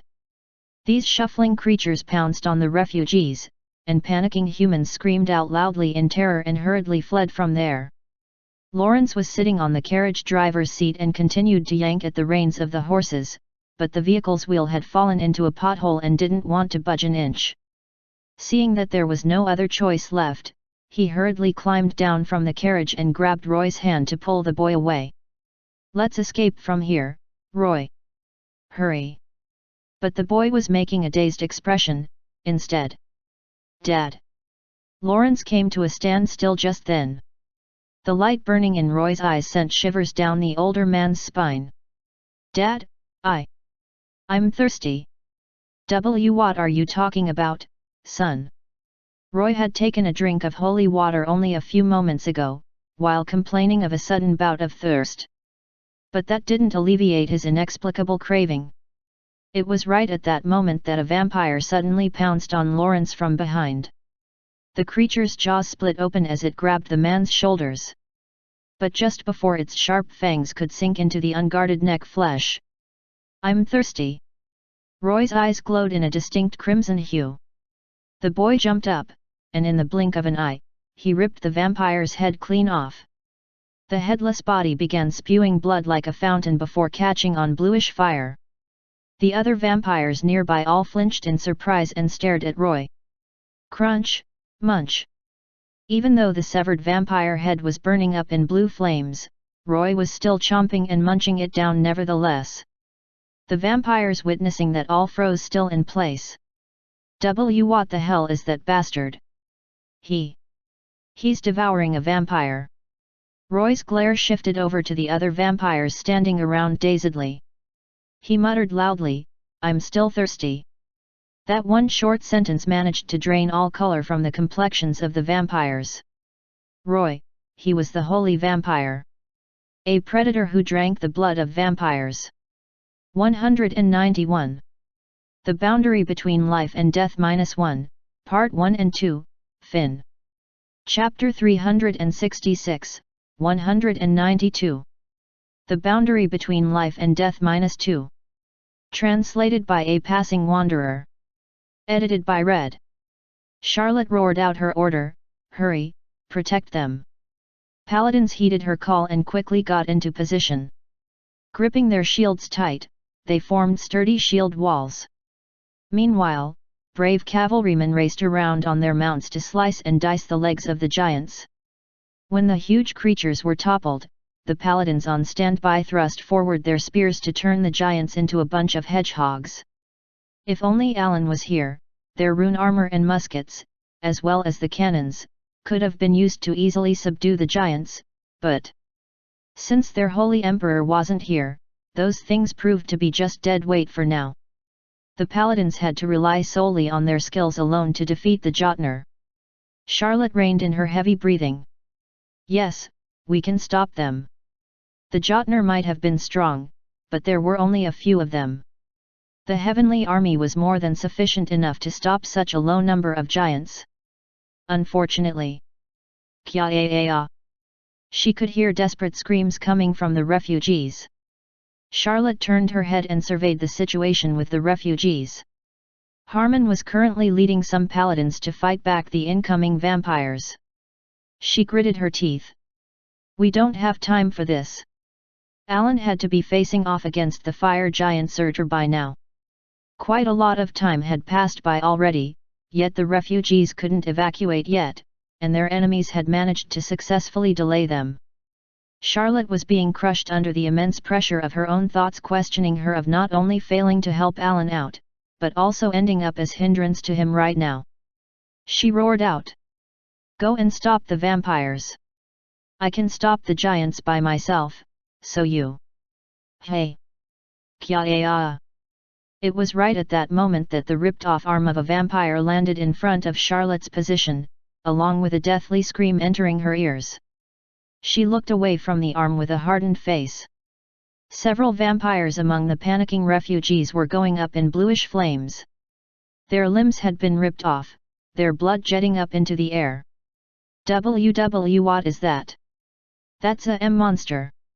There's a devil in disguise of a child over there." The refugees were pointing to a place. In the location they pointed to was a certain someone who had killed a vampire to drink its blood. Roy. Alan had told her about that boy in the past. Not only was he previously the second imperial prince, Ruppel all false, but Harmon had been specially dispatched to the Ariana Duchy to keep an eye on him. That boy easily ripped a vampire's head off, then drank the blood coming from the wound.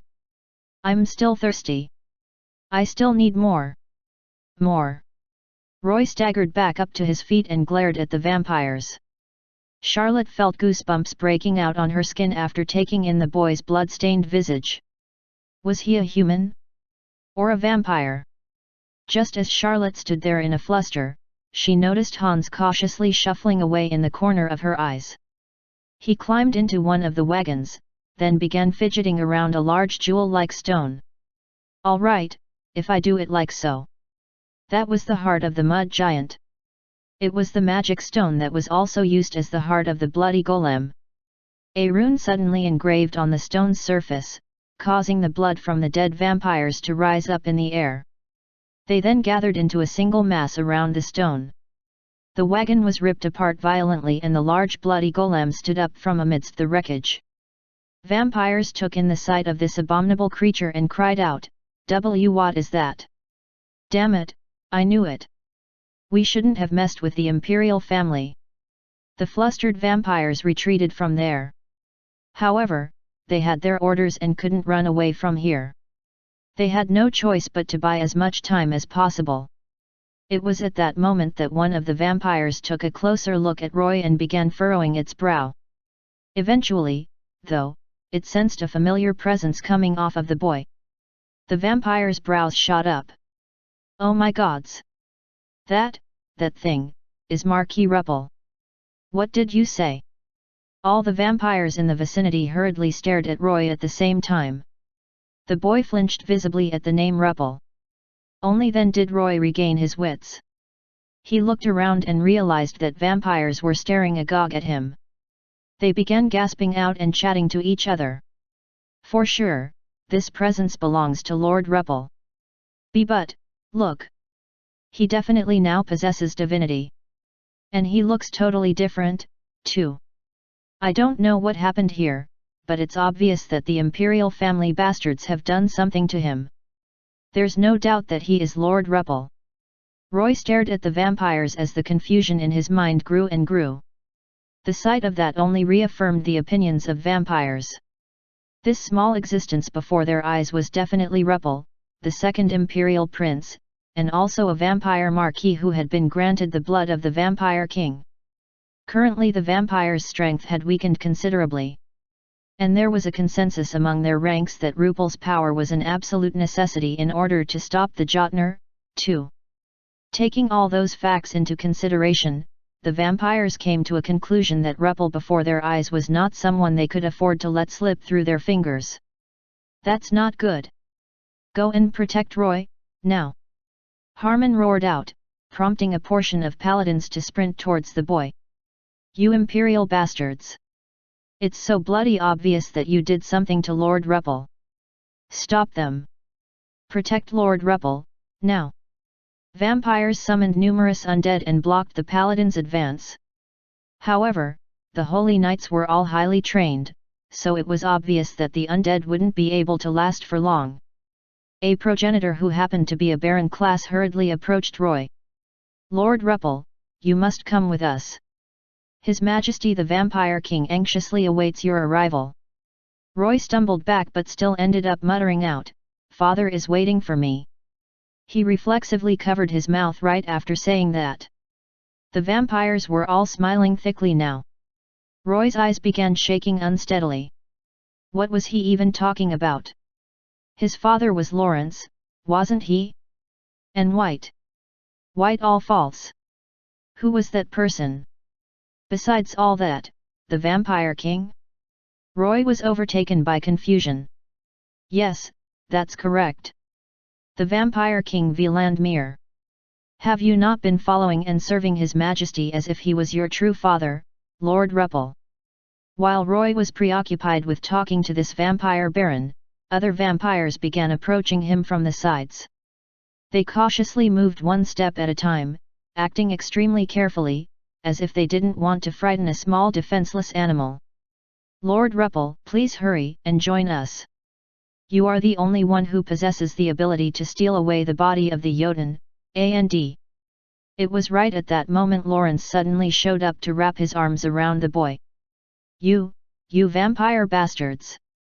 What are you trying to do to my son?" It was unknown where he got his hands on one, but Lawrence was now busy waving around a farming tool in a threatening manner. "Dad!" Just as Roy's eyes opened wider, a vampire's fingertip was ever so slightly sliced open by the waving of the tool. The injured vampire crumpled its expression in an unsightly manner, then swiped with its claws. 5 bloody lines suddenly ran down on Lawrence's face. "Oh wah!" He screamed in terrible pain. He seemed to have lost his sight now, because he crouched lower with his eyes closed and urgently wrapped his arms around Roy, then continued to roar out. "Get away from us, you abominable monsters! Aren't you afraid of Goddess Gaia's wrath? How dare a stinking little livestock touch that noble personage?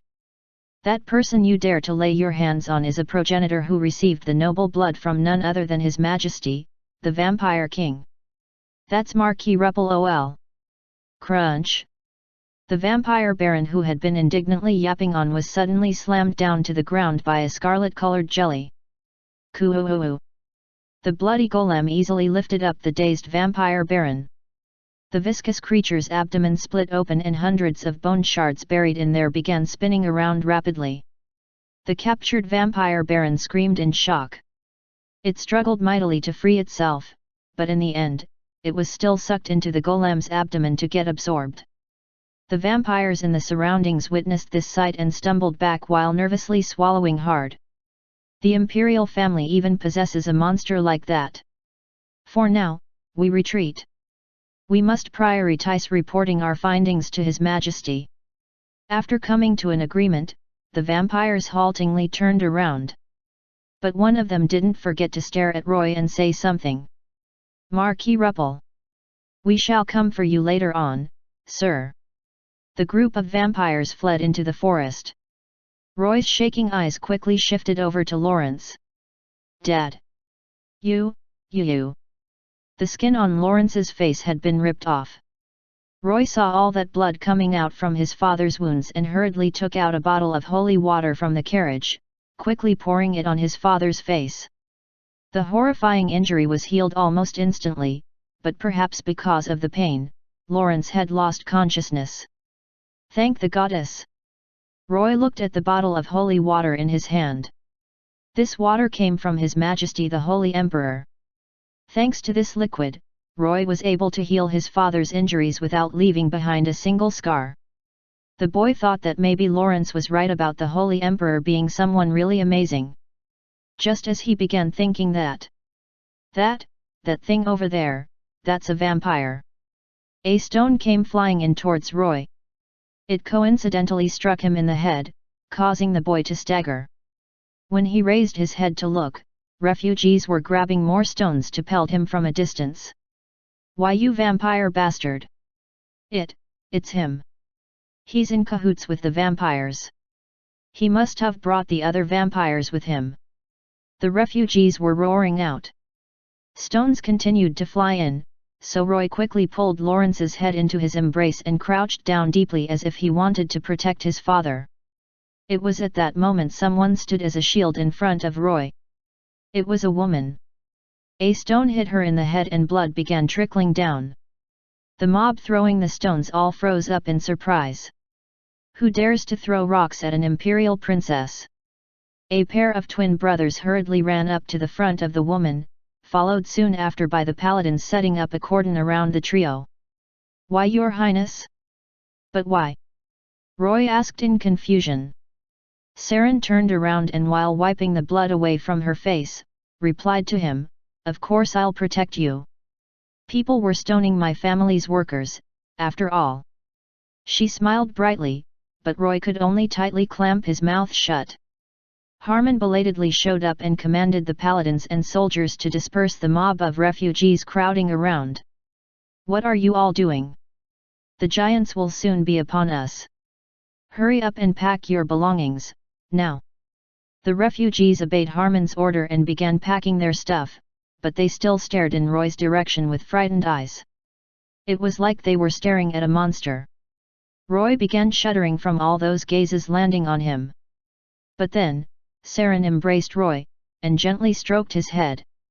No, it's all right. You are not a monster, Roy.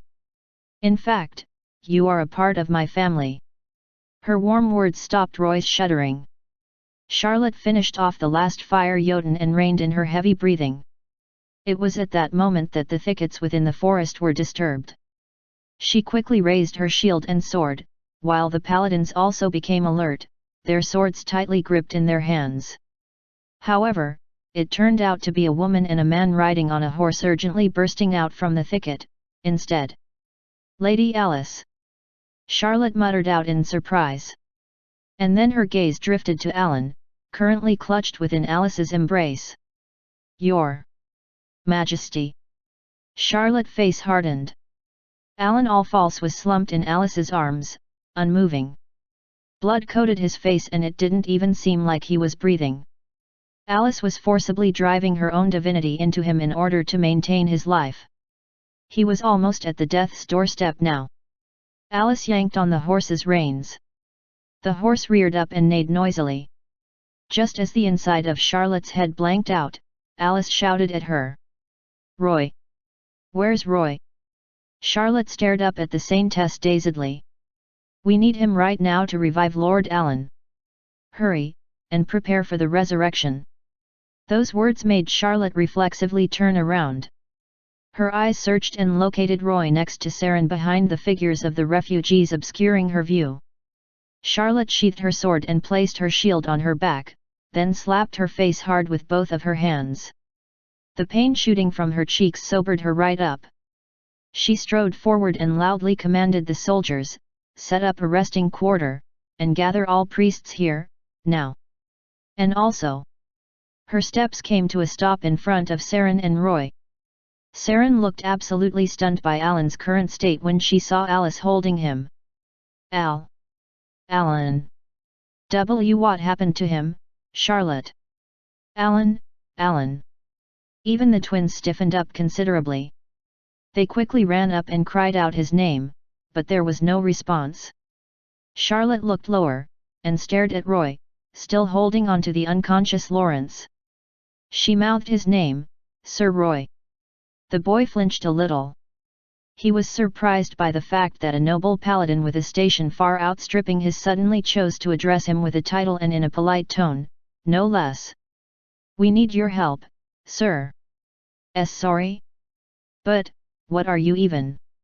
Alice, still holding on to Alan and injecting her divinity into him, urgently addressed the boy, Roy, please, we need your help. We need your ability, right now. Roy's mouth clamped shut at what they said. His gaze shifted over to the unconscious Alan in her arms. TL, in first-person POV. From my left side, the calming sounds of gentle waves could be heard. The fragrant scent of grass tickled my senses. Right in front of my eyes was a vast ocean seemingly filled with clear, pristine water. Behind me was a dense forest filled with many trees. On my right side, though, the rotting stench tried to overwhelm my senses. Not only that, the familiar acrid odor of steel was mixed in there, and even screams were audible to my ears. The skies over on that side were ash-grey in hue, while the ocean was made out of endless crimson blood. On my left and right, boundary lines running for seemingly hundreds of meters were visible. And here I was, stuck right in the middle, sitting on the warm sand of the beach. I could only make a less than impressed face at my current situation, then looked down at my hand. That incredible pain was now gone. I'm fine. I clenched my fist and unfurled it several times, but I couldn't feel anything. Hey! I guess I'm not fine, after all. Although my sense of smell, hearing, and vision were working, I had no sense of touch. What the heck, what kind of an ominous sign was this? I heard from somewhere that even the dead could still hear things. Was this one of those cases, then? I raised my head to look at the two very different worlds on my left and right side. One side was an ocean of blood, while the other, a blue ocean. Up in the skies, transparent dead souls were flying around.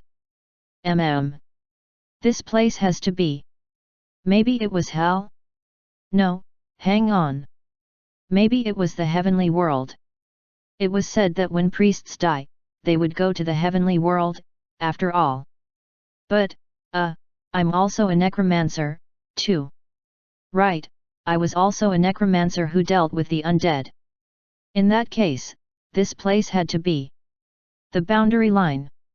Yup, it was the neutral zone between the heavenly world and purgatory, the boundary line. I was instantly thrown into confusion. Holy sh*t. Sure, I did ignore what the family physician had told me, but really? I died just like that. Hang on, did that mean I was not ready to deal with the backlash of undoing the Skeleton King's seal completely? No, maybe this was just a dream of mine. Right, there was no way a person could die this easily. Just as I sat there in pure stupefaction. What are you doing, looking so stupid like that? You're making the exact same face as back when you heard your sentence of banishment. A very familiar voice hit me in the ears and I stiffened up in sheer shock. Gentle footsteps brushing past the sand came to me next. What were you thinking, coming here so soon, when you're still such a young man? Tisk, tisk. And I even entrusted everything to you, thinking that you'd handle them well enough. I slowly turned around, and my eyes nearly popped out of their sockets. An old man with snow-white hair and beard was standing there. His wrinkled face looked benevolent, while his body was surprisingly frail. However, the sheer pressure emanating from his regal figure. This was the former Holy Emperor, who had practically ruled over the world as its absolute sovereign not too long ago. Gee, grandfather. That's right. Been a while, grandson. Kelt all false. He was standing behind me with a smile on his face. 192. The Boundary Between Life and Death -2 Fin. Chapter 367, 193. The Boundary Between Life and Death -3. Translated by a Passing Wanderer. Edited by Red. The kingdom of Irons had fallen to the Jotner. Its verdant terrain was now gone, replaced by shifting sands, thick mud, and barren rocks. It was like looking at a barren planet with no life forms living on it. There was no point in even mentioning the current state of Irons's capital. All the buildings there were covered in mountains of sand. The environment had been changed to one where no vegetation could ever grow. In front of the Irons royal castle was the magic giant, Utgar, grinning insidiously at his deeds. If someone among you manages to lift this cat up, I shall let all of you live. Utgar, boasting a physique around 30 meters tall and seemingly made out of mud and tree vines, was staring at a group of humans before it. All of them were magicians who looked emaciated and sickly. They were standing around frozen in place. The magicians, who had been pushed to the brink of insanity from thirst, stared at a cat before Utgar. This little animal was sticking its belly tightly to the ground.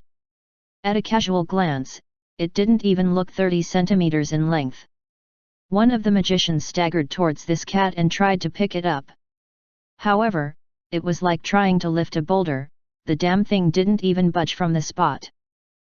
How can it be this heavy? Oops, my bad. I forgot to say this earlier. All those who fail to lift the cat up, Utgar's insidious grin deepened. Will become my nourishment. The magic giant raised its hand and lightly snapped its fingers. At his gesture, the body of the magician who tried to pick up the cat suddenly floated into the air. What is going on? What? What are you? The magician gasped out and stared at his own hands, then at the rest of his body. He was being broken down into particles of sand, only to be slowly sucked into Utgar's mouth. You shouldn't fret, for you're merely returning to the embrace of pure mana. And no, Wait. No. In the end, the magician was literally wiped from the world. Only his empty clothes remained to fall to the ground in a heap. The other magicians, currently bound in ropes as if they were slaves, stiffened up even further. Ahaha! I really like this place. Plenty of mana, and that means lots of nourishment for me. I'll probably miss this place a lot when the world reverts to primordial nature later.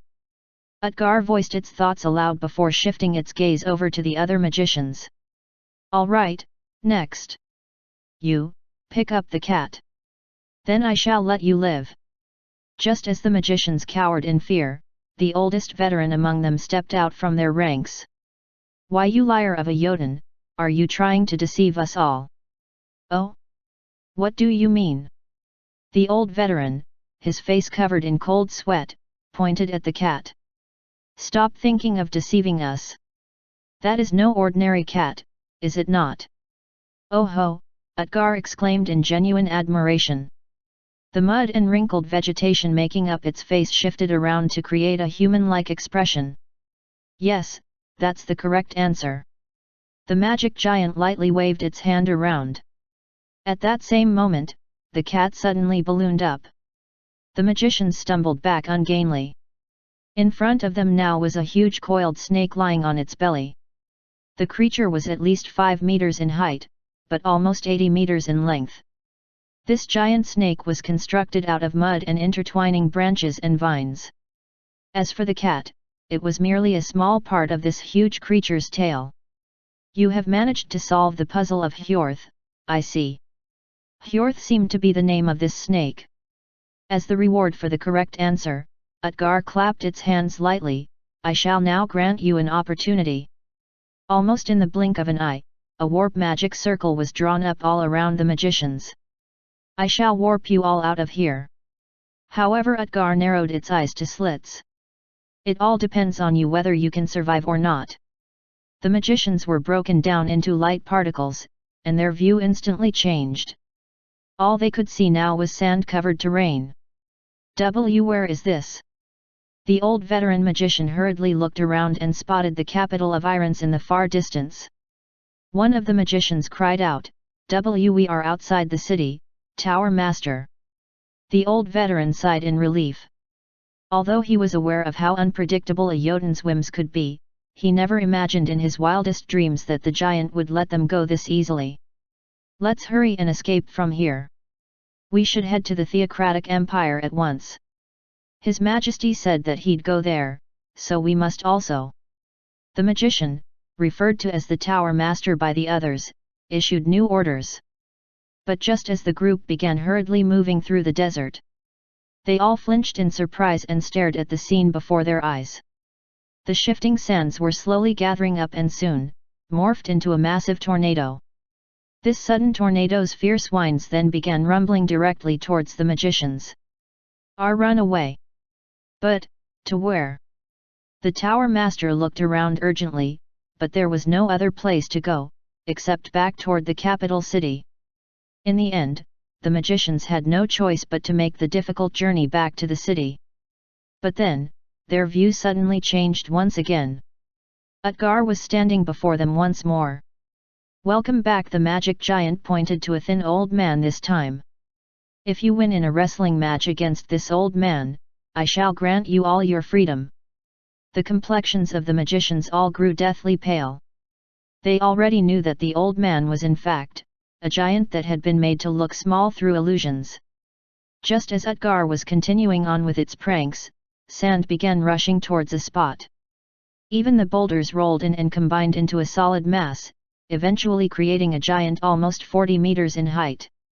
Utgar. When its name was called out, Utgar replied with a slightly sullen expression on its face, Been a while, Hrungnir. Has it been around a month now? You fool, just how long are you planning to keep these insects alive? Hrungnir pointed at the humans below. Kill them all, now. Are they not disgusting, hateful insects? What's wrong with what I'm doing? It's rather entertaining to keep around a few insects, after all. You fool, you are not scheming of doing something behind our backs, now are you? No, of course not. Why would I? Utgard dismissively shrugged its shoulders.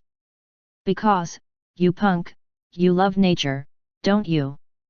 That's right. What I love is nature, not humans, the magic giant shot back at the earth giant, Hrungnir.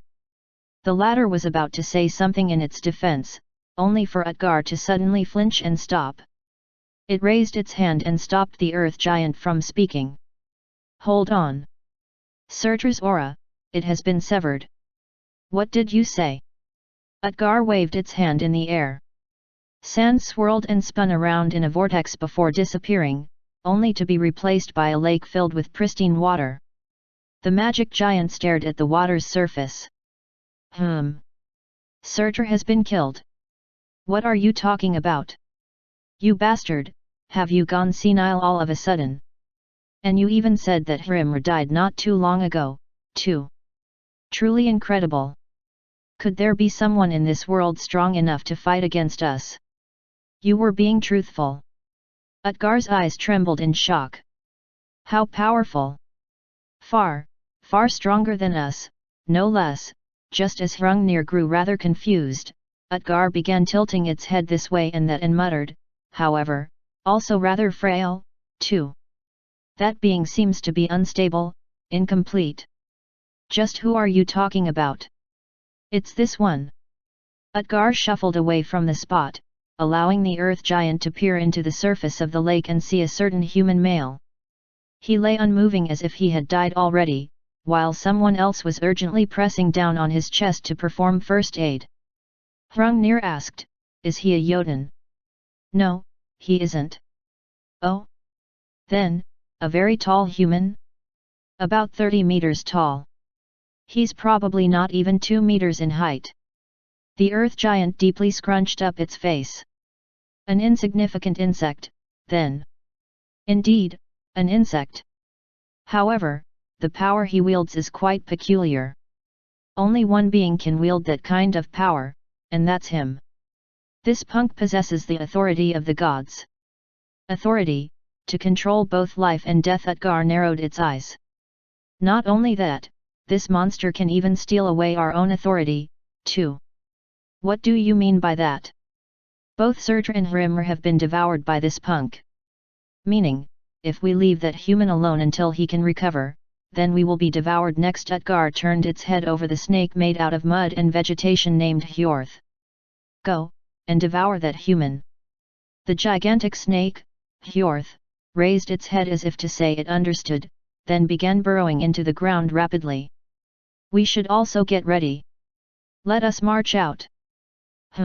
You are suddenly overflowing with enthusiasm. The earth giant Hrungnir spoke with a somewhat surprised face. That prompted the magic giant Utgard to reply sourly, if Hjorth fails in its task, then we will have only one chance left. While saying that, Utgard snapped its fingers. Sand gathered in one mass before water was added to create thick mud. The giant began carving and shaping it. It was obvious that Utgard was trying to create something.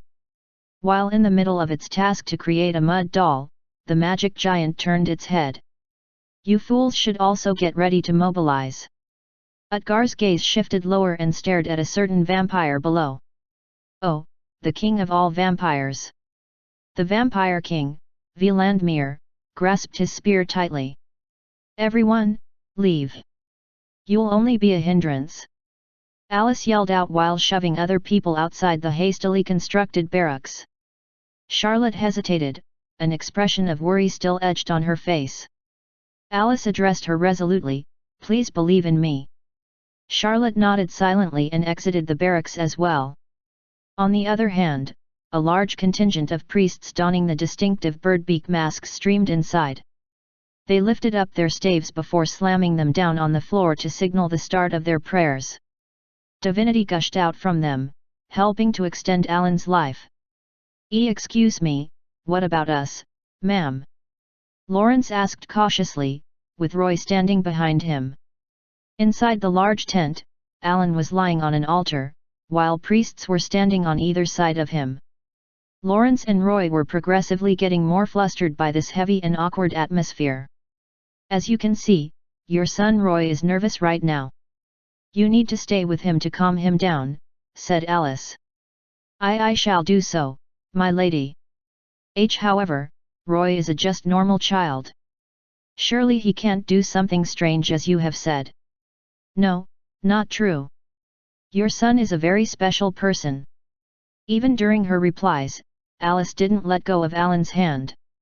Cold sweat drenched her body as she continued to drive divinity in his body. I'm special? But, I'm just a regular servant, miss, said Roy.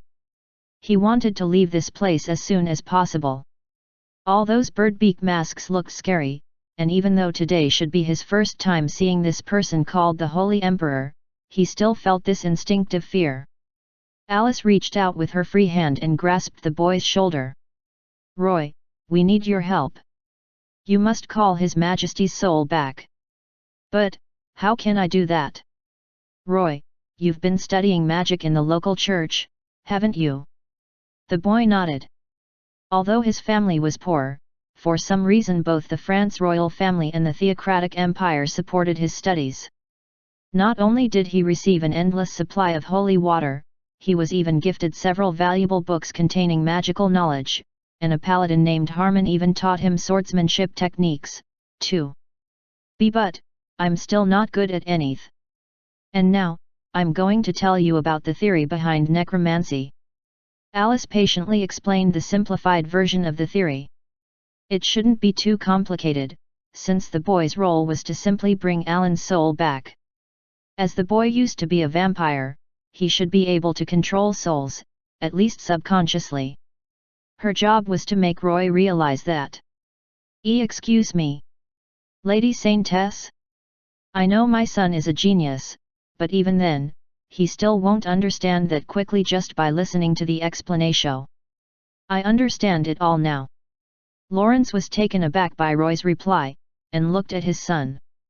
Even the boy himself was inwardly flustered.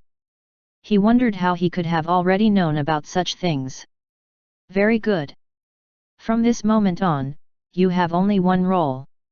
Alice nodded before shifting her attention over to the priests. One of them pushed forward a silver bowl filled with holy water, water created by Alan. It was basically the same as the gateway connecting to the heavenly world. Please, you must call out to His Majesty Alan's soul. But, you can do this. Alice spoke in a firm tone. But when Roy's expression stiffened, she inwardly went oops, and quickly took a deep breath to slow herself down. I'm sorry. I was being too emotional just now. And no, it's fine. Roy shook his head, then turned to look at Lawrence. The boy recalled all those stories his father told him over the years. Like how the Holy Emperor rescued Lawrence from the lair of a vampire called the Farmer, and how he had saved Roy from the potential misery of living with a broken body. It was all thanks to the Holy Emperor that Roy got to hold his father's hand like right now, or how he got to see his mother's happy smile. Roy gripped Lawrence's hand tightly, before speaking up in a determined voice, I'll try. Thank you. Alice smiled faintly, then held Alan's hand even tighter. She pressed her forehead against the back of his hand. I pray that you safely return to our side, Your Majesty. TL, in first-person POV. I glanced down at my right hand. It kind of felt like someone was holding my hand. Was I mistaken, though? I returned my gaze back ahead of me. There was nothing here besides sand, and that got old real fast. I couldn't help but quip, you know what, grandfather? I enjoy traveling and sightseeing, but never in my wildest imagination did I think that I'd get to sightsee the attractions of hell like this. I was still sitting on the beach, and Kelt was standing next to me. Not only that, a reunion with my dead grandfather, too. Technically speaking, he was my grandpa only biologically, but still. I smacked my lips a little. Even though the soul and the body had been swapped out, to think that the appearance would remain the same.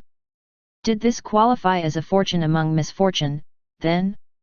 If not, I could have experienced some serious friction with Kelt right about now. All of this is the will of the gods. I looked at Celt after he said some things I couldn't quite understand. After taking a good look at his current state, I realized that he looked completely fine to me. Grandfather, you're not a skeleton. Celt shrugged his shoulders. In purgatory, you are left with only your bones. The sinners have had their flesh stripped away from them and become the walking dead, the creatures who are lost to their hunger and primitive instincts. However, he pointed beyond the boundary, to the heavenly world that was infinitely brighter than the opposite side. When you go that side, you acquire a new body.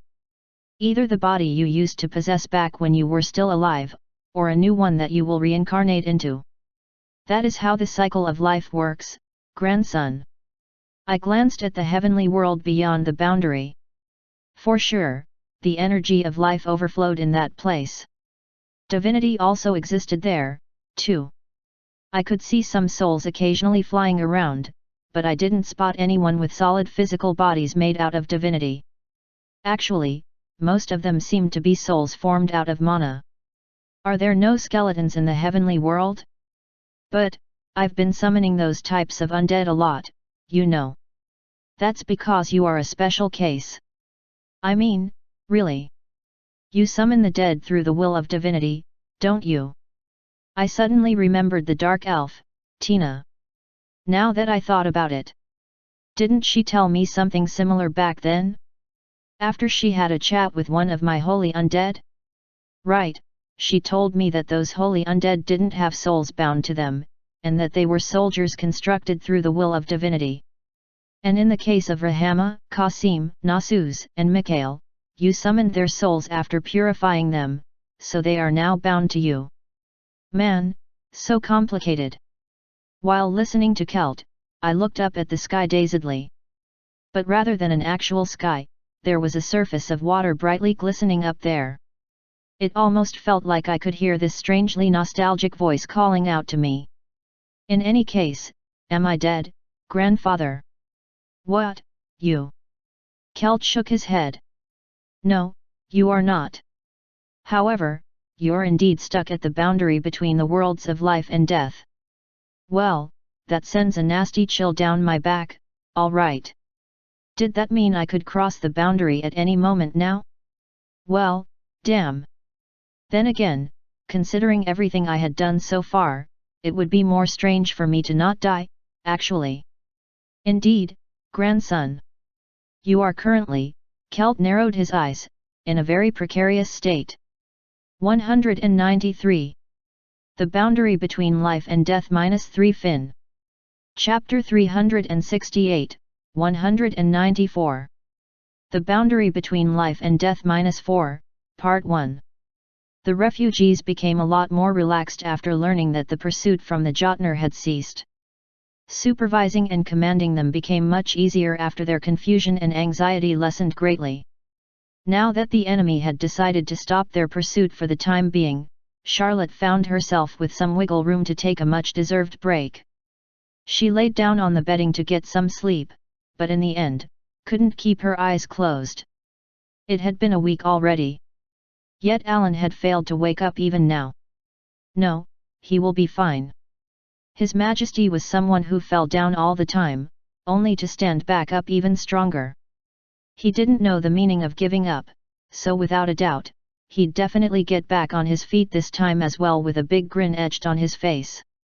However, she pushed her upper body up from the bed. A maid on standby within the darkness tilted her head before asking, "Ma'am? Are you unable to sleep?" "Yes. But ma'am, your heart must remain resolute. Lady Charlotte, you are the head of the Hira's house, after all." Charlotte silently nodded at what the maid had said. Of course she was aware of it. She was the sword and the shield of the Holy Emperor. However, there wasn't much she could do about her heart being agitated. This horrifying thought that His Majesty might really die this time around prevented her from falling asleep. "I need to clear my head. Bring me my armor." The maids assisted her with putting on her armor. After she finished gearing up by putting on some gloves, Charlotte picked up her shield and buckled her sheathed sword on her hip. She left the barracks and headed to a nearby forest. That's where she ran into a familiar face in the middle of the forest's clearing. Charlotte tilted her head and asked, "Sir Harmon." "Ah, Marquis Charlotte." Harmon was in the middle of practice swinging his sword, but sheathed his weapon after discovering Charlotte's presence. He had this fatigued look on his face, indicating that he couldn't fall asleep, either. What a deeply loyal person he was. Harmon had been serving the current Holy Emperor for far longer than Charlotte hadn't he? Harmon was the first to break the silence between them. "Ma'am? You couldn't sleep either?" She formed an awkward expression and replied, "There is no need to be that respectful when there are only two of us, Harmon." "I see. I shall remember that." She grinned a little at his reply. Compared to the old days when he used to be so inflexible, Harmon had certainly become a lot better these days. Charlotte pulled out her sword. "How about a spar?" "You must be kidding me. You want me to spar with the Sword Queen?" Harmon freaked out in an exaggerated manner. He didn't feel all that confident enough to spar with the holder of the current Sword King title. Charlotte had this rueful expression on her face at his reply and Harmon could only chuckle hollowly. But right at that moment, she flinched nastily as this creepy chill ran down on her spine. She carefully scanned her surroundings as the chill continued to run on her skin. "Sir Harmon! Something is coming. Seriously?" Harmon yanked his sword out while hurriedly scanning the vicinity. "Vampires, ma'am?" "No. In that case, the Jotner." "Not them, either." A strand of cold sweat trickled down her face as she replied. Her gaze drifted lower to the ground below. The soil was ever so faintly rising and falling. "It's something even larger than them." The ground was clearly rumbling now. Harmon continued to search his vicinity with his eyes. The surroundings might have been covered in dense foliage, but he should still be able to immediately sense it if any giants had been approaching their positions. However, he could not sense any of those accursed Jotner anywhere. Indeed, Charlotte did say the incoming thing was not a giant, but something else entirely. Since the ground was rumbling, it had to be an incredibly huge creature making its way towards them. Right at that moment, Charlotte's eyes shot open wider. Underground. She urgently shoved Harmon far away from there. Boom! The ground split apart and a massive mud snake exploded out from the ground. Harmon, stumbling back, cried out in alarm, "Charlotte!" The snake rose up at least 50 meters into the air. Hjorth tried to swallow down the prey it had snatched up, but a large shield prevented it from closing its jaws shut. Charlotte was crouching within the span of the shield while unsheathing her sword. Phew! She drove divinity into her weapon and when it began radiating in blinding white aura, she swung it around powerfully. Bang! Hjorth the mud snake's body began ballooning up suddenly. Cooee! The huge monster screeched out in torment and thrashed around before spitting Charlotte out. She was now falling from over 100 meters up in the air almost uncontrollably. Gritting her teeth, she held her shield tightly. The moment she was about to land on the ground, she wielded the shield and cast the barrier made out of divinity.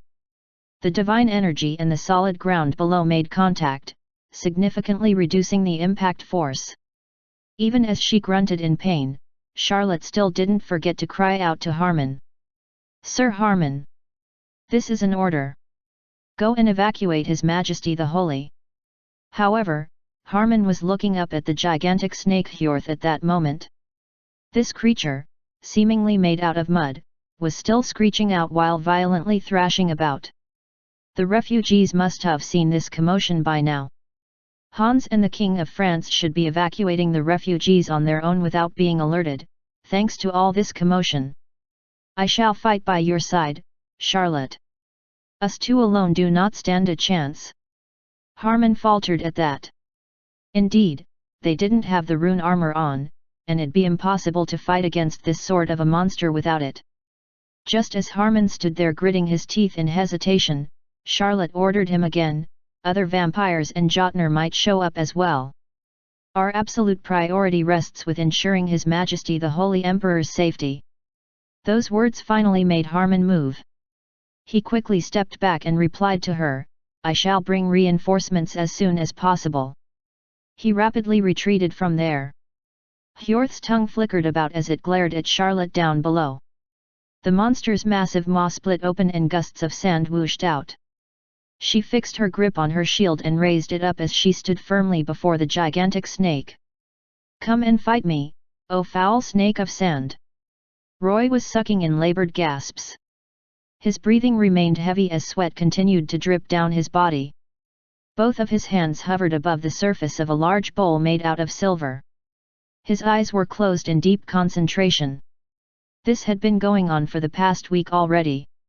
He was trying so hard to locate the Holy Emperor's soul, but he simply couldn't find it anywhere. Any more than this is impossible, Lady Saintess. Roy can't hold on for much longer. Lawrence pleaded while holding his son's shoulders. However, Alice couldn't hear his pleading. Right now she was too focused in praying while gripping Roy's hands, her lips mouthing the verses from the scripture. The boy heard his father's worried voice and spoke up, I'm still fine, Dad. I can still go on. But, Roy. Please, let me do this. I'd like to concentrate now, Dad. Lawrence clamped his mouth shut. Not too long after that, though, his gaze was drawn towards the entrance of the tent. For some reason, the outside seemed to have become quite noisy. Lawrence quietly walked over and pushed open the tent's flap. But when he got outside, he realized that the refugees were hurriedly running around seemingly everywhere. Could it be? Did the Jotner or vampires come to attack them again? Just as such thoughts began entering his head, he heard the loud howling and screeching of a monster. He was startled out of his thoughts and hurriedly turned around, only to be treated by the spectacle of an absolutely massive snake made out of mud thrashing about in the distance. Oh, my goddess! He hurriedly dashed back inside the tent. Roy, we must escape from here. Roy. Lawrence was dazed by what he saw. Roy's eyes were deeply closed and he was just standing there. It was as if he could no longer hear his father's voice. Right now, Roy was staring at this pitch-black darkness. His mind gradually grew drowsy and he fell deep into a pit of sleep. From this moment on, he needed to find a path. He needed to find something to rely on, and needed to move forward according to whatever he found. Kai, ah, ah, ah. A soft little noise registered in his hearing. Was it coming from somewhere over there? Fine, let's go and take a look. Roy stepped forward. He thought that he simply had to locate the being connected to the holy water, and that's why he relied on his sense of hearing to guide him. And what he eventually heard was Kya kya a scream. Chapter 369, 194. The Boundary Between Life and Death -4, Part 2. Roy's eyes shot wide open. His foot reaching out landed on the ground made out of flesh and blood. The boy was instantly frightened nearly out of his wits and he hurriedly looked around himself. The land he found himself on was comprised entirely out of flowing blood and flesh. In the distance was an ocean of blood, while the sky above was in an ash-grey hue. Eek! For a moment there, Roy thought he could no longer breathe. Even then, his eyes continued to shift around. He noticed the roaming zombies while the skeletal dead beings were digging into the fleshy ground. This place was purgatory. I came to the wrong place. He was supposed to follow the energy flow of holy water, but ended up depending on his hearing too much and stepped into the wrong path. Just as he stood there soaked in cold sweat, the dead beings turned their heads and stared at Roy. It's a living person. The soul of a living person. All those zombies and skeletons staggered around and began shuffling towards him. Give me your flesh. I'm so hungry. Hungry. Your body, I want it. They broke into a maddened sprint. Roy stumbled back before he began urgently running away from there. His fleeing steps eventually took him into a forest full of bizarre trees that used flesh as fertilizer and blood as nourishment. He breathlessly ran through this forest with not a single leaf present, only for him to fall into a lake of blood. Right at that moment, countless hands of bones belonging to the dead broke through the surface of the crimson liquid to grab at him. "Give me your flesh!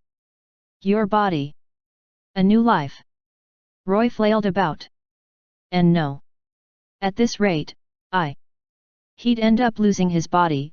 Once he woke back up from his sleep, his body would be taken over by the dead. I gotta wake up. Roy gritted his teeth. Although he felt bad about Lady Saintess, it was not possible to locate the Holy Emperor anymore. This place was purgatory, after all.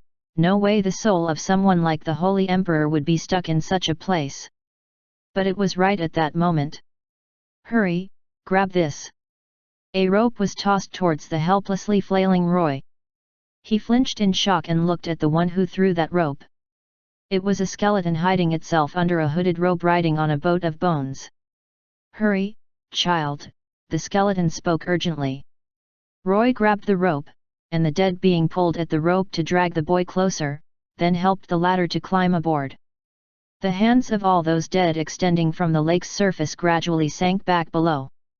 Just as Roy sighed in relief, the skeleton gently wrapped its arms around the boy. "What a relief it is, child! Thank the gods!" Roy was getting this strange feeling all of a sudden.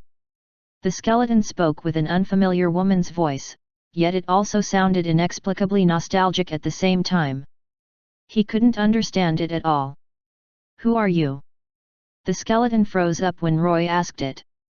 The dead being hurriedly let go of the boy, then wordlessly stared at the child for a long while. The skeleton then demurely brought its hands together, looking somewhat hesitant. "Child, how did you arrive in this place? This is no place for a living like you." Roy could only smile bitterly at that. Was he really a living person, though? The refugees looked at him with those eyes, then began pelting him with stones while calling him a vampire. It was true that he did drink the vampire's blood, too. When he thought about those points, then without a doubt, he couldn't have been a normal child at all. Roy took his time while staring at the skeleton. For some reason, this dead being before his eyes was very cautious around him. It was as if she didn't want to scare him and was speaking and acting in an alert, careful manner. Wasn't it all right to believe in someone like her? Roy soon decided to ask for her help. I was searching for His Majesty the Holy Emperor." "His Majesty the Holy Emperor, you say?" "Yes, his name is Alan Allfalse. I think he's somewhere in the heavenly world and not here, though. Do you perhaps know how to get there?" Those words caused the glowing eyeballs of the skeleton to widen in surprise.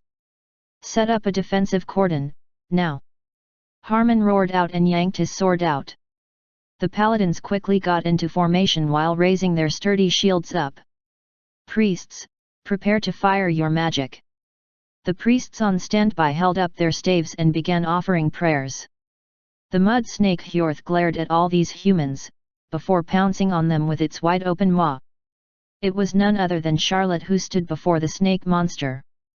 "Phew." She sucked in a deep breath and held her shield up. Divinity permeated her eyes and she accurately analyzed Hjorth's movements. Mana was vibrating and undulating. She observed the vivid flow of the magical energy that occurred with every movement of the gigantic monster. She could definitely stop it. She imbued divinity into her shield and kicked the ground hard to jump up. She then swung her shield with all her power into the gap of the mana's flow. Boom!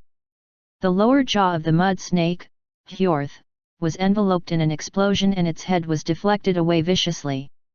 Its huge body became airborne for a moment there, but then, its lengthy tail whipped around in the direction of the heavenly army. "Everyone, brace for impact!" Harmon roared out. The paladins lowered their backs, and braced themselves against the ground. They raised their shields and drove their divinity forward in order to perform the parrying maneuver. Bang! Dozens of paladins were forced back as they vomited blood. As for the snake's tail, it staggered as it was deflected away. Hjorth screeched out and opened its maw wide again. Sand rapidly gathered within its humongous body. All that sand solidified into a huge boulder and traveled through its throat to shoot out from its mouth. Evade! The ranks of paladins quickly split left and right to dodge the incoming boulder, only for the tail of Hjorth to slam down on the ground once more. Parry it! Harmon cried out, but it was too late by then. Paladins on the ground hurriedly lifted their shields up and tried to imbue them with divinity, but they still ended up as pounded meat paste by the snake's tail. As for the other paladins in the vicinity of the impact zone, they were helplessly thrown up into the air. Damn it! Yuria, do something already! Grill shouted angrily. I am doing something. Yuria took aim with her crossbow. She fired bolts containing her divinity, and her shots were landing accurately on the huge snake monster's hide, but none of the attacks proved to be lethal in the slightest. This sucks. If only we had our muskets. Yuria grumbled while reloading her crossbow. When Hjorth's tail came crashing in towards her general direction, Adolf dashed forward to grab her and evaded the incoming attack by a hair's breadth.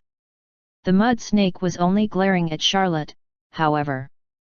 That was because this small insect was blocking and evading all of its attacks so far. With things persisting like this, it might not get to complete the command Utgar had given it. Hjorth's tongue continued to flicker around as its head shifted over to the large camp of refugees beyond the forest. More specifically, at the biggest tent among them. Paladins were protecting it. It had to be over there, the location where the monster, the one Utgar had commanded Hjorth to kill, was sleeping. If it aimed for that place. Hjorth began burrowing into the ground again. It rapidly dug out an underground passage. Just as Charlotte, Harmon, and the rest of the army including Adolf's group flinched in surprise, Hjorth's head broke through the ground right below the refugee camp. Powerful gusts of wind blew the tent's flap wide open. Lawrence freaked out and hurriedly shielded Roy, while the priests all froze in their places. Alice was also taken aback and urgently embraced Alan in her arms. Just as the mud snake Hjorth opened its maw wide and tried to swallow the tent. Magic core! Hjorth faltered at that loud shout and turned its head. Some humans riding on horses were breaking out from the forest. They were actually magicians kitted out in robes and hoods and wielding magic staves. Not just any magicians, either, but ones from Irons, no less. Deploy the spell. Mana flowed according to their commands, and a magic circle began taking shape all around Hjorth next. The mud snake's eyes opened wide in alarm before it glared at the one riding in front of the incoming group of magicians. Gravity magic, activate! Thud! The space distorted and Hjorth's body instantly grew much, much heavier. The mud snake was ruthlessly pressed down to the ground. Kya-ya-ya-ya! Just as Hjorth screeched out in pain, the hood obscuring the face of the man riding in front of the group flew back. At the same time, blades of light were summoned into the air above him. The man roared out. I've seen you bastard before. He was once upon a time, the imperial crown prince of the Theocratic Empire. He was also the king of Iron's kingdom, now left in utter devastation. Indeed, he was none other than White Irons. You abominable monster who wrecked my country! He leapt up high into the air. Ooh, dear Gaia! Grant me your strength too! He grabbed one of the blades of light as he offered up a prayer. Impale this evil, vile snake! White roared out in anger, and slammed the sword of light on top of the mud snake Hjorth. 194. The Boundary Between Life and Death -4, Part 1 and 2, Fin.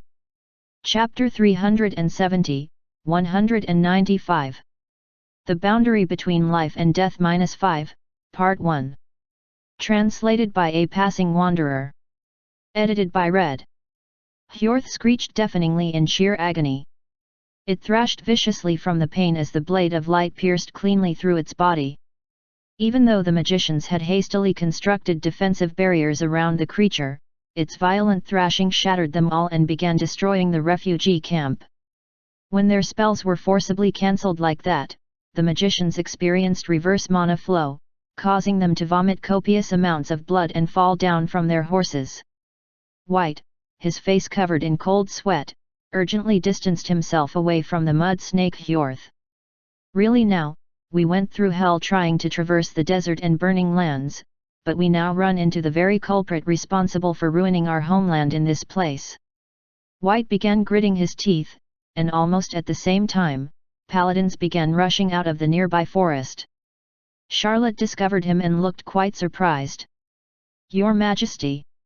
Is that you, Charlotte?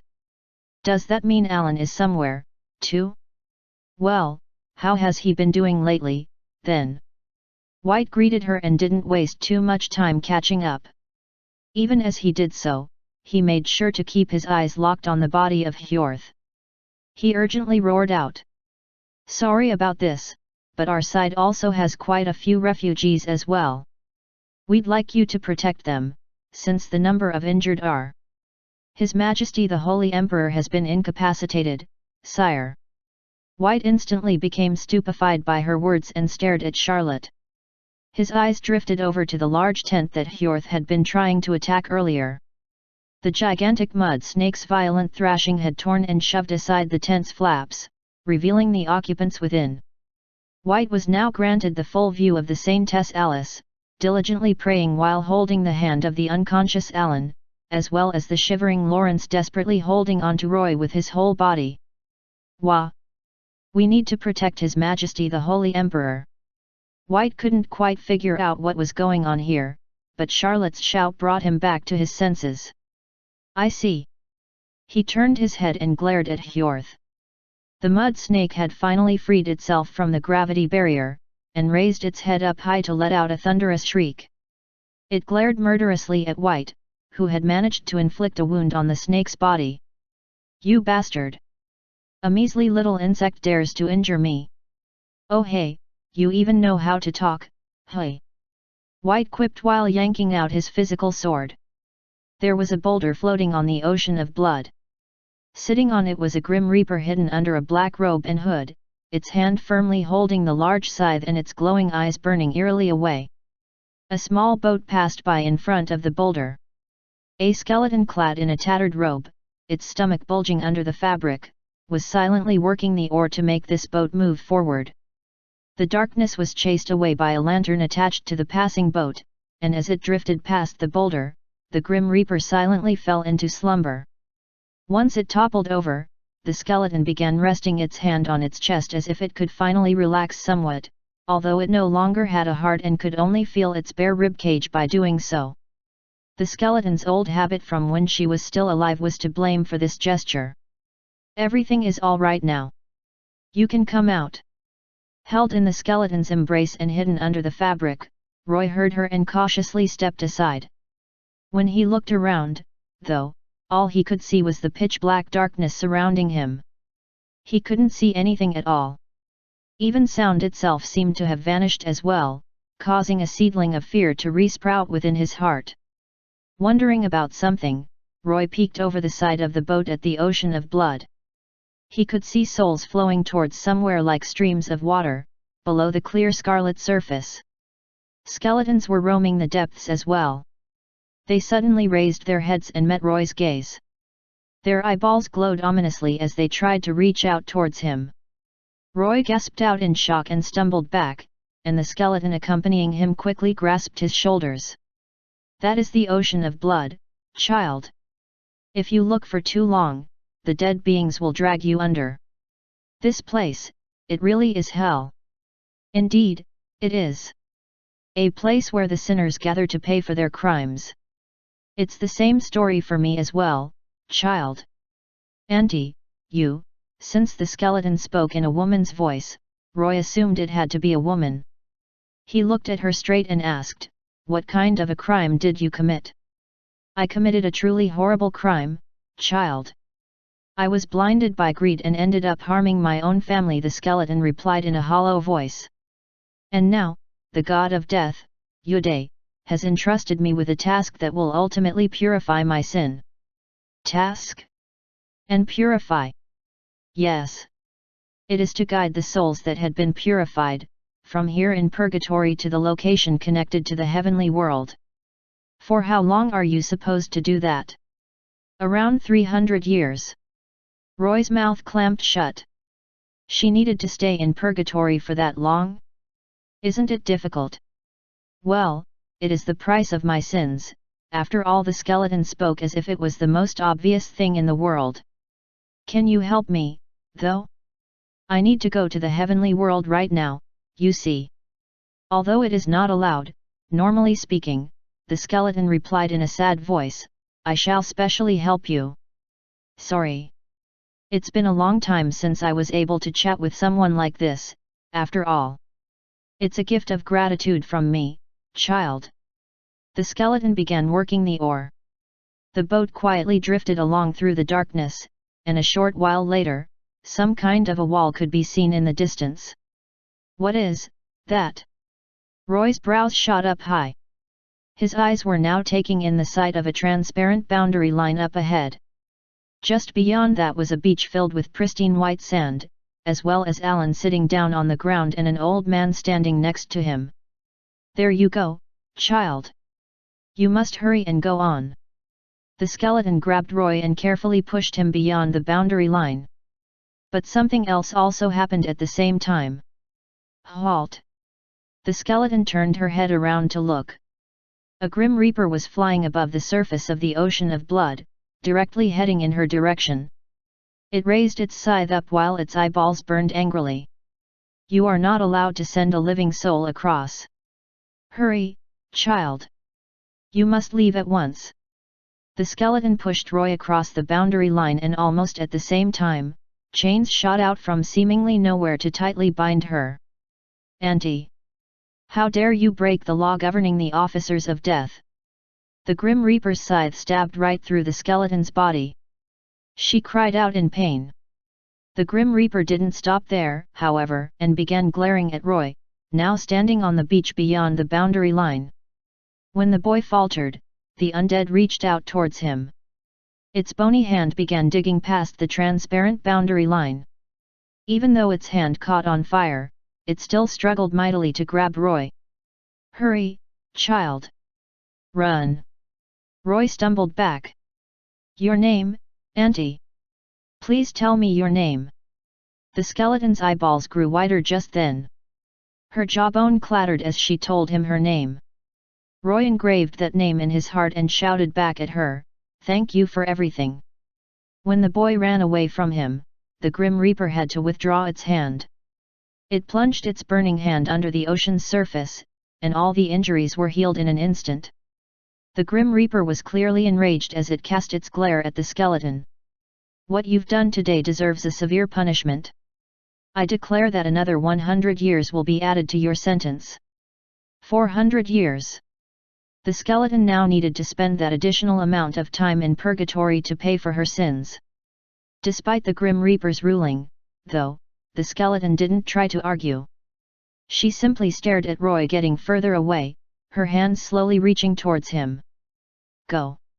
Hurry to your destination, child. A tear of blood quietly trickled down from her eye socket. My child, repel all faults. TL, in first-person POV. I'm in a precarious position, you say. I tilted my head side to side at what Kelt said just now. Indeed. The proof is with how your body is stuck in this place, which is kind of halfway inside the boundary line. Kelt replied, then grinned deeply. In any case, I'm sure it's rather chaotic back on the other side, isn't it? He spoke in an amused voice, as if we were discussing something happening in a distant foreign country or something. This dude, he used to be the guardian of the entire continent once upon a time, so I didn't quite get why he was making such an amused smile right now. Yeah, it's a complete mess, grandfather. The Kingdom of France has been isolated all by itself, while both Irons and Lomé have fallen. As for me, I was in the middle of running away only to have a throwdown with a giant named Surge and ended up in this half-dead state, as you can see. At the end of my reply, I shrugged my shoulders. That sounds rather entertaining. Kelt sighed and made a rueful face. Chapter 371, 195. The Boundary Between Life and Death -5, Part 2. Translated by A Passing Wanderer. Edited by Red. What the heck, this old man?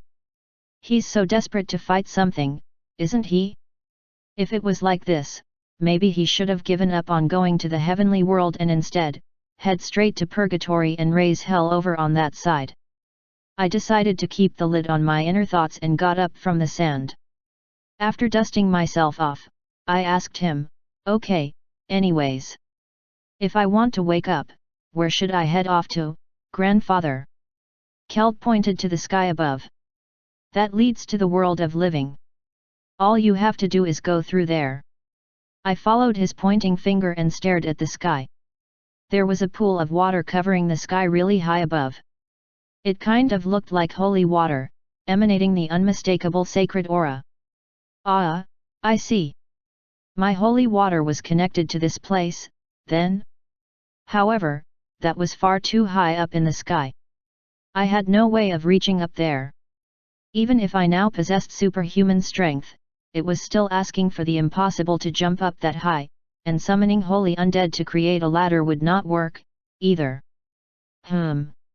Did that mean I had to perform the Grim Reaper transformation on myself or something?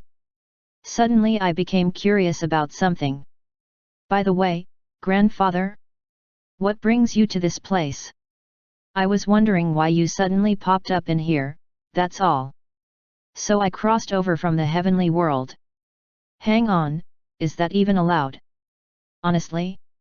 Definitely not, since crossing over the boundary is seen as a heavy crime. But well, I have some status in this place, so I'm sure it will work out favorably in the end. Goddess Gaia is a rather benevolent being, so yes, it should be fine. But if things don't work out as nicely, then I'll probably get chased away to purgatory. Nothing more serious than that. Ahaha. I guess that might be a good thing in its own way. Kelt guffawed out gallantly at his own words. Hey! He sounded like an old man completely immersed in enjoying his downtime after giving up the throne of the Holy Emperor. Maybe the uber peaceful heavenly world wasn't to his liking, after all? I got to chat to my grandson after so long, hey! Kelt stared at me and made this rueful, lonesome face. "But now, it's time for you to go home, child." "Sorry." Just as I tilted my head in confusion, someone suddenly grabbed me. I flinched a little and turned around to discover Roy holding my hand. "I found you." "Roy? What are you doing here? Hang on, were you killed off, too? No way, that didn't seem right." Just as I started to get even more flustered, Roy asked me something else. Are you really the Holy Emperor?" "Ah? Why yeah, that's me. Why do you ask?" "Really? But why are you taking it easy in here? You died, you know." "Oh? But no one told me straight that I was dead, though? Do you know how hard we had to work to revive you for the past week?" "Wait, what? A week?" I looked at Kelt in confusion, but the old man shrugged his shoulders and spoke nonchalantly. "The time flow of the world of living and this place aren't the same, grandson. They fluctuate and shift around all the time.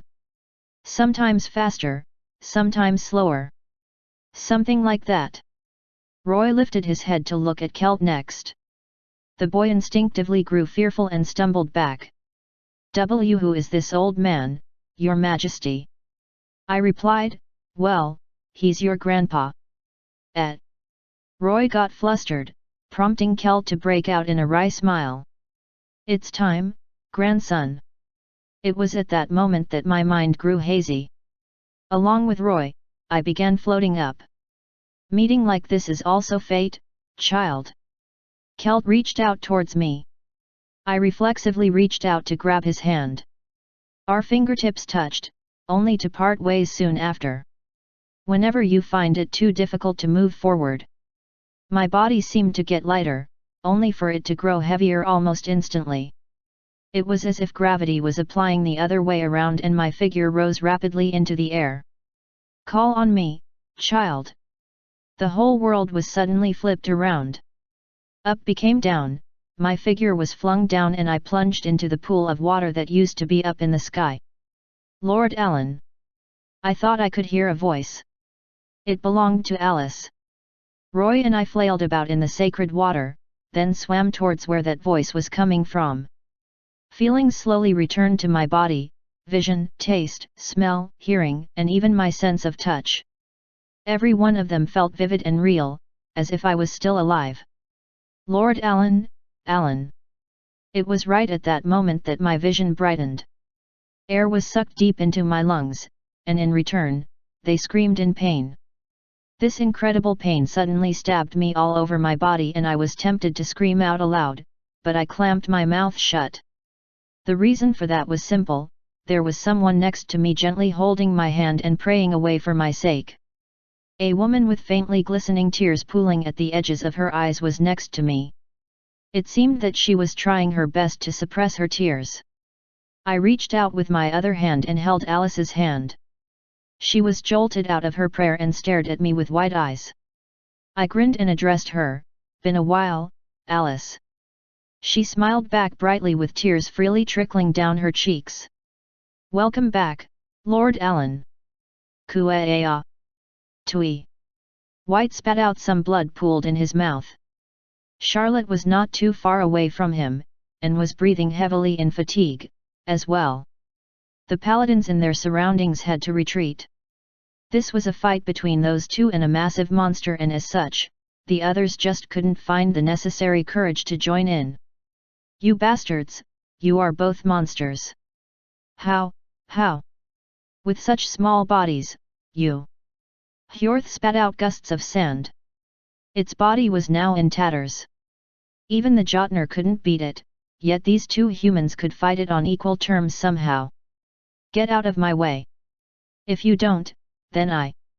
If Hjorth failed in its task this time, then without a doubt it would be treated as a failed product, and then be discarded. It would be just like how it was with the mud giant, who was discarded into this world all those years ago. Hjorth could not afford to let such a thing happen. The mud snake screeched loudly again. All the sand from the surroundings was sucked up and absorbed into Hjorth's body. White tutted unhappily while staring at the mud snake restoring its damaged body. "Man, this is even harder than back when I had to fight a dragon." "I shall provide you with cover, Your Majesty," said Charlotte as she held up her shield. Both of them were exhausted right now. They hadn't had a chance to rest properly during the forced march, and that meant that they couldn't guarantee their victory against Hjorth standing tall before their eyes. However, they certainly couldn't let this creature do as it pleased, either, because it was obviously aiming for Holy Emperor Alan Allfalse's life. The Jotner had finally caught-onied onto the Holy Emperor's existence, it seemed. That meant their earnest attack would soon commence. No doubt they would start their invasion of the Theocratic Empire very soon. "Die, you insignificant insects!" Hjorth opened its maw wide and pounced on Charlotte. She raised her trusty shield and got ready to deflect the mud snake's attack. But then, "I now permit the usage of the Astal rune." A declaration entered her head. Her eyes shot open wide in shock at that very familiar voice. Her raised shield was lowered ever so slightly as her eyes shifted towards the half-torn tent over yonder. There he was, a man wearing Amon's skull, his hand firmly gripping a golden spear. Even before he could finish securing the mountain goat's skull on his head, his lips could be seen bobbing up and down.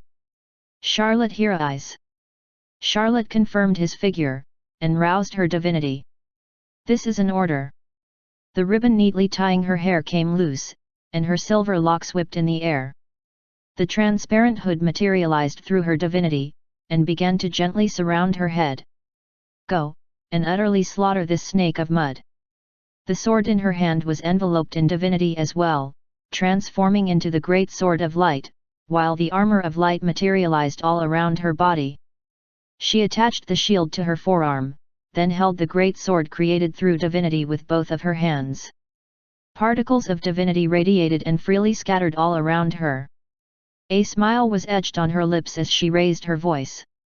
I shall obey His Majesty the Holy Emperor's decree, and She held up the great sword of light high in the air, the glint in her eyes getting much, much sharper.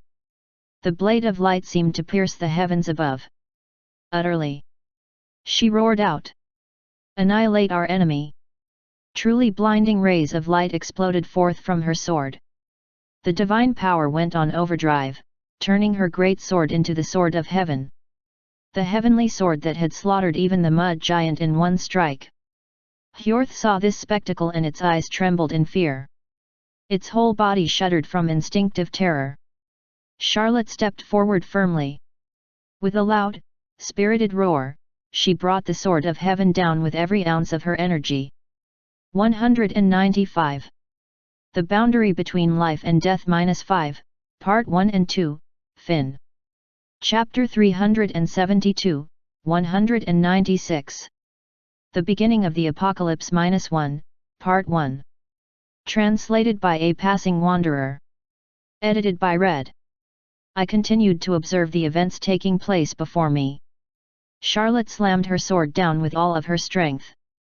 A powerful gust of wind exploded out from all around her.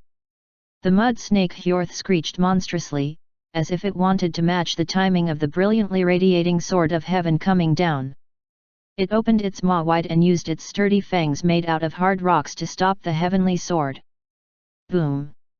The ground beneath the huge snake monster cracked apart, and then caved in completely. Hjorth didn't stop there, even spitting out a storm of sand from its maw.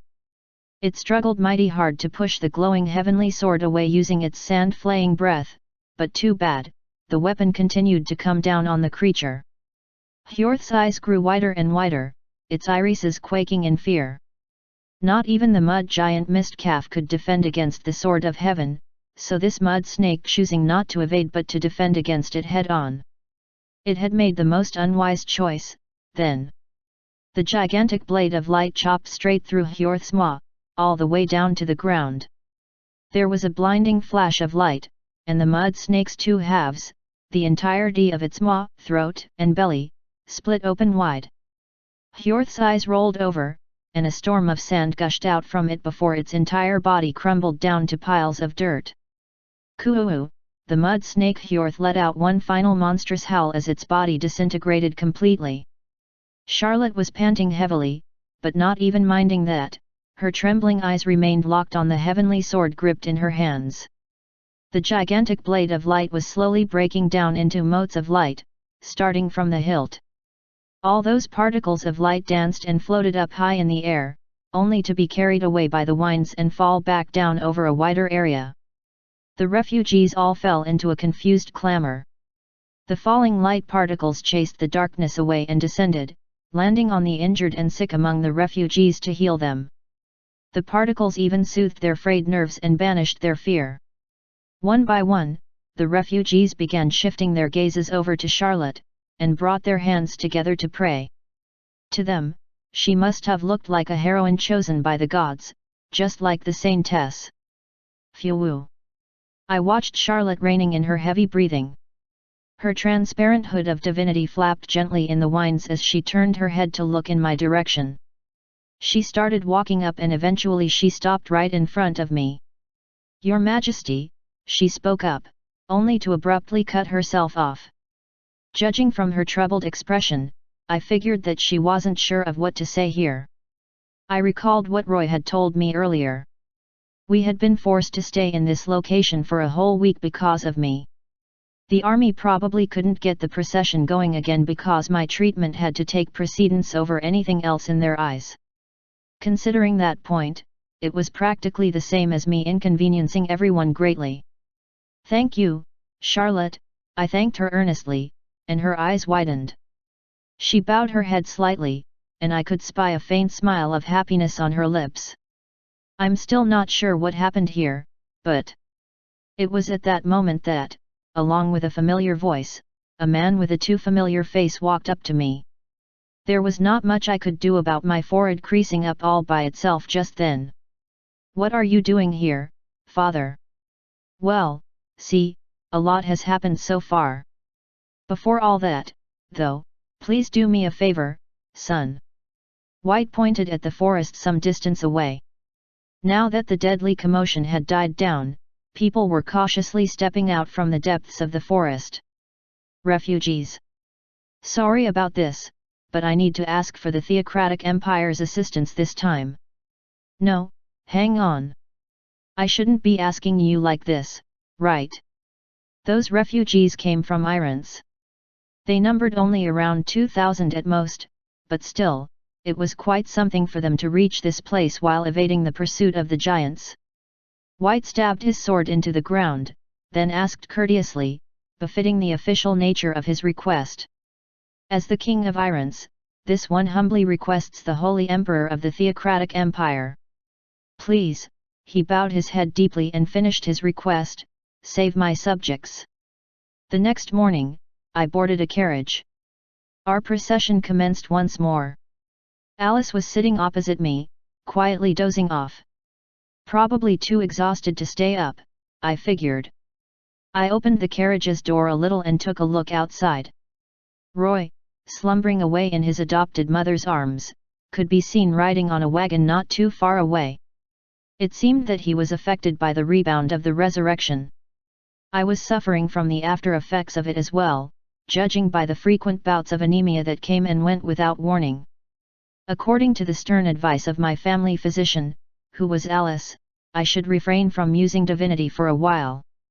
There was the burden on my body to consider, but she also said that my soul wouldn't be able to endure it, either. It was then that I ended up staggering from anemia once again. Your Majesty?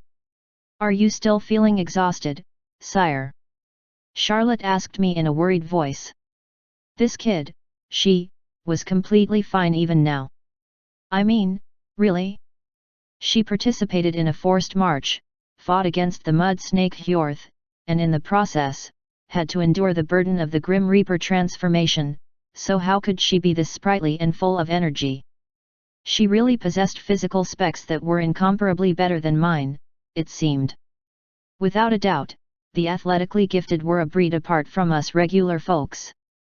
Nah, I'm all right. After replying to her, I scanned the refugees around us. They were currently shuddering in fear. Even though the sudden raid of the Jotner and the vampires had been successfully repelled, they had still been attacked by a humongous monster snake called Hjorth in the end. They must have been scared of the possibility of yet another attack happening soon. However, there was no need to worry, at least for the time being. Charlotte, riding on her Unyra, scanned the path ahead. Her eyes began sparkling from what she saw. But it wasn't just her. Even the complexions of the refugees brightened considerably. Sire, we've arrived. I heard her call out to me, so I peeked my head out the window. There it was, a massive city with stupidly tall outer walls surrounding it from all sides. We had finally arrived. After a lengthy journey, we had reached the border region of the Theocratic Empire, the place I called home. It's the Theocratic Empire, sire. The gateway to the city opened up, and paladins hurriedly lined up in rank and file. Standing before them were Cardinal Raphael and Sword King Oskal. Welcome back, sire. We came to welcome you back to the Empire, sire. They bowed deeply in greeting. I could hear the raucous cheering of the Empire's subjects coming from all around me. Well, this was the long-awaited return of their Holy Emperor, after all. They probably felt really happy to have me back. The refugees stepped inside the capital city of the fiefdom by the border, their expressions finally showing signs of their buoyant moods. They were genuinely happy after surviving all the ordeals to get here. As for me, I headed directly to the fortress of the city. The moment I entered the impressive structure, I was unfortunately greeted by the throng of ambassadors dispatched from other nations waiting for my arrival. They brought their hands together to pray in my direction, then got right down to crying out with despair-filled faces. Their nations were now under intense assault by the giants, they said. They wanted me to accept their citizens under my protection. They didn't have any means to resist the marauding Jotner on their own. Just a horde of 50 giants would be more than enough to completely erase a kingdom off the face of the planet. What counted as a good thing was that I managed to warn them beforehand, and they had wisely strengthened their forces enough to face off against the Jotnar for a bit. They had received training befitting that purpose, so at the very least, they should have bought enough time for the evacuation of their citizens. We needed to get ready, as well. We had to prepare ourselves to stop their advances and launch our own counter-offensive, in other words. It didn't take a genius to figure out that those bastards would soon march towards the Empire's capital. Well, Saren's foresight did predict that eventuality, after all. We shall do everything in our power. That's all I could say to the ambassadors. They persistently requested more from me, but for now, I ignored them. The Jotnar had already designated me as their target. The mud snake Hjorth was the sure proof of that. All the other kingdoms were surely nothing more than some mild distractions unfortunate enough to be stuck in the giants' paths, that's all. I settled down on the throne of the fortress's audience chamber. Raphael and Oskal stood before me. I addressed them. The giant bastards will surely make their moves soon. France, Irance, and Lomé had been destroyed. They would surely come to the theocratic empire next. Other, smaller kingdoms wouldn't even serve as adequate distractions for them at this stage. They had cottoned onto the fact that an individual capable of killing Surtur, Hrimmer, and Hjorth existed here. I figured that they would put everything else on the back burner and relentlessly march towards the theocratic empire to kill the most dangerous being known to them, which was me, and would also destroy the empire in the process, too. But it wouldn't just be the Jotnar, though. Surely the vampires would tag along, too. The scale of the upcoming conflict would be in another realm altogether when compared to the war against the vampires a few years ago. Chapter 373, 196. The Beginning of the Apocalypse -1, Part 2. Translated by A Passing Wanderer. Edited by Red. How goes the preparation for the army? I asked the two men. Every available force of the imperial family, plus the 10,000 crusaders, as well as 50,000 enlisted soldiers, are currently stationed in the empire's capital of Laurensis, Your Majesty. Also, General Genald Repang of the northern region has organized an elite force comprised of 2,000 convict soldiers. With the support of our allied nations, an allied army numbering about 150,000 strong has been formed, sire. Just one command from you, and they shall mobilize without hesitation. Cardinal Raphael reported to me.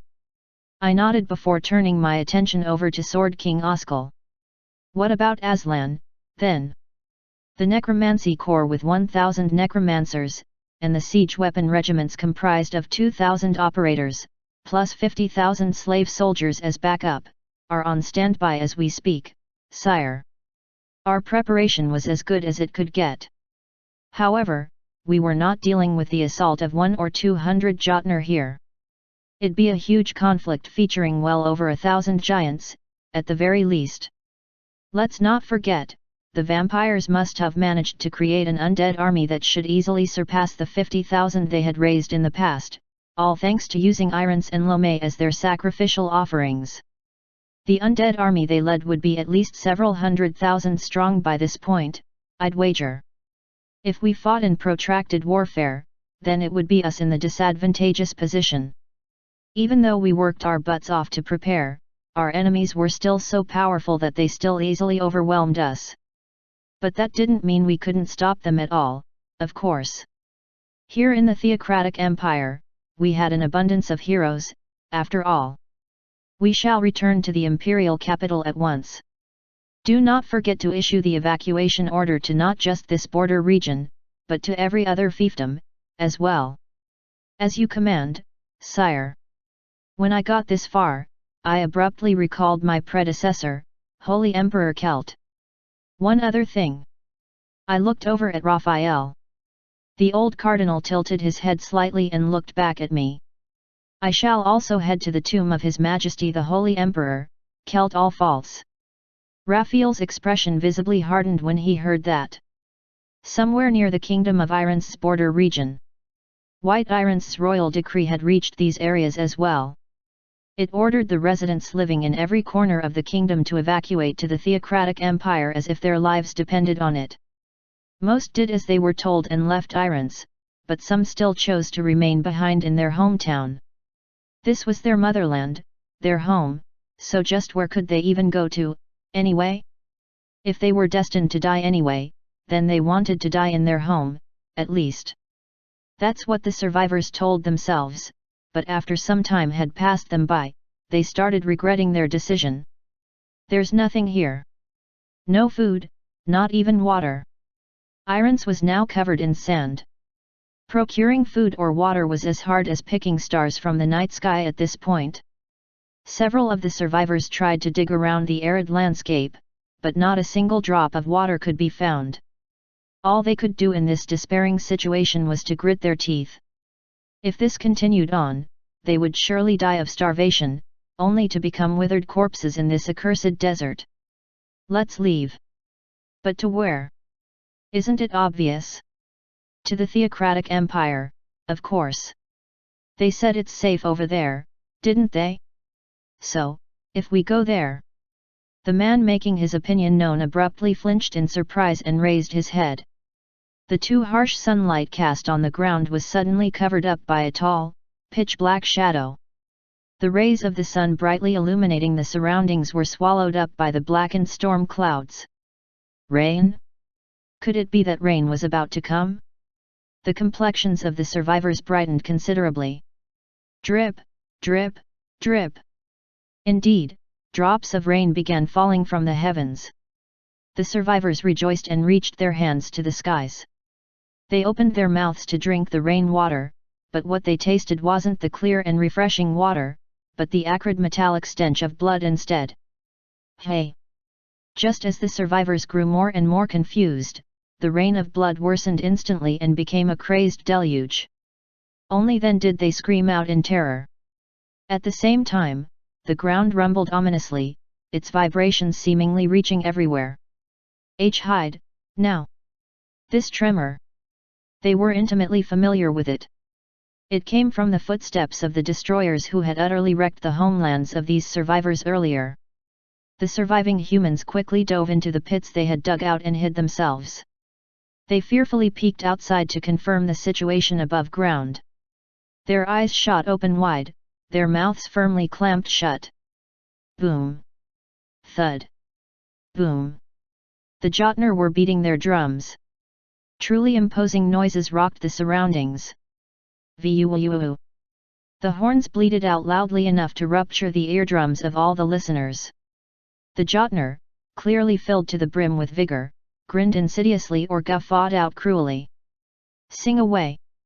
They were carrying bird cages constructed out of steel, and the humans trapped in them were crying out in their attempts to sing. Yes, the insects are singing. They are singing in beautiful noises. And we shall march forward. March! Advance, forward! The Jotnar hummed out of tune and sang along. Following behind them was a massive army of the undead, noisily screeching and hissing away. The progenitor vampires leading them yelled out, "A brand new era is about to dawn upon us." The undead were marching forward in orderly rank and file, without a trace of error or mistakes anywhere. Most of them were zombies. They seemed to be constructed out of a high level of demonic energy, and to make matters worse, these zombies were also armed to the teeth. The citizens of Lomé and Irons had been hunted down, their blood was sucked out by the vampires, and they were turned into zombies. Besides them, ghouls could be seen dashing forward on all fours. Dull-Ahans rode on top of them while brandishing their swords. Our vengeance of thousands of years, we shall finally achieve it. Lycans were pulling various chariots and carriages along, while the progenitor vampires riding on them continued to crack their whips. The land they marched past instantly rotted away and turned even more barren, completely lifeless. Meanwhile, the rain of blood continued to fall from the sky. The blood inevitably began pooling inside the pits housing the survivors, causing their complexions to get paler and paler. It was like they were about to drown in a flood of blood. Isn't that? Yeah, that's the Vampire King. Hundreds of zombies were hoisting up a massive sedan chair. Sitting on that vehicle was the Vampire King, occasionally slamming the bottom of his spear down. The gaze of the survivors drifted upwards, at another being following behind the Vampire King. The surviving humans involuntarily shivered as they continued to stare at the absolutely gigantic shadow. Boom! Boom! It was a humongous ferocious beast. Its body was made out of mud, while its manes were fashioned from branches and vines. Its scales and fangs were created out of hardened bedrock. It even featured a truly enormous maw, as if it was meant to devour everything in this world. Sitting on top of this ginormous ferocious beast was a giant at least 30 meters tall. It proudly yelled out, "Behold, my latest masterpiece!" It was none other than the magic giant Utgar, waving around its magic staff. Next to it was the earth giant Hrungnir, marching forward in utter silence. A ginormous monster over 100 meters high, and a Jotun actually riding on top of it. The survivors took in this ridiculous sight as their jaws slowly fell to the ground. We're doomed. There didn't seem to be an end to this monster procession. Dozens, hundreds, thousands of Jotnar. And then, thousands, tens of thousands. Hundreds of thousands of the walking dead. These creatures were the destroyers destined to obliterate this world. The bringers of the apocalypse that the humans had heard about in the rumors, the ones that would start Ragnarok. No existence in this land could ever hope to stop these marauding monsters. The survivors stumbled back in fear within their pits. Lycans sniffed the air and shifted their gazes over to the pits, insidious grins floating up on their faces. Well, now. We got ourselves more of the good food, then. The Lycans opened their maws and howled out loudly before pouncing into the pits. They swung their sharp claws ruthlessly against the powerless survivors. The progenitor vampires reverentially raised up several shields. Corpses of humans that had been freshly hunted just now were placed on top. We offer these tributes to your majesty, the Vampire King. The progenitors presented the bloody meal to their king. The Vampire King Vlandmir grabbed the severed arm of a human and began devouring it. As he chewed, his glare shifted to the distance far ahead of him. Our time of vengeance is nigh. The light burning in his eyes gleamed even more fiercely. His quest for vengeance that began nearly 2,000 years ago was about to be fulfilled for good. The imperial family that had burned him to death. It was time for them to burn down themselves and vanish from this world altogether. Hunt them to your heart's content. The apocalypse. It was approaching ever closer for them. 196. The beginning of the Apocalypse -1, Part 1 and 2, Fin. Chapter 374, 197. The beginning of the Apocalypse -2, Part 1. Translated by A Passing Wanderer. Edited by Red. I had finally returned home. Our procession reached the imperial capital of Laurensis, and with that, our truly lengthy itinerary had come to an end, too. His Majesty the Holy Emperor, hooray! Let the glory of our theocratic empire be eternal. While being bathed in the adulation of countless citizens, I shifted my gaze around to take a look at the status of the army stationed in and around the capital. Paladins and priests were teeming on top of the city's outer walls with nary a gap visible among them, while enlisted soldiers were assisting them. I noticed that some soldiers were discreetly mixed in among the cheering citizens as well.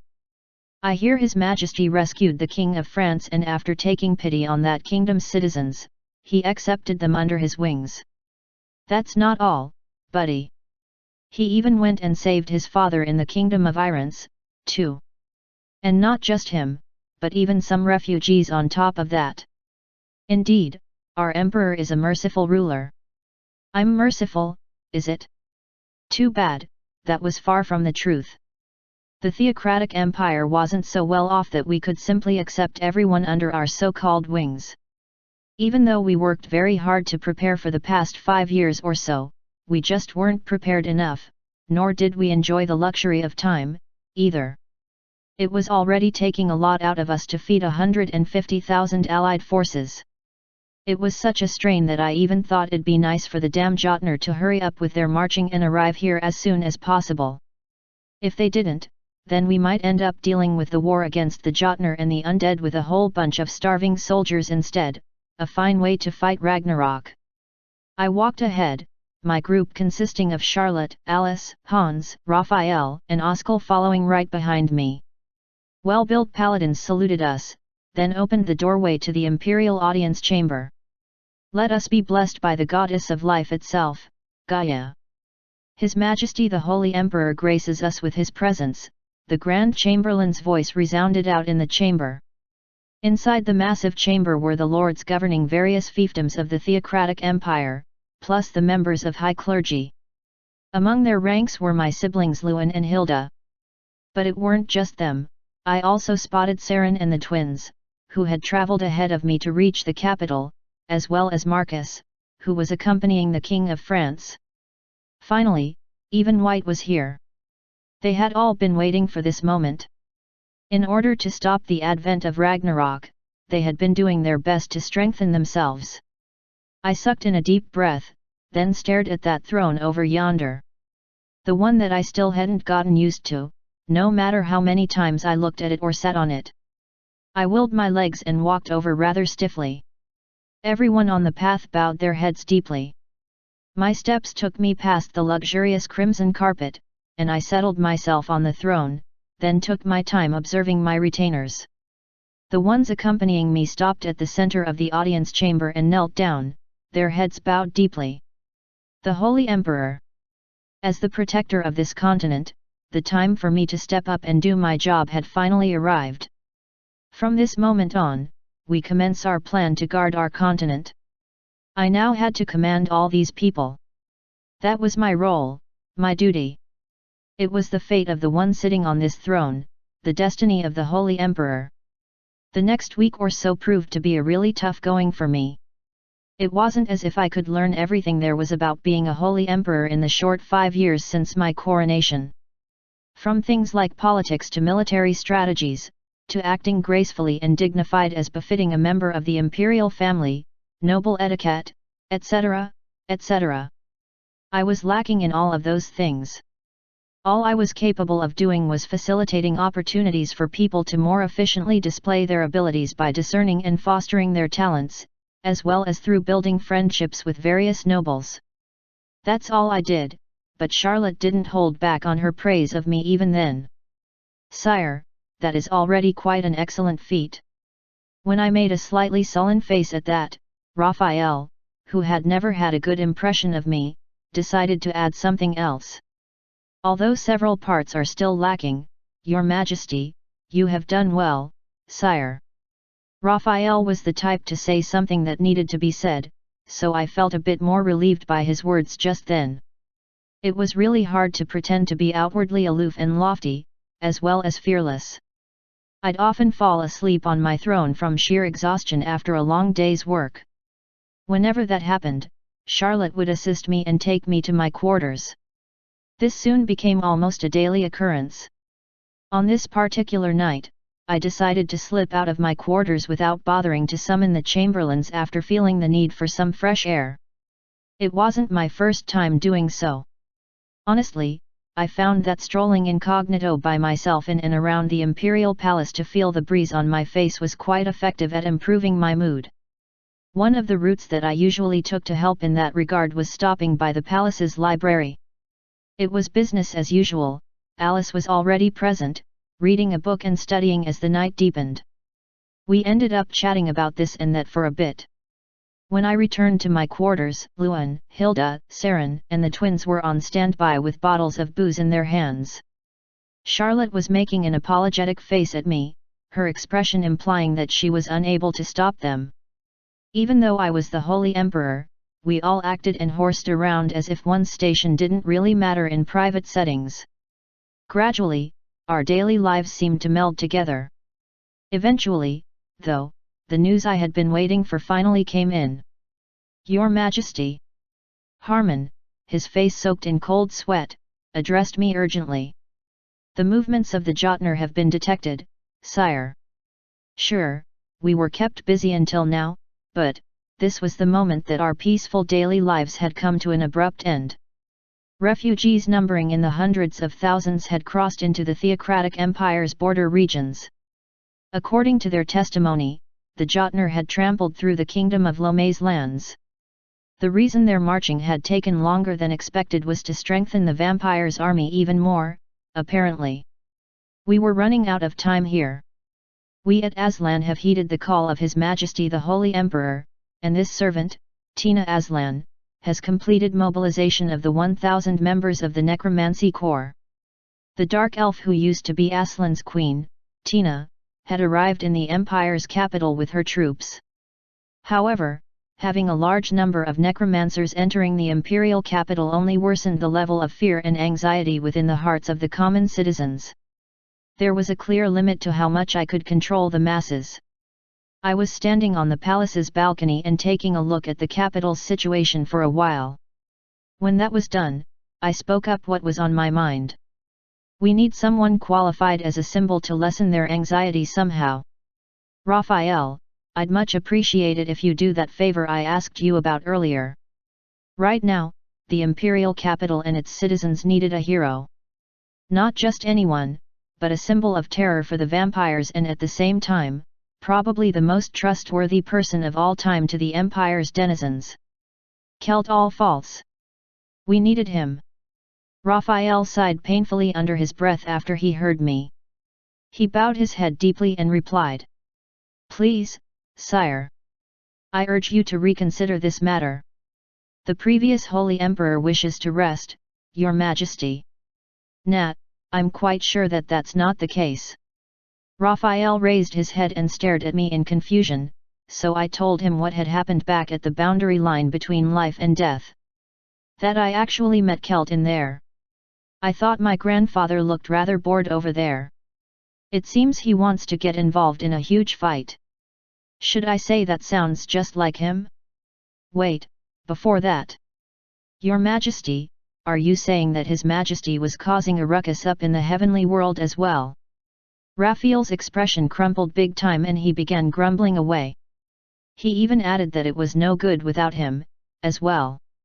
Despite all the complaints, though, I could kind of tell that he missed my grandfather. As such, it was my sacred duty to reunite these two good friends. He gave me his express permission. He said, I should call on him in times of need. I understand, sire. Raphael guided me to a certain location.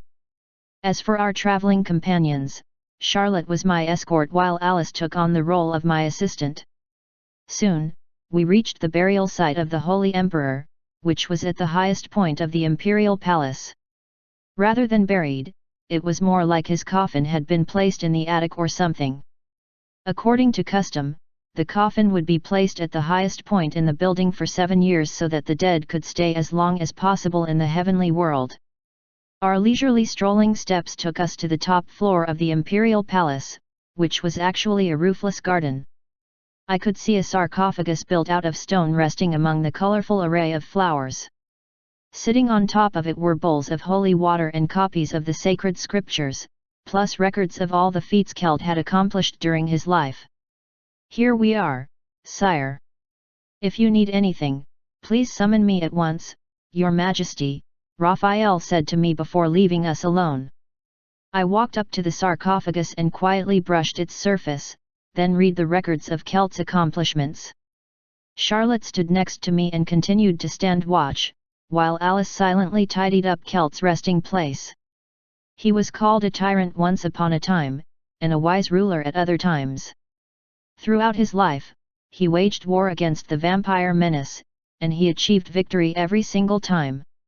I couldn't help but smile while reading his records. Some time later, I slowly got back up to my feet. It was already late at night. Cool moonlight shining down from the sky was illuminating us. He was a dude who fought many battles throughout his entire life, so why does he wish to fight some more, I wonder? Does he really miss that kind of life that much? He was a born fighter, it seemed. No, hang on a minute, every single person with the blood of the imperial family were like that, weren't they? Yup, All of them were polar opposites of me, who wished for nothing more than to quietly live my life in peace. Alice walked up to me. "Sire, are you planning to wake him up?" "Well, he did tell me to call on him, so. But is it even possible to do so?" She sounded genuinely puzzled. She did have a point, though.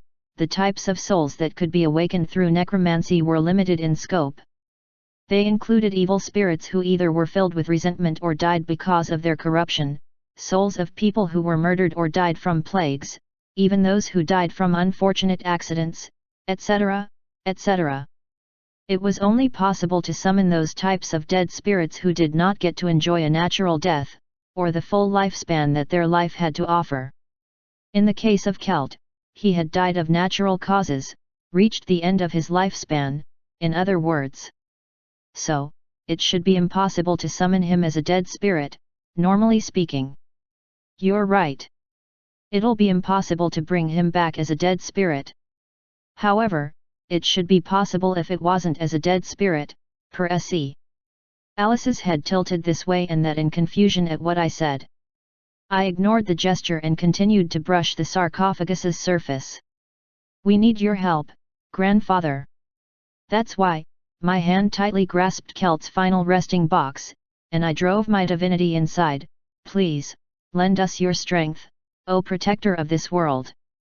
Divine power gradually spread out. Gentle rays of light reached out seemingly everywhere and brightly illuminated our surroundings. I watched a formless soul gently rippling about on top of the sarcophagus and grinned deeply. Chapter 375, 197. The Beginning of the Apocalypse -2, Part 2. Translated by a Passing Wanderer. Edited by Red. Refugees from various other nations had finally reached the border regions of the theocratic empire. Many different races were mixed in among the fleeing masses.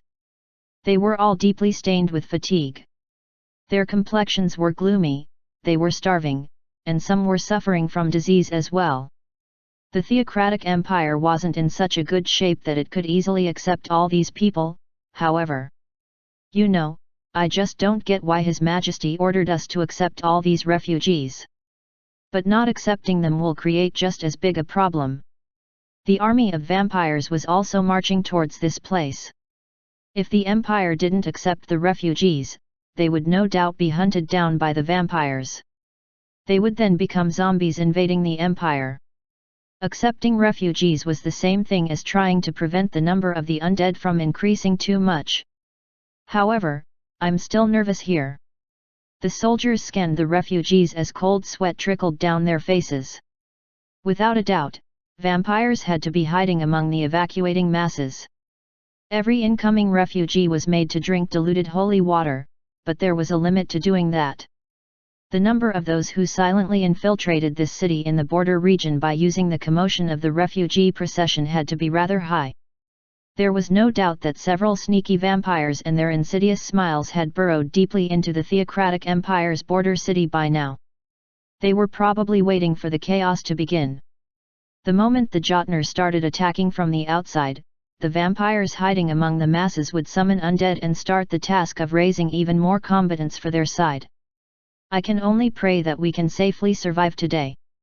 The soldiers on duty drew the holy sign in the air and offered their prayers. Night soon fell. The moonlight illuminating the area was devoured by the gloomy clouds above.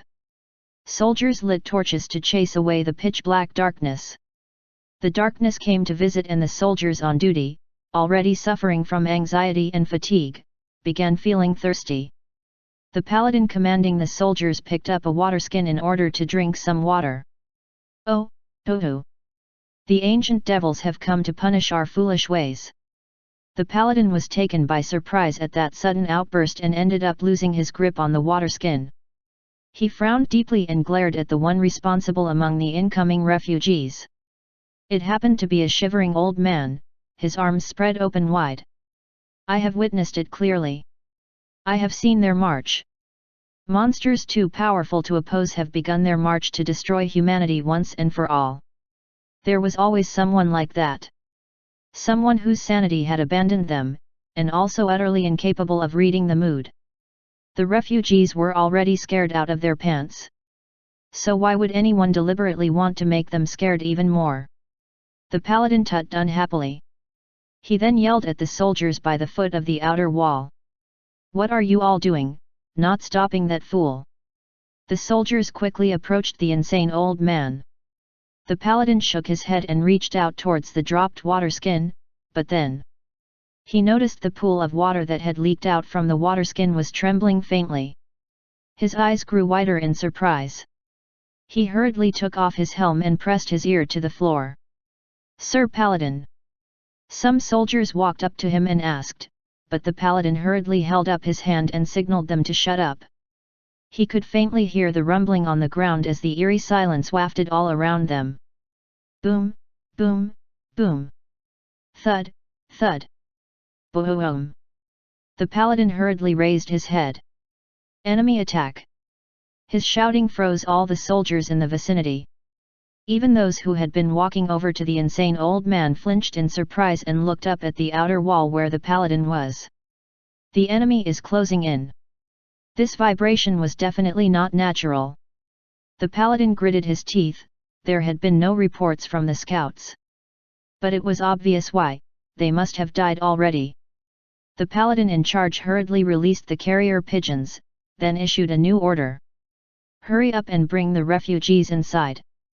The citizens yet to evacuate began screaming. Even as the chaos intensified all around him, the old man continued to cry out, "You cannot stop this calamity. If you wish to live, you must beg them for your lives. Beg, plead, beg."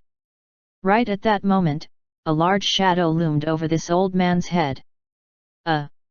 Just as the old man lifted his head in confusion, a huge boulder crushed him to death. Splat! Blood and bits of flesh splattered everywhere. It didn't stop there. More boulders, all of them humongous, began raining down on the refugees. Kya-ya-ya! Screams rocked the night, and the whole place instantly turned into pandemonium. The paladin urgently yelled out while taking in the sight of the boulders flying in towards the outer wall, "Activate the magic barrier, now!" Magicians on top of the outer walls chanted their spells to life. The defensive structures responded to their call, and a transparent film of light materialized all over the outer walls. The incoming boulders, each of them over 5 meters in width, flew in ferociously, only to crash into the wall and shatter, or were even outright deflected away. This barrier had been constructed by a nobleman named Hans.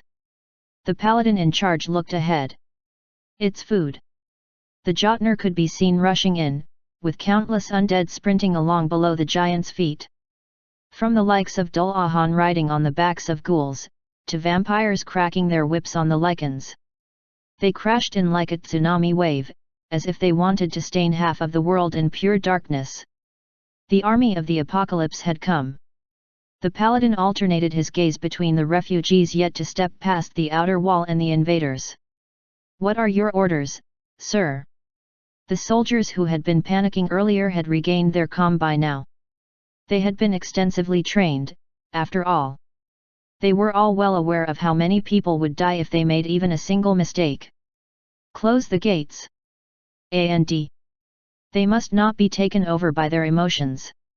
If they tried to save all those refugees, everyone else might end up dying instead.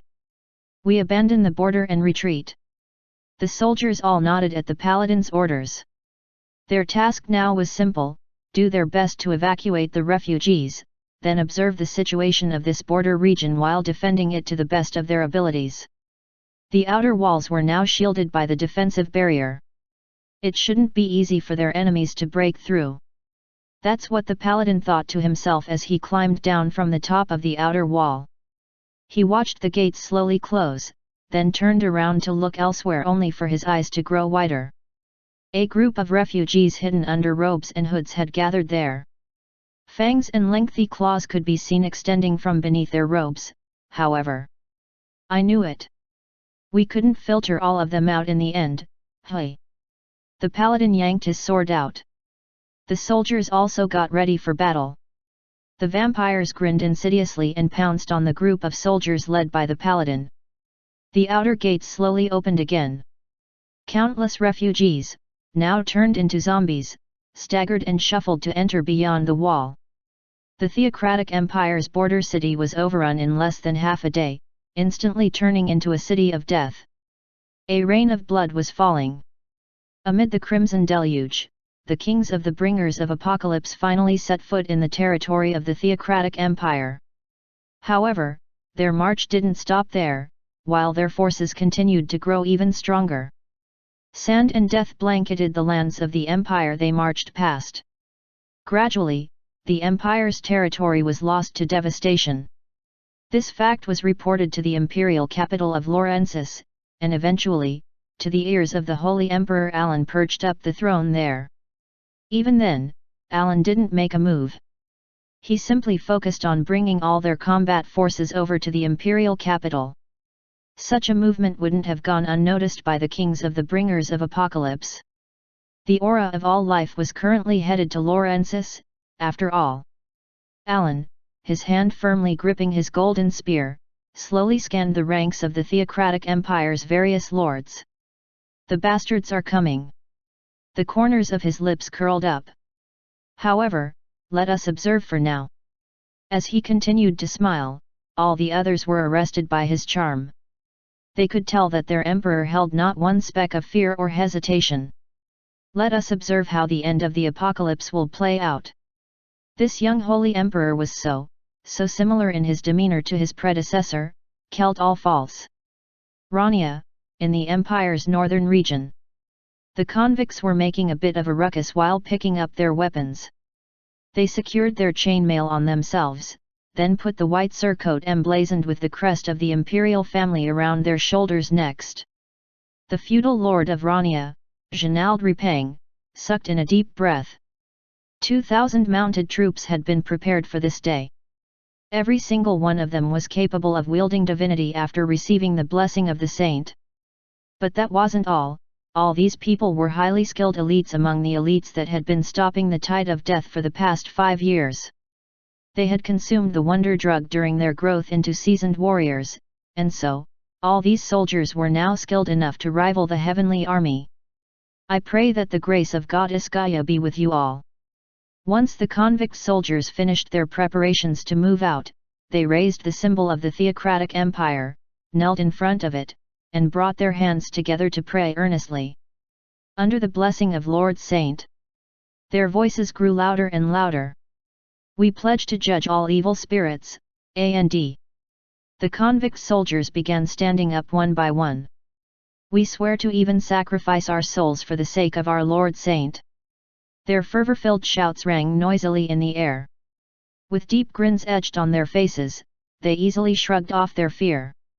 Genald Repang, their feudal lord, finished his quiet prayer and headed to the stables, where an unpleasant smell wafted out. All preparations have been completed. His Majesty the Holy Emperor is waiting for us. Are you also ready to fight? Genald asked a certain man waiting inside the stable. This man, who had been stroking a horse's manes, silently chugged down a bottle of holy water. Just like the other convict soldiers, he was also kitted out in the chainmail and white surcoat. He also carried a spear on his back. Of course I'm ready. Once upon a time, he used to be someone in a lofty, noble position. An imperial prince of the Theocratic Empire, as a matter of fact. But he became a criminal after attempting an insurrection. He died and became a grave keeper, and now, he was just another convict soldier of the northern region. I've been training for this very day and became stronger, after all.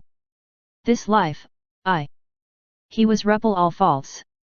The one who now went by the name of Shuppel raised his head and stared at the feudal lord of Rania, Genald Repang. I shall gladly offer it up for His Majesty the Holy Emperor. 2,000 heavily armoured mounted troops of Rania, the Berserker Legion. They had completed their preparation to travel to the imperial capital. 197. The Beginning of the Apocalypse -2, Part 1 and 2, Fin. Chapter 376, 198. The Beginning of the Apocalypse -3, Part 1.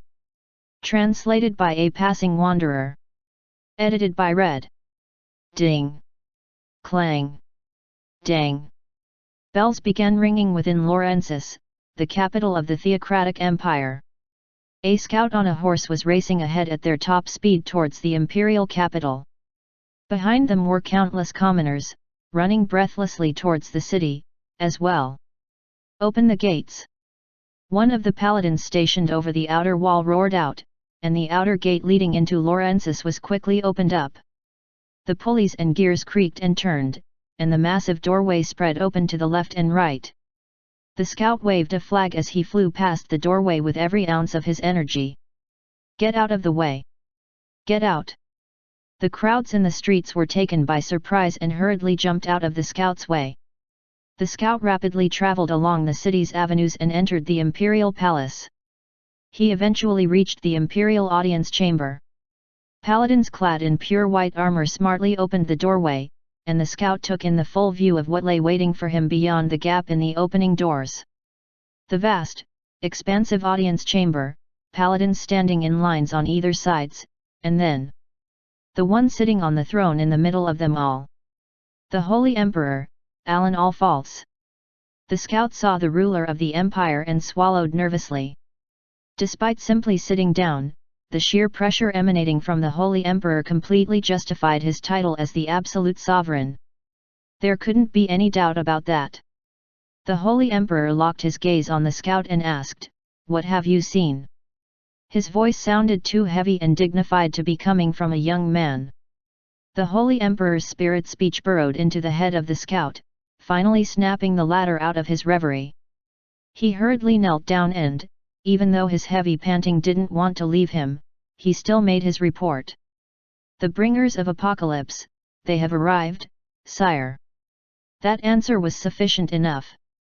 No need to listen any more. Holy Emperor Alan stood up from the throne. Step, step.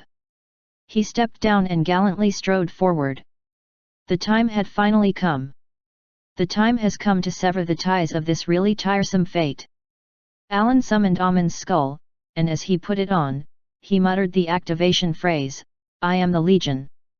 Pieces of bones began materializing from beneath his feet, traveling up his legs. "And I am." The bone armor encased his entire body next. The paladins all around him unsheathed their swords in unison. Gaia's inheritor. Underneath Amon's skull, his eyes gleamed sharply. Retreat, retreat. The Hedron fiefdom, about 30 minutes distance away from the theocratic empire's capital. This place had been reduced to pure pandemonium. The evacuation of all the citizens is finished. We must leave right now, too. The eldest son of Count Hedron's family, Hayes Hedron, yelled out as loudly as he could. As a matter of fact, he was actually getting tearful from fright. He was currently swimming in confusion. Although he was taught how to use a sword, that was nothing more than just some surface-level knowledge. He might have come from a count's household, but he had only barely managed to get his graduation certificate from the academy.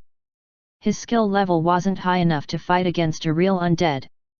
As for his father, Count Hedron, he had left the official residence while saying that he'd go and take a look at the situation himself. However, there had been no news about him ever since then. In the end, all command had fallen to Hayes's shoulders. The territory's soldiers heeded Hayes's yells, and began running around like a bunch of headless chickens. Boom! Crunch! It was right then, the noise of something breaking echoed out from somewhere. Hayes urgently turned his head around and stared at the tall outer walls of the city, which were quite some distance away from where he was right now. He could see a truly huge hand grabbing the top of the tall outer wall. Hayes's eyes nearly bulged out of their sockets. A strand of cold sweat trickled down his cheek next. A short while after that, the face of a Jotun showed up above the wall. It belonged to a giant seemingly covered in nothing but sand and earth. When this creature's gaze and Hayes's ran into each other, the latter instantly froze up where he stood. The Jotun cruelly grinned with its eyes next. Hayes's shaking eyes began scanning the areas surrounding the outer walls. There was more than one giant, there were dozens, nay, hundreds of them climbing up over the outer walls. But there were other giants that were so massive that their faces could still be seen over the walls just by them standing still on the ground. Hayes was utterly stupefied by what he saw, and ended up letting out a stupid-sounding gasp, at. This was the attack of the Jotner. The bastards were invading right now. They had finally reached this far after burning and destroying countless other territories. Hayes cried out and urgently climbed up on his horse, before kicking it into a desperate sprint. Almost at the same time, the outer walls bulged unnaturally, then blew apart in a powerful explosion. Stone debris began raining down everywhere like a shower of meteors. The screams of the territory's soldiers echoed throughout the land. The knights mounted their horses and gave chase after Hayes, then provided protection to their young master from his side. They pressed down on their heads, worried that their helms might fly off. The Jotner were no doubt quite a distance away, yet the huge boulders continued to slam down on the ground up ahead of the fleeing humans. The buildings around them were crushed and demolished, spewing out smoke and dust. Hayes sucked in his breath hard after realizing that the boulders weren't the only thing blocking their escape path. Oh my gods, isn't that? He had to doubt his own eyes for a moment there. Thick dust clouds were rapidly gathering up and began churning into whirlpools. Those winds, they couldn't have been generated naturally. It had to be magic at work. The dust continued to swirl around in stiff winds, and became huge tornadoes in the city's vicinity. They began destroying and devouring everything in their path. Hayes screamed again as his vision was obscured by the dust. Sand and dust entered his mouth and made it hard to shut his jaw now.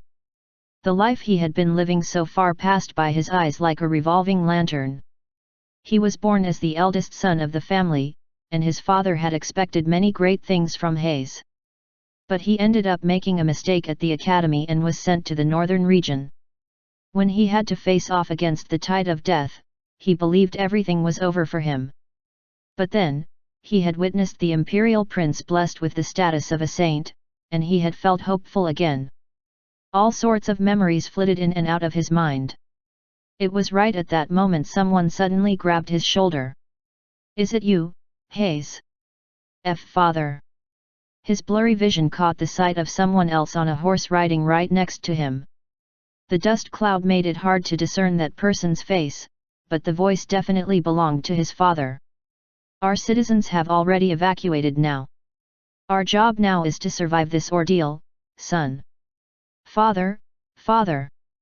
Hayes desperately cried out to his father. Kaboom! His voice was buried under the commotion of all the boulders still crash-landing everywhere. The monstrous screeches of the undead were coming from somewhere his obscured vision couldn't see. One by one, the knights providing protection to Hayes were captured and dragged away inside the dust cloud, never to be heard from again. The howls of lichens, and the mocking sneer of vampires could be heard now. There was no need to mention the horrifying noises of bones breaking and blood splattering all around them as well. Vampires had invaded the city to rapidly hunt down any living humans, but Hayes's eyes still couldn't see anything amidst all the swirling dust. All he could hear were tragic screams. "Be strong, son.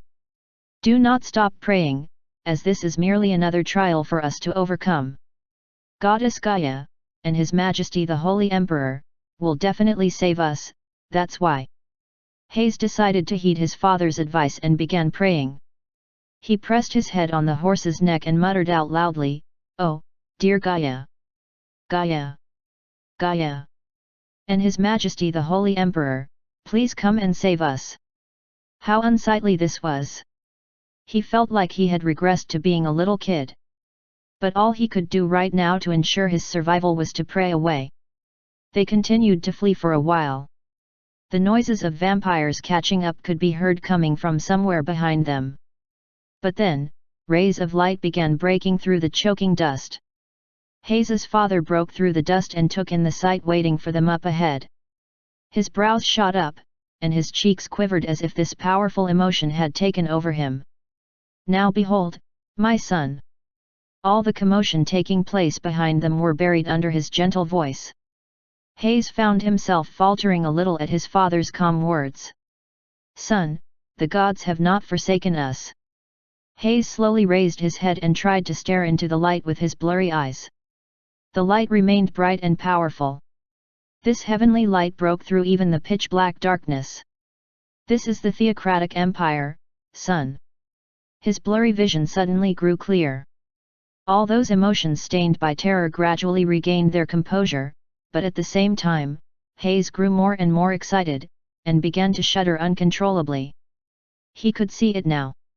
He could see the huge army of light standing gallantly above the wide hills up ahead. Chapter 377, 198. The Beginning of the Apocalypse -3, Part 2. Translated by A Passing Wanderer. Edited by Red. Paladins clad in sets of armor gleaming in red, green, gold, silver, and white had lined up there. Beyond them were over 100,000 soldiers on standby, waving the flags of the Empire. Cannons were already installed and ready to fire, while many other soldiers were wielding muskets. Priests and magicians were praying or chanting their spells into reality. The flags of the theocratic empire flapped powerfully in the stiff winds. There was a lone figure standing tall in front of this vast, imposing army. This man wore a mountain goat's skull on his head, while his whole body was clad in his unmistakable bone armor. 12 wings spreading out from his back danced in the wind like a cape, radiating a brilliant light. The man gripping the golden spear while radiating the pure white aura to his surroundings was the Holy Emperor, Alan All-False. He had personally stepped in the front of the army. The vampires giving chase to Hayes's group were instantly frightened. They shivered and shook their heads as if in denial, before retreating more quickly than they'd come. All those vampires, too many to even count, suddenly reversed direction and withdrew. This scene was like the bright light beating the darkness back. Hayes thought he had witnessed yet another miracle. Yes, that man was it. That noble being, was the hope itself. "Now pray, son," his father spoke in a composed, bassy voice that rang clearly in Hayes's ears. "Worship that noble emperor, and exalt his greatness." Deep faith cried out from his heart and echoed within his soul. "We are the sons of the theocratic empire, and the living God who serves Gaia herself."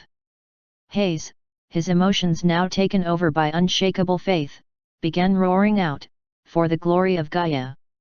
For the glory of His Majesty the Holy Emperor!" The father and son duo continued to ride ahead, towards the place with light and hope. TL, in first-person POV.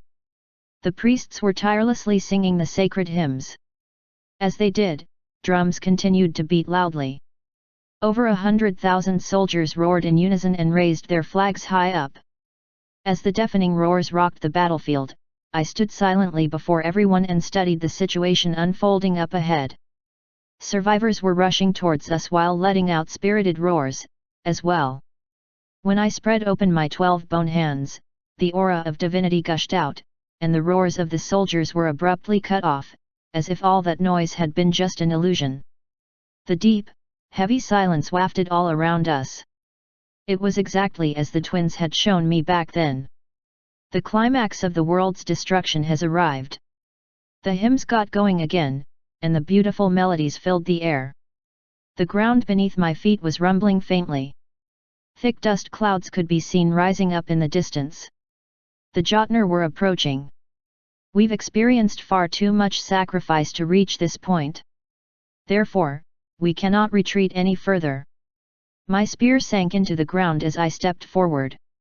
I stood on top of the hill and pointed Avaldi's spear at the incoming Jotnar.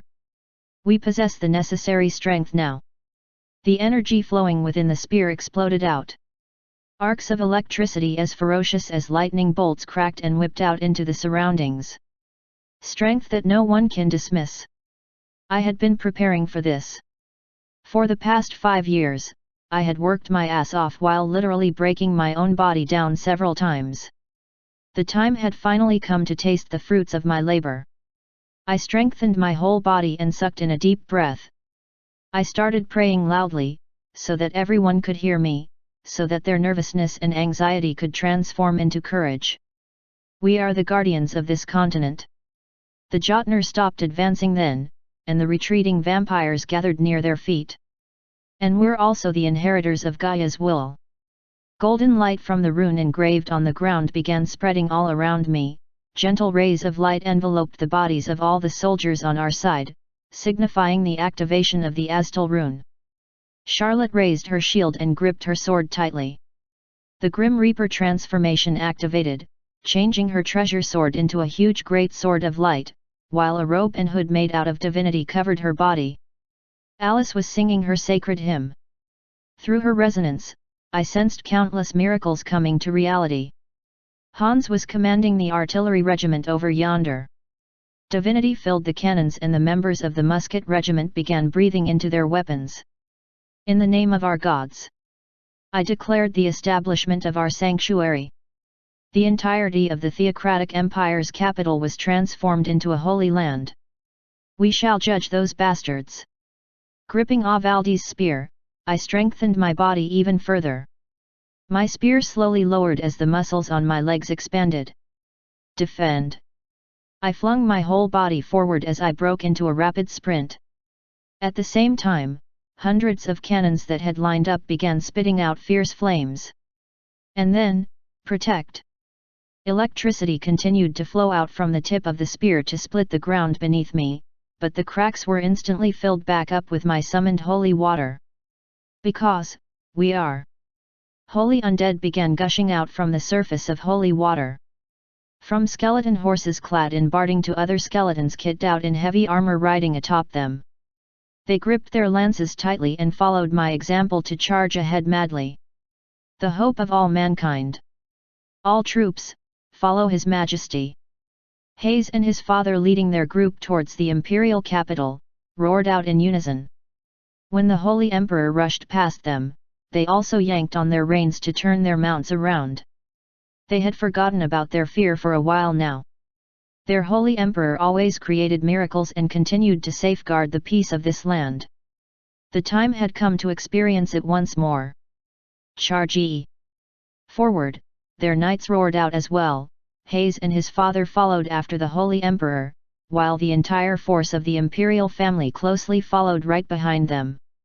Despite wearing their heavy rune armor, they still ran quite rapidly. Cannons fired an endless stream of shooting stars up into the sky, their recoil rocking the land below. The Holy Emperor's golden spear split the ground below as he ran. Holy water gushed out from the broken ground and spread out rapidly. Holy undead leapt out from the water's surface and began running alongside the Holy Emperor. What are those things? The Jotnar were flustered and stumbled back. It's the imperial family. Those bastards are coming over here. They have been preparing for us. You monstrous bastards! The vampires all fell into the clutches of terror. Never mind stumbling back, they actually turned around and started fleeing from the area. Stop running, you bunch of cowards! They are merely insects. We can easily stop them all. Defensive formations. The Jotnar lined up in front. Boom, boom, boom. They slammed their feet down, then overlapped their sturdy shields and held them up firmly. Their free hands gripped huge clubs made out of stone. These were the feared Jotnar. They were warriors meant to kill the gods. They obviously wouldn't be scared of some measly insects. No matter how boldly these pathetic little things came at the giants, they wouldn't be able to break this shield wall down. Just as the Jotnar broke out in grins, however, thick and gloomy clouds rolled in and blanketed the skies above. The roars of thunderclaps reverberated throughout the world, making the giants flinch in surprise and raise their heads up to look. Thunderclouds.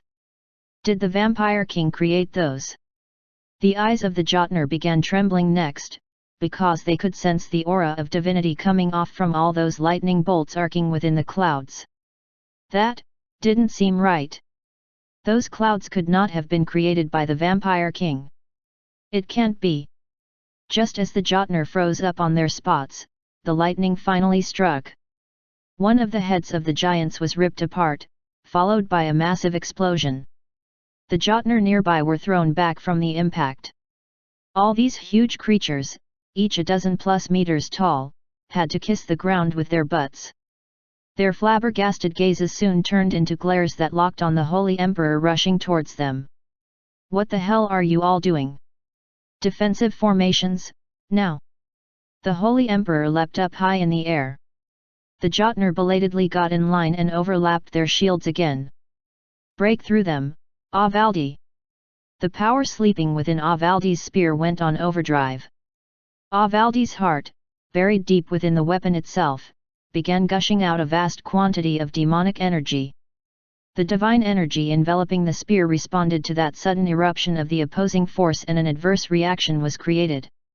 Chaos was their end product, black and white swirled and blended together chaotically. The Holy Emperor jerked his whole body back before throwing the mighty spear forth. A Jotun's sturdy stone shield was easily penetrated straight through, but the weapon didn't stop there. It also punched straight through the giant behind it, too. The moment the spear stabbed into the ground, waves of holy water exploded forth. More holy undead leapt out from within them. The vampires standing behind the Jotnar screamed in terror. At that exact moment, "Forward, as fast as you can!" Someone's spirited roar prompted the vampires to turn their heads urgently. They discovered Hayes, his sword already unsheathed, leaping into the air atop his horse. Right behind him was a cavalry force of holy undead several hundreds strong, all of them clad in heavy armor. He was being accompanied by a legion of skeleton knights. The army of light pounced on the vampires. 198. The beginning of the Apocalypse -3, Part 1 and 2, Fin.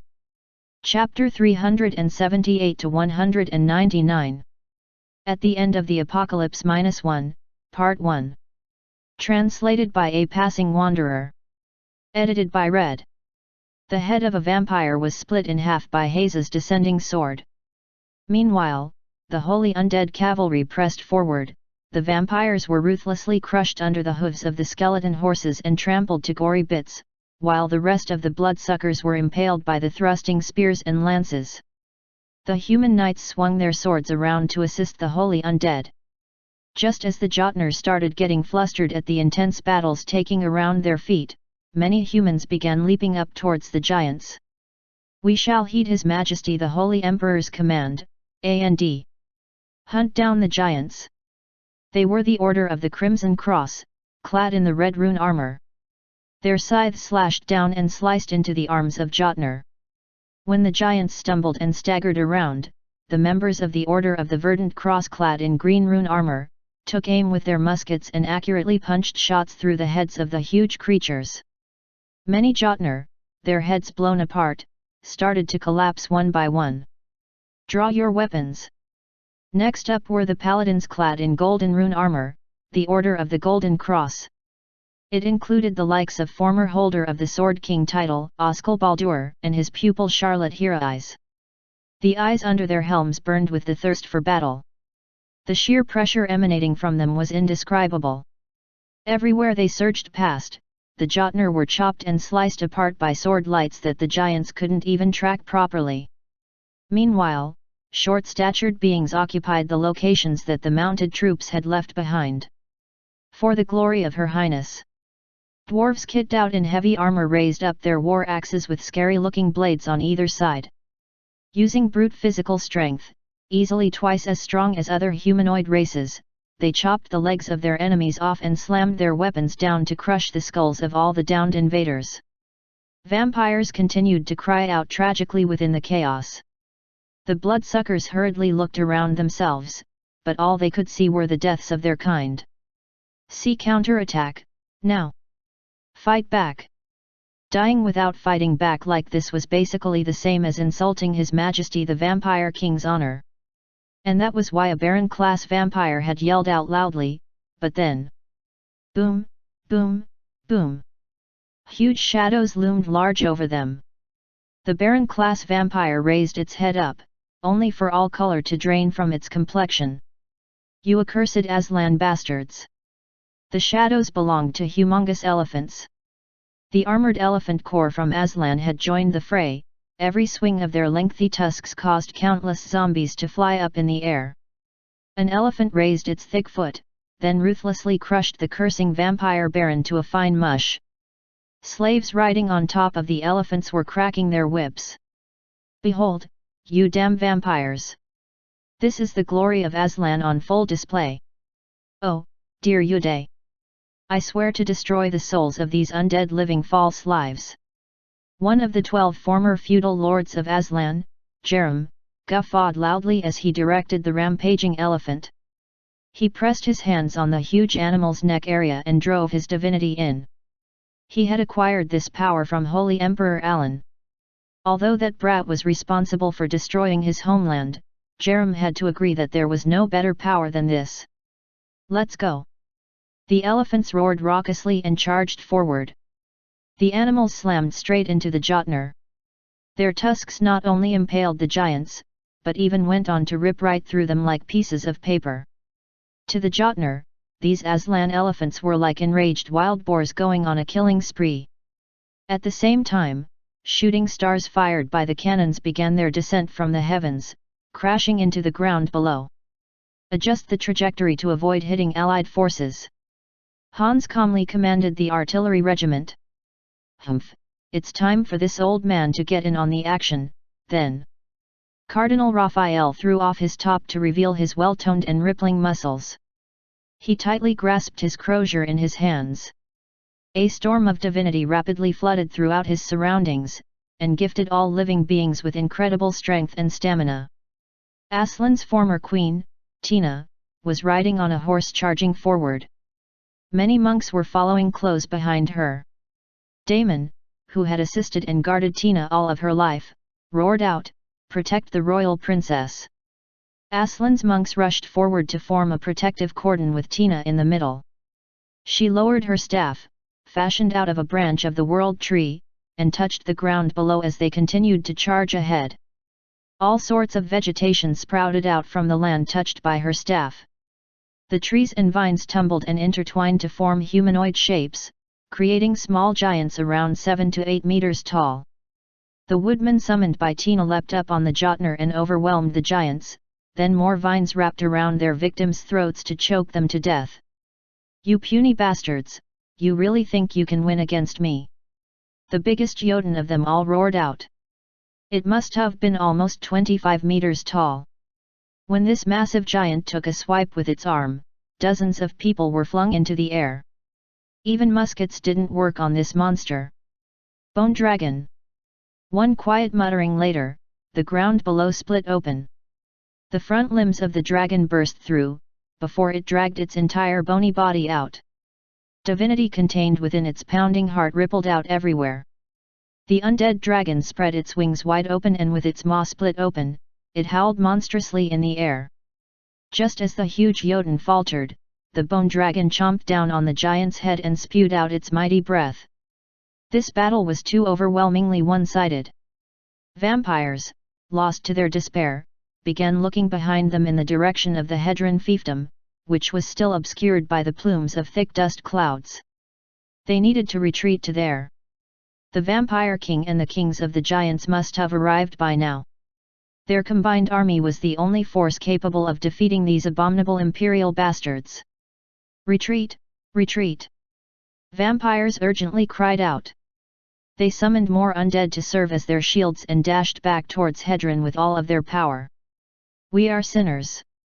One of the fleeing vampires felt this chill run down its spine just then. Its mind had been taken over by fear during its escape, and it had failed to observe the situation unfolding around itself. Even then, this vampire still got to see it regardless. The reason for that was simple enough. We are guilty of taking others' misfortunes as our own happiness. The beings in front of the vampires were too numerous in number to escape notice. Not only that, they were standing in a formation to the left of the dusty hill the vampires were running towards. These new entrants were clad in chainmail and white surcoats. There didn't seem to be any rhyme nor reason to them. They wielded all manners of weapons as they cracked their necks in anticipation. Watching the vampires urgently fleeing towards them, they began licking their lips expectantly. They were none other than 2,000 members of the Berserker Legion, all of them convicts that had been trained in the northern region of the Empire, Rania, to become mounted troops. Their feudal lord, Genald Repang, had his hand pressed to his chest, his eyes were closed and his lips were quietly mouthing some words as if he was confessing his sins. The day when we find ourselves imprisoned in purgatory to repent for our sins will definitely come, but for now. Genald soon opened his eyes. His rage-filled glare locked on the fleeing vampires. We shall endeavor to lessen our sins, at least by a little bit. Ruppel next to him muttered out, "Let Gaia's grace be with us." Genald nodded, then yanked his sword out. Finally, we. The convicts began shuddering. They were indeed acting like short-fused berserkers who were itching for a fight. The time has come to repay the favor that Lord Saint has granted us. Genald Repang picked up a bugle with his free left hand. "All of you, get ready." He sucked in a deep breath, then blew into the bugle with all of his might. Vuuu. That was the signal to charge into their enemies. The convicts all began grinning deeply. Genald moved the bugle away from his face and roared, "Charge!" He lifted up the horse's reins before whipping them down, and at the same time, his feet dug into the lower abdomen of his mount. The horses of the Berserker Legion reared up grandly and snorted. These creatures, especially trained by feeding them with holy water, grew instantly agitated and glared at the vampires. The convict mounted troops set off one by one. Click, clack. Clip, clop, clip. Their advancing speed grew faster and faster. The convicts lowered themselves in their saddles. 2,000 mounted troops began charging fearlessly into the midst of the fleeing vampires. Oh! Spears! Vampires heard the incoming roars. Run, Ruoyun! The bloodsuckers fled even faster, squeezing out every last ounce of their energy. They concentrated all of their remaining demonic energy to their legs. They flailed about comically as they ran. They simply had to escape from here. Just a little further away. A little bit more. The dust cloud was, figuratively speaking, right in front of the vampires' noses. A hopeful expression floated up on a vampire's face, its hand reaching out with a thought that it would survive this ordeal. Only for its body to suddenly vanish from the view. The cavalry crashed into the hapless vampire, and dozens of hooves trampled the undead into very fine meat paste. The mounted troops continued to charge ahead while treating the dust cloud as their boundary, and cut off the vampire's path of retreat. The Jotnar were ruthlessly killed off, while vampires were slaughtered without exception. When the last vampire fell, and the final Jotun was chopped into pieces, Genald Repang raised his sword high in the air and declared loudly, "Victory! We have won!" The soldiers all cheered out raucously at his declaration. While everyone was celebrating, Alan was yanking his spear out from the forehead of a dead Jotun. He shifted his gaze over to the dust cloud densely spread all around the Hedron fiefdom. Under the goat's skull helm, his eyes widened first before narrowing down to slits. It's not over yet. Chapter 379, 199. At the End of the Apocalypse -1, Part 2. Translated by A Passing Wanderer. Edited by Red. One short sentence from the Holy Emperor reverberated throughout the battlefield. The celebrating soldiers were puzzled by that. They slowly shifted their gazes to the dust cloud over yonder. Lightning cracked within the dark clouds, but even louder noises were coming from the curtains of dust. Demonic energy filled the air, and a rain of blood began falling to the ground. The crimson rain rapidly dissipated the dense dust clouds, and the resulting sight froze everyone in their spots. Just how in the world? Genald yanked on the reins to stop his horse. His eyes now took in the sight of the army of blood spread over a wide plain. A zombie army, well over 400,000 strong even at a casual glance, was waiting for the living. But, was that all? No. The outer walls meant to defend the Hedron fiefdom had been broken and crumbled down, revealing an army of Jotnar around 2,000 in number. The giants were spreading out over a wide area as well. Behind them was a gargantuan beast over 100 meters tall, shuffling closer while carrying a king of the Jotner on its back. Just looking at them made one mistakenly think that the half of the world had been stained in a dark crimson color. Ruppel discovered a certain individual riding on a huge sedan chair among all the zombie hordes. The Vampire King. Just how many people did they even slaughter, to achieve this number? Tina the Dark Elf muttered dazedly to no one in particular. The enemy had shown up with at least twice the numbers of the forces the Theocratic Empire had managed to put together. Worse still, the longer this war dragged on, the greater the strength the undead would get to exhibit. The Immortal Army. One that didn't need any provisions, nor did it experience fatigue. Hordes of zombies that suffered from zero emotions, therefore fearing nothing. Individually they might be weak, but they were still more scary than any other undead when they formed a large horde to rush in at you. Even Alice, tirelessly singing the sacred hymns until then, abruptly stopped her melodies.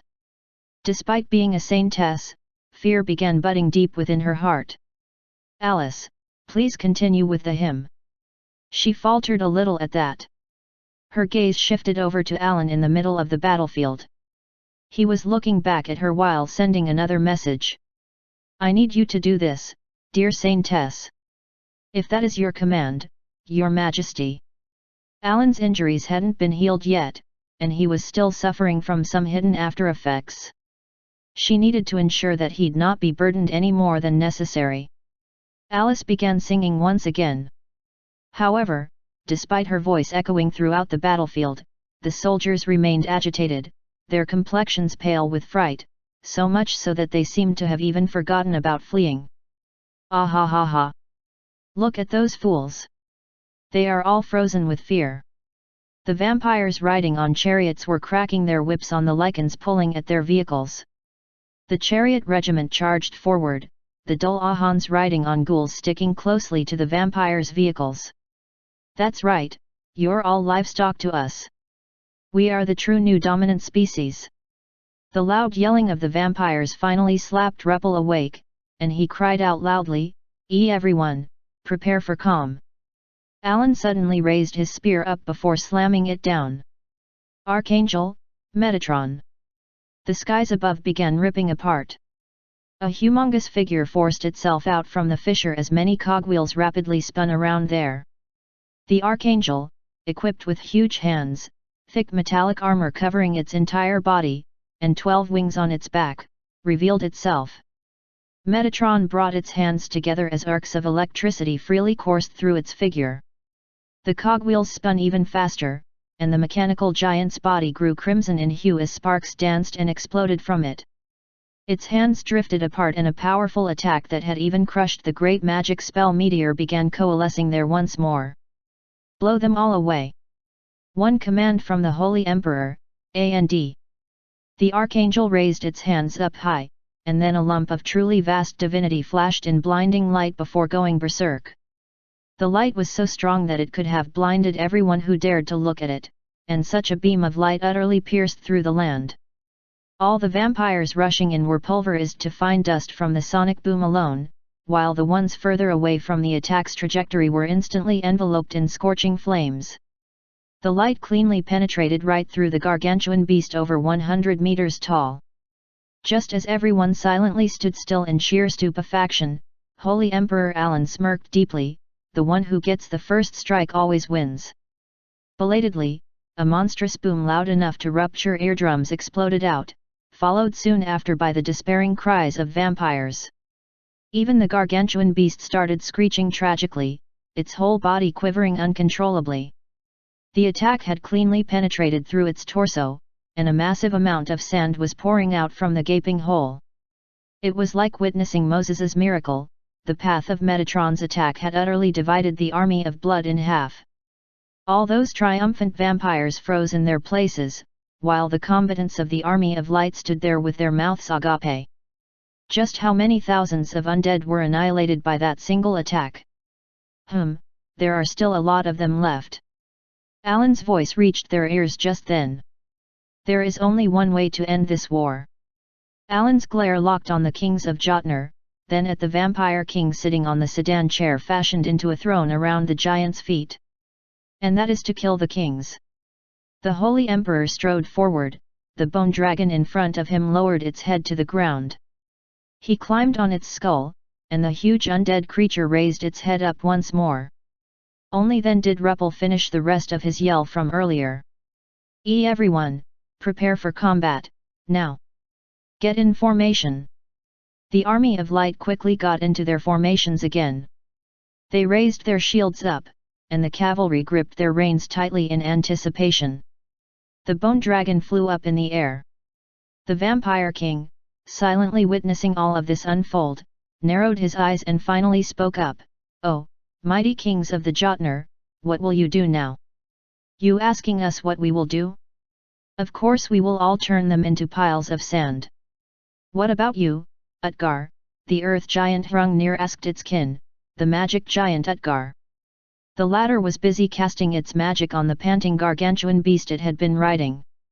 "To think my masterpiece would end up in this state."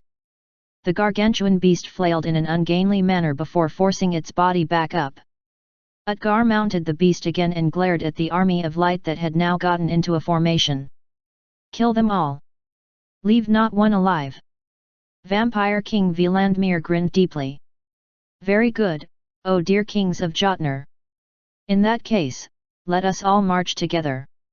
The vampire raised his hand and sent a signal, prompting the zombie army to start shuffling forward. They flailed and jerked around unnaturally, and in order to devour all living things, they began their march. "All personnel, follow His Majesty the Holy Emperor!" Charlotte loudly roared out as the bone dragon took to the air. The bone wyvern was summoned in right next to it, carrying skeletons wielding muskets.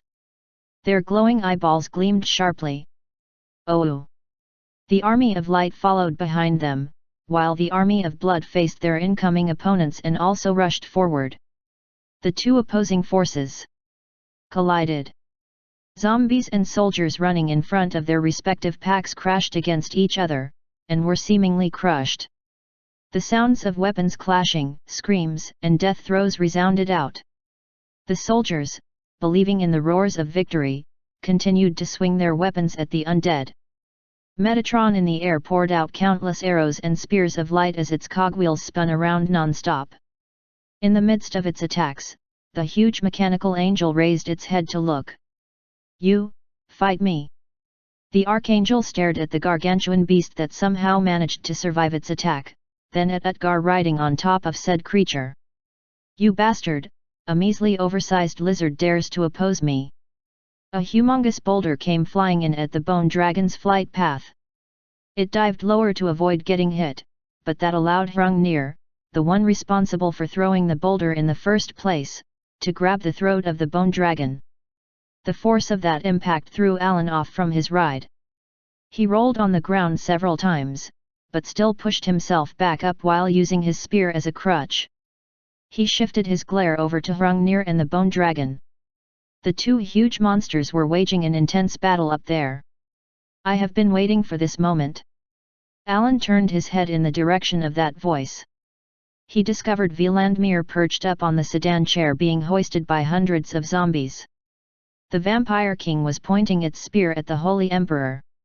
"I shall burn you, and all of your kin, down to ashes today, and thus finally severing this chain of grudges." Vilandmir growled in a voice filled with rage and hatred. Crimson blood rapidly gathered all around him, and a cage of blood suddenly materialized around Alan, cutting off his potential escape paths. Vilandmir glared at Alan and began rousing up his demonic energy. "I shall claim your head as mine." The Vampire King's figure broke down and was absorbed into the blood cage. Suddenly, Alan tilted his body to the side as a spear of blood flew in at him from behind. Vilandmir reappeared right behind Alan, then stomped on the ground with great force.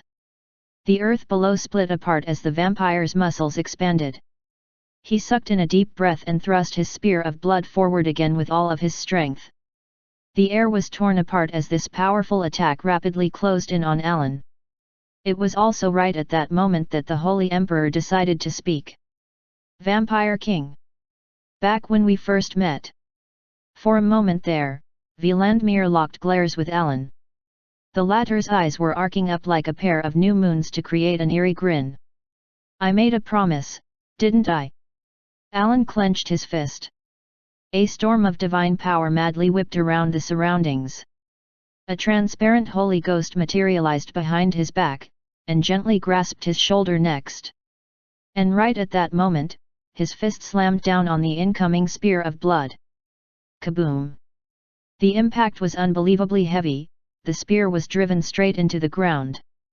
The sheer weight of the impact from the spear broke all the bones in Vlandimir's arms, and it even ruptured the blood vessels, causing small fountains of blood to gush out. It felt like divinity was viciously coursing through the Vampire King's whole body. You! Vlandimir gasped from the shocking pain, but then, his ears caught a rather familiar voice next. Indeed, I made a promise to present your skull to my grandson as a gift. Creepy goosebumps broke all over Vlandimir's skin, and the vampire instinctively created distance between himself and his opponent. His eyes began quaking from disbelief. You! Who the hell are you? Alan spread his arms wide open. As if he was completely looking down on his opponent, he began striding forward, utterly defenseless. He even began guffawing heroically as well, before holding his head high up to make his reply. Did you really ask me who I am? Vlandimir could faintly see it, a soul, glistening with light, floating behind Alan like some kind of a guardian. That soul had a wrinkled face, white hair, and a beard. This soul spread open its arms wide just like his grandson had done and began guffawing loudly. His laughter had this power to utterly piss off his opponents, too. Haven't you already fought me before, oh dear Vampire King? The muscles around Vlandimir's eyes began twitching uncontrollably. The human who should have died and disappeared from this world was now present before his eyes once again. Celt all false. The former Holy Emperor had made his return. 199. At the end of the Apocalypse -1, Part 1 and 2, Fin. Chapter 380, 200. At the end of the Apocalypse -2, Part 1. Translated by A Passing Wanderer. Edited by Red. The Evil Spirit Summoning Technique. Originally, this technique was a part of the school of necromancy. However, if the caster possessed the divinity of a high-ranking priest, like me, then this ability would become something else entirely. It was now the Holy Ghost summoning.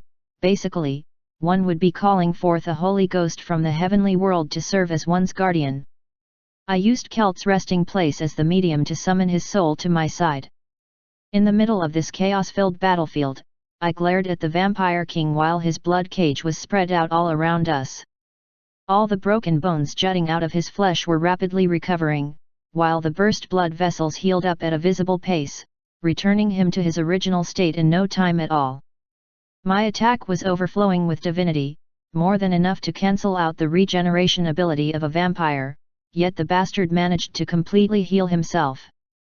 Man, what an awe-inspiring regenerative ability that was! Phew! I regulated my breathing just as my body began moving without my input.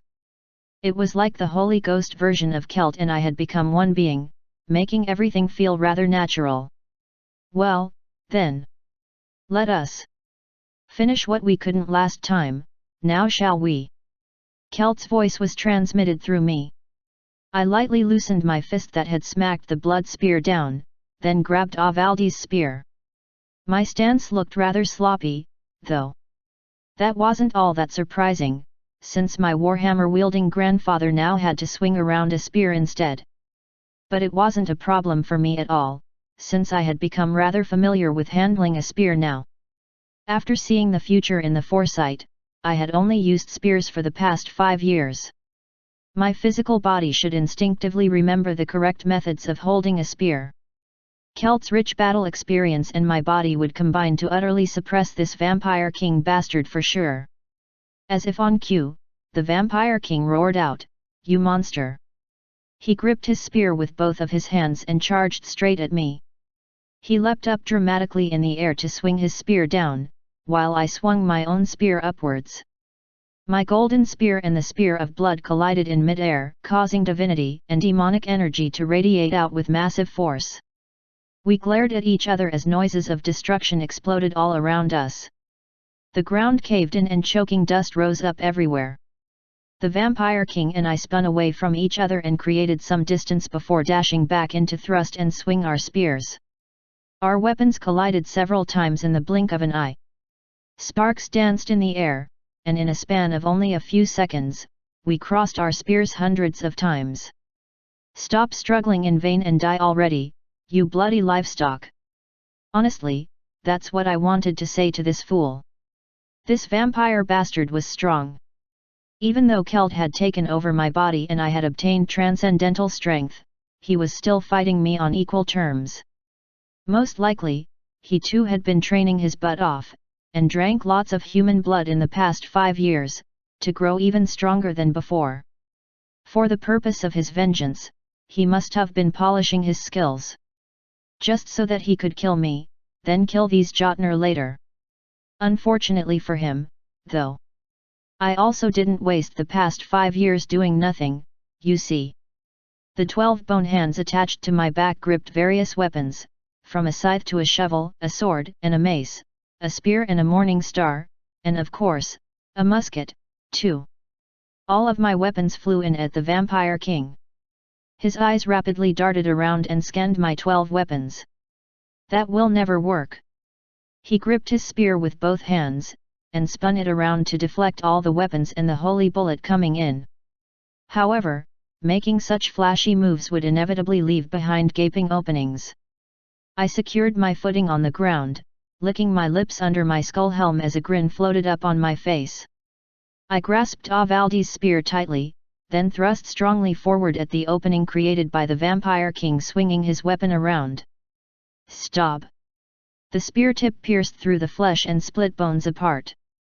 The Vampire King vomited out blood. But this wasn't going to be enough. I immediately shouted out the incantation for dead summoning.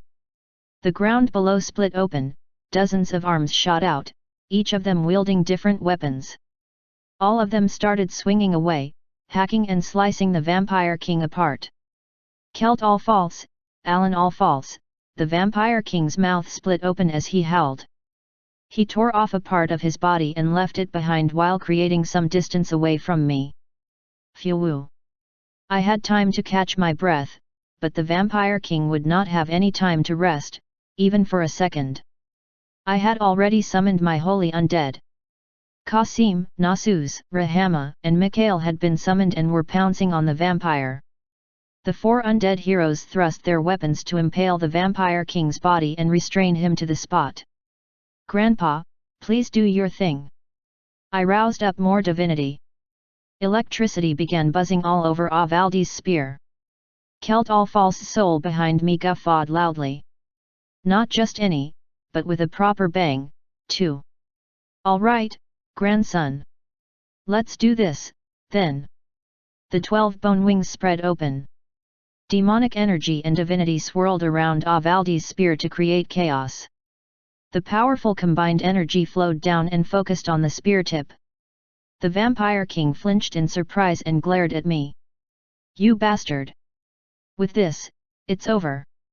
I charged towards him. Do not come here, the Vampire King roared out desperately.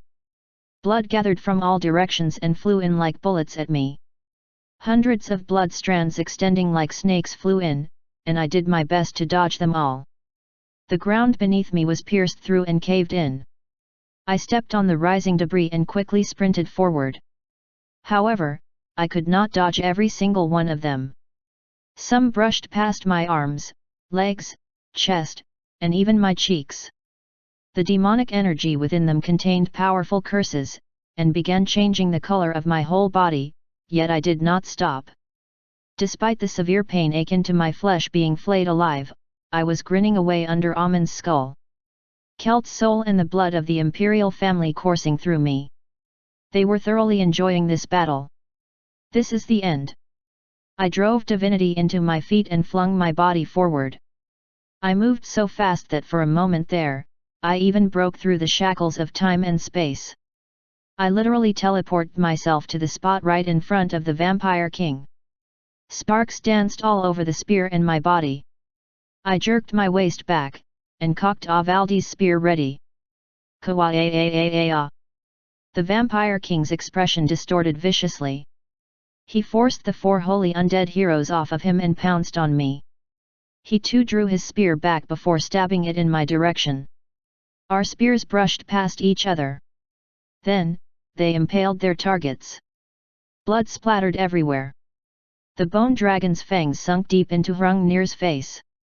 Those sharp fangs, combined with the strength of its jaws, dug in deep while trying to crush the giant's head.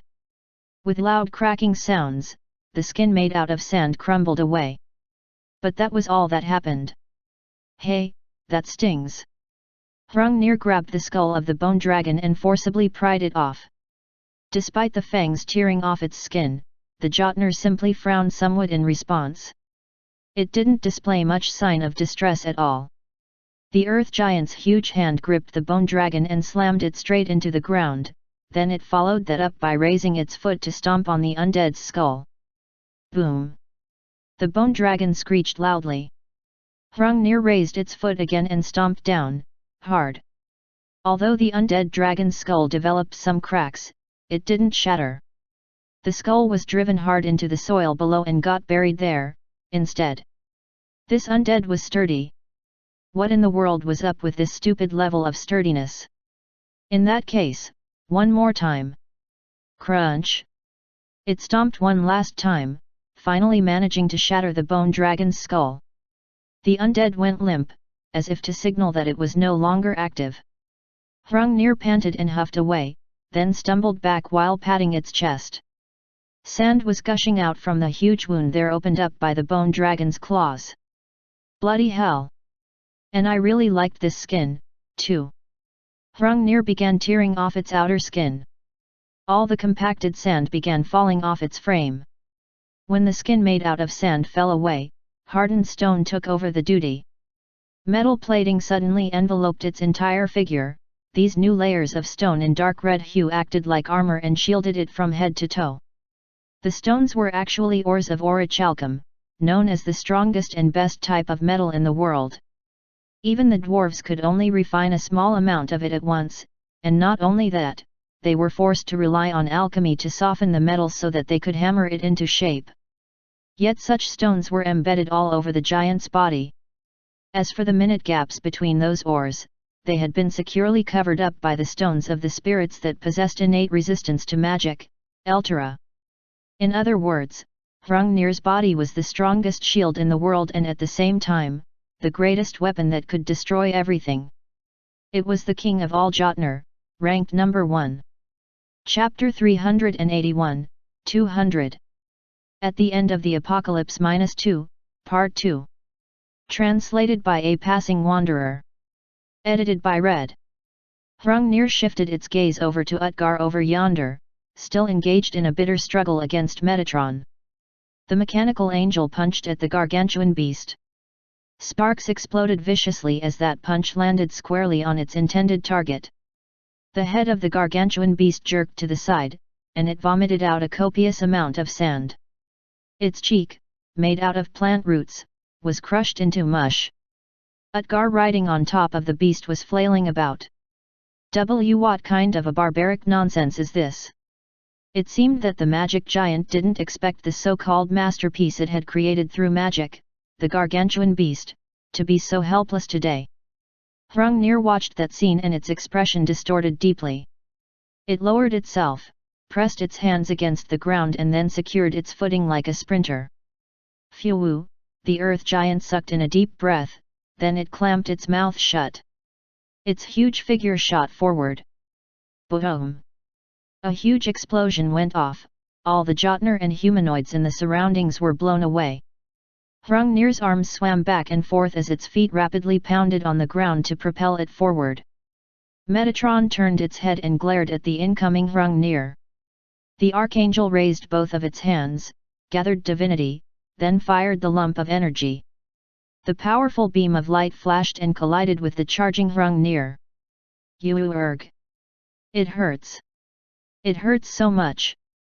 It felt like Hrungnir's entire body was melting down or something. And in reality, the orichalcum in the shoulder section was indeed melting down.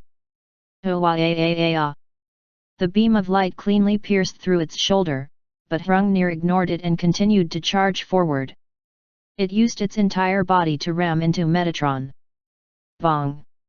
Crunch!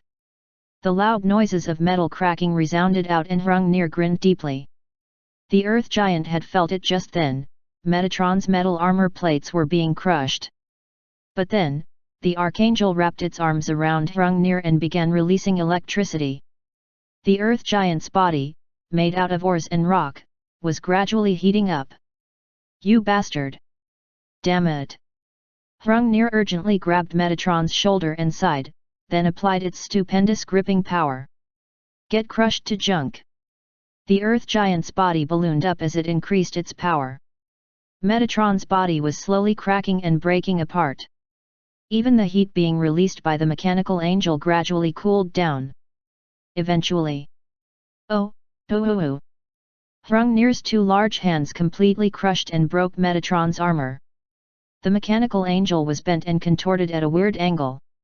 The Earth Giant pried off the unmoving machine and threw it down on the ground. Huff, pant, phew. Hrungnir spat out in exhaustion, his breathing labored, and stepped back.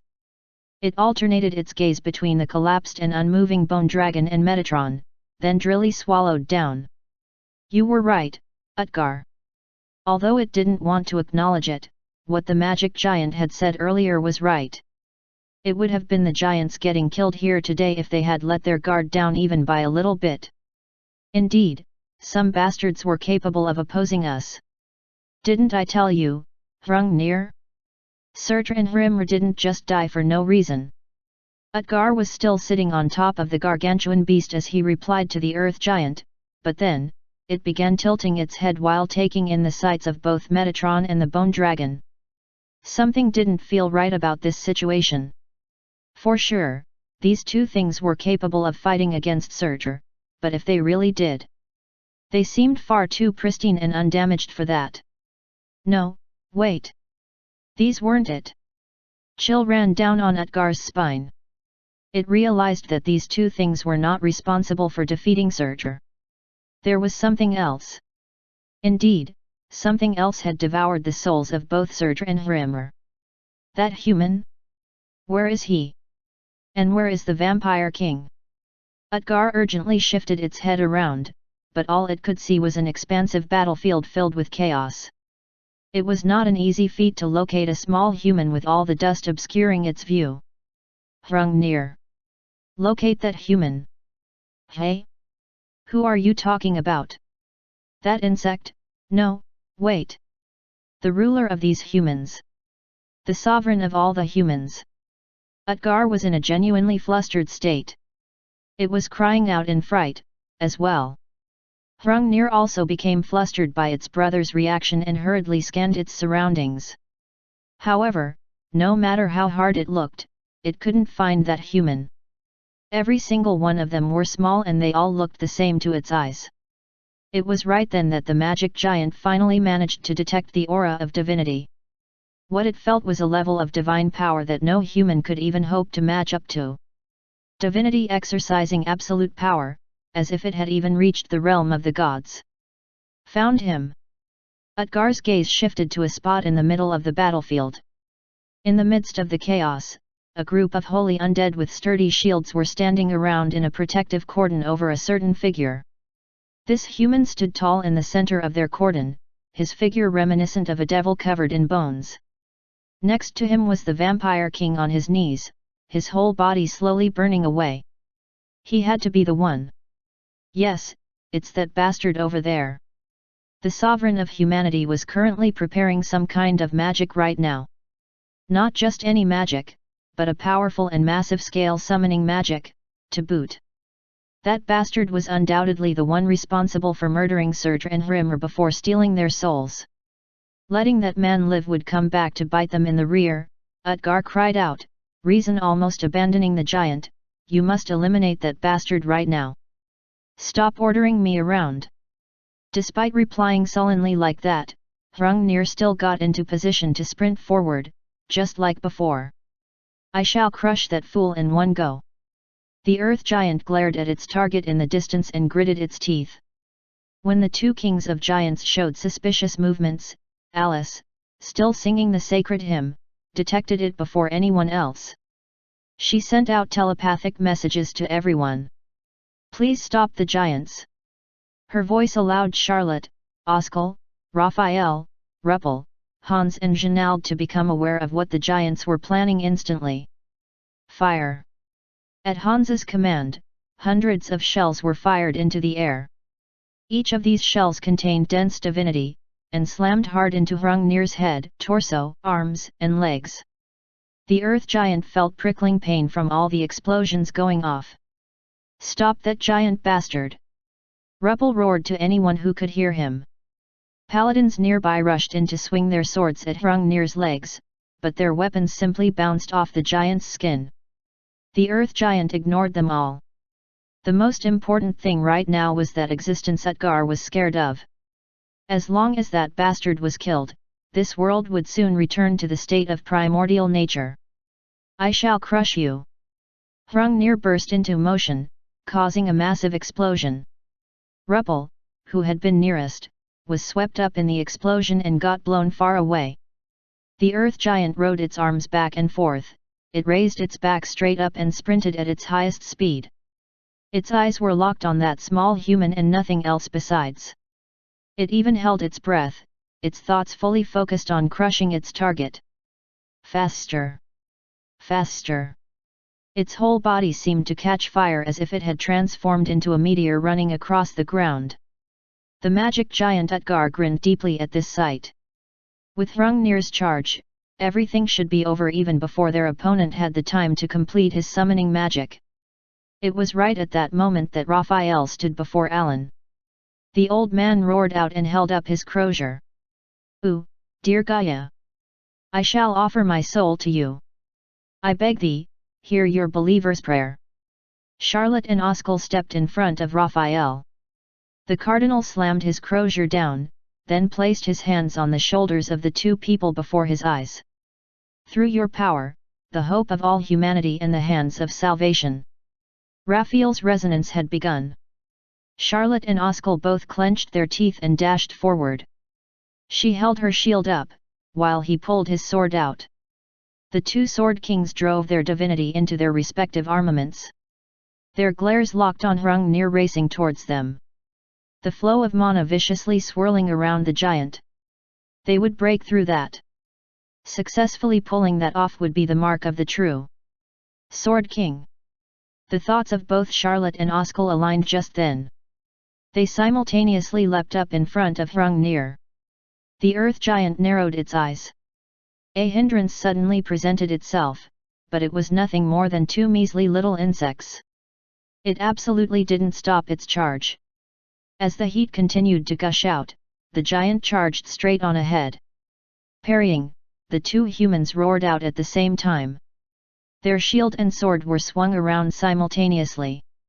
The barrier and the sword light of divinity accurately dug in between the gaps of the flowing mana and blew it apart. Right at that moment, Hrungnir lost its circulation of mana and promptly lost its balance.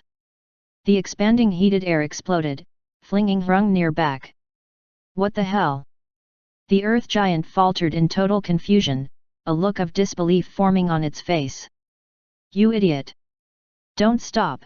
Utgar cried out. But Alice, still diligently singing away, could feel it. As the divine power resonated forth, she felt an incredible burden trying to crush her whole body. "It's here!" The humongous, truly enormous summoned creature was here. It was right at that moment that Alan also held his head up and slammed his spear down. Skeleton King! A vast lake of holy water spread out beneath his feet. Don O Don Chad Ha! The bone dragon dissipated, while Metatron also disappeared into motes of lights as well. However, those lights all gathered as one and were sucked into the lake of holy water. The amalgamation of the Bone Dragon and Metatron. The completed form of the Skeleton King began revealing its grand figure from the truly vast quantity of divinity. 200. At the end of the Apocalypse -2, Part 1 and 2, Fin.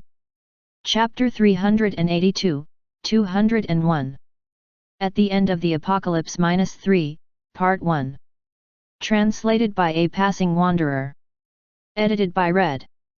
Phew, phew, huff. Hayes was huffing and panting laboriously. His anxiety level and fear had reached their limits. The more fatigued he became, the heavier his sword felt in his grip. This is crazy. Keep fighting back. Hayes's father was roaring out while wielding his sword. Why was someone at his age still full of vigor like that? No, wait, even his father was probably having a difficult time enduring this battle, too. That was likely the same story for everyone else here. A person screamed as a zombie bit into him. Soldiers were giving their everything to resist the waves of zombies. But 200,000 allied forces resisting the 400,000 strong zombie army was still too much to ask in the end. Ahaha! Look, the livestock are all tired now. Our victory is right in front of our eyes, a progenitor vampire riding on a chariot guffawed loudly. Lycans continued to dash around and rip soldiers to death, while vampires riding on the chariots swung their pole arms around to hunt the living. Their curses then revived the dead soldiers as zombies. Our left flank has been breached. Hayes heard that desperate cry and gasped in surprise as he turned his head towards the left flank. The zombie army and the Jotner had indeed broken through there, and began surrounding the Allied forces. If this continued on, the living army would soon be surrounded with no way to retreat. That would hand a decisive advantage to the enemy. That wasn't all, either. Nearly 40,000 zombies and 30 Jotner were rapidly advancing towards the Theocratic Empire's capital right now. The capital didn't have all that many defensive forces stationed there, so things would get really terrible if the city was attacked right now. Oh, dear gods! Hayes prayed. Grant us the courage to keep fighting them. Grant us a miracle so that we can continue on. He used his sword as a crutch and forced himself back to his feet. Gritting his teeth, he began wielding his weapon once more. A zombie's head was roughly severed, it flew up in the air before falling to the messy ground. But at the same time, 2 other zombies pounced on Hayes. They bit into his shoulders. His flesh was gouged out and blood splattered from the wounds. Hurrah! Lord Hayes! Knights hurriedly swung their swords at the zombies, but they were also too tired to attack properly. Zombies were like vicious predators that didn't let go of their prey once they started biting. Their toxins began spreading within Hayes's body. He was terrified at what would happen next. Was his destiny also to become another undead? But then, something happened. Zombies flinched all of a sudden, they released the teeth sinking into Hayes's flesh and raised their heads up before looking behind them. Now! Hayes used that opening to kick the zombies away. Knights near him slammed their swords down on the undead's heads. Rotten blood splattered about as their skulls were shattered. The knights were also breathing roughly as they turned their heads in the direction the zombies were looking in just now. What's going on? Hayes walked up to them and placed his hand on a knight's shoulder. Sir, it's an emissary, the knight muttered out his reply in a dazed voice. Hayes shifted his gaze forward as well. The gods have sent their emissary to us, sir. Everyone present on the battlefield stumbled back. The eyes of paladins and priests were wide open in shock, while the countless soldiers of the allied forces were letting out gasps of awe from their jaws hitting the ground. On the other side, the vampires were shivering in sheer terror right now. As for the zombies, they simply burned away to ashes just by laying eyes on that emissary. In the middle of the chaotic battlefield was a lake of holy water. A humongous being was pushing itself out from its surface. I heed the call of my master too. Hayes felt a powerful awe and respect well up from deep in his heart. Descend to this world once more. Eventually the being pulled its lower torso out from the holy water lake. This was Hayes's first time seeing this existence, the mighty creature called the Skeleton King. It was a being made entirely out of huge bones. Within the ribcage of the Skeleton King was the beating heart of a dragon. A pure white aura spread out into its surroundings every time the heart pulsed. The Skeleton King took off its crown, only for bones to rush up there and create a dragon's skull, turning it into a new helm of bone. Bloody hell, it's this creature. This bastard is the one who has devoured our brothers, Utgar cried out as its brows shot up high. Just before the metal armor began covering the humongous undead creature, the magic giant had caught the sight of the two souls belonging to Hrimr and Surtur within its ribcage. Those souls were crying out in despair and torment, begging to be saved as their illusory arms reached out. Well, this just became quite troublesome. Hrungnir swallowed drilly. For the first time ever in its existence, the earth giant felt a deathly chill run down its spine. The metal armor belonging to Metatron screeched noisily as it covered the Skeleton King's ribcage. At the same time, sparks danced off from the four massive hands of the creature. Cogwheels were spinning all around it now. Hrungnir instinctively retreated and created a lot of distance when that happened. Metal armor also gathered to cover the Skeleton King's four-hoofed legs, then the undead pushed itself up as its mighty dragon-like tail swayed from side to side. The Skeleton King continued to speak. For the demise of all of you. The crown melted down and morphed into a lengthy spear, while the remaining three unoccupied hands plunged into the surface of the holy water. For the sake of balancing and safeguarding this world. One hand pulled out a spear of ice, just as the holy water's surface froze up. The other hand pulled out a whip of flames as the water's surface boiled over. Finally, the last hand extracted a golden sword gleaming with holy light. The four treasure weapons were spread out in a threatening manner. The completed Skeleton King looked down at the kings of the Jotnar below it. It was at that moment that Hayes and everyone else in the battlefield began thinking the same thing, that the god's emissary had indeed descended to this world. TL, in first-person POV. My body felt really heavy. My breathing was getting short and wheezy, too. Even as the sacred aura spread out, it still felt so painful that it was like my lungs were quickly rotting away. I went down on one knee, but barely managed to keep myself upright by stabbing my spear into the Skeleton King's shoulder to support myself. I shifted my gaze around and stared at Alice down on the ground way over there. She seemed to be in a bit of distress as well. It wasn't just her, though, many priests were surrounding her in a group to pray away, as well. They continued to sing the sacred hymn, and the beautiful melody went on to resonate with our divinity. Still, I couldn't afford to drag this one out for long. With this, I had to put an end to everything. The apocalypse would come to an end right here, and a new era would dawn upon this world. We are retreating, Hrungnir. That monstrosity is not something we can win against, Utgar cried out as the magic giant began dripping cold sweat. Hrungnir silently glared at me as I stood on the Skeleton King's shoulder, then got ready to charge. It secured its footing on the ground and like an Olympic sprinter getting ready, it lowered itself and planted its hands on the ground, too. Do not make me laugh, Utgar. You think I, the king of the beginning, am scared of a measly little insect like him? I'll just crush him flat and that will be the end. Don't be foolish, Hrungnir. If we retreat from here now, we'll still be hunted down and get killed later. Well, the Earth Giant was right about that. Even if the giants decided to flee from here, we would definitely chase them down to the end of the planet if it needs to be, and kill them.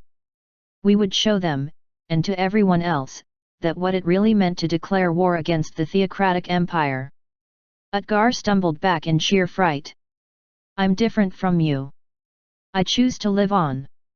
I finally regained my freedom, yet you want me to die in this place. Very well. If that's what you wish, I won't try to stop you, Hrungnir replied in a flat voice, but that only made Utgar grit its teeth instead. Was Utgar really planning to flee now? The truth was, after we killed Hrungnir today, it'd become as easy as pie to hunt down the sole remaining king of the Jotnar. Our influence would continue to grow greater, while Utgar would gradually get weaker instead. There was no real need to force the magic giant into a corner right now, in other words. Well, it wouldn't be a good thing to drive a rat to the point where it started biting back at the cat, after all. However, what a laughable notion that is. I had no desire to drag things on any further. We'd simply kill them all here today by giving it our everything, every ounce of strength remaining in our bodies. That's what we prepared for during the past 5 years. That was what all the sacrifices leading up to today meant. Hrungnir roared out. All Jotnar, hear me, and fight with everything you've got. This bastard, this monster, means to kill us all, so show them the true might of us Jotnar. Over 1,000 remaining Jotnar secured their grips on their weapons. They howled and roared out before charging in at the Skeleton King. Assist His Majesty the Holy Emperor. Block the Jotnar at all cost. Charlotte cried out, prompting the soldiers to charge towards the Jotnar, as well. Fine. Let's end this. I drove my divinity into the tip of my spear. The divine energy traveled through the weapon's shaft and entered the Skeleton King's shoulder before spreading over to the rest of its huge body. It's time to announce the dawn of a new era. Koo-oo-oo-oo. The Skeleton King's jaw split open as it roared thunderously. The horse-like hooves on its lower torso reared up before the gigantic undead lunged forward. My whole body was buffeted by the immense wind pressure right away. For the glory of all Jotnar. Jotnar rushed up to us and raised their weapons to strike. The Skeleton King swung its flame whip and tore through the limbs of many Jotnar. You bastard! One of the giants leapt up towards us, but the Skeleton King simply threw the ice spear at the airborne creature. The frozen weapon pierced through the sky and plunged deep into the giant's heart. I am the King of Death, the Skeleton King's jaw clattered open as its voice resounded out. I devour the souls of the dead and make their strength my own. The gigantic undead spirit speech reverberated throughout the vast battlefield.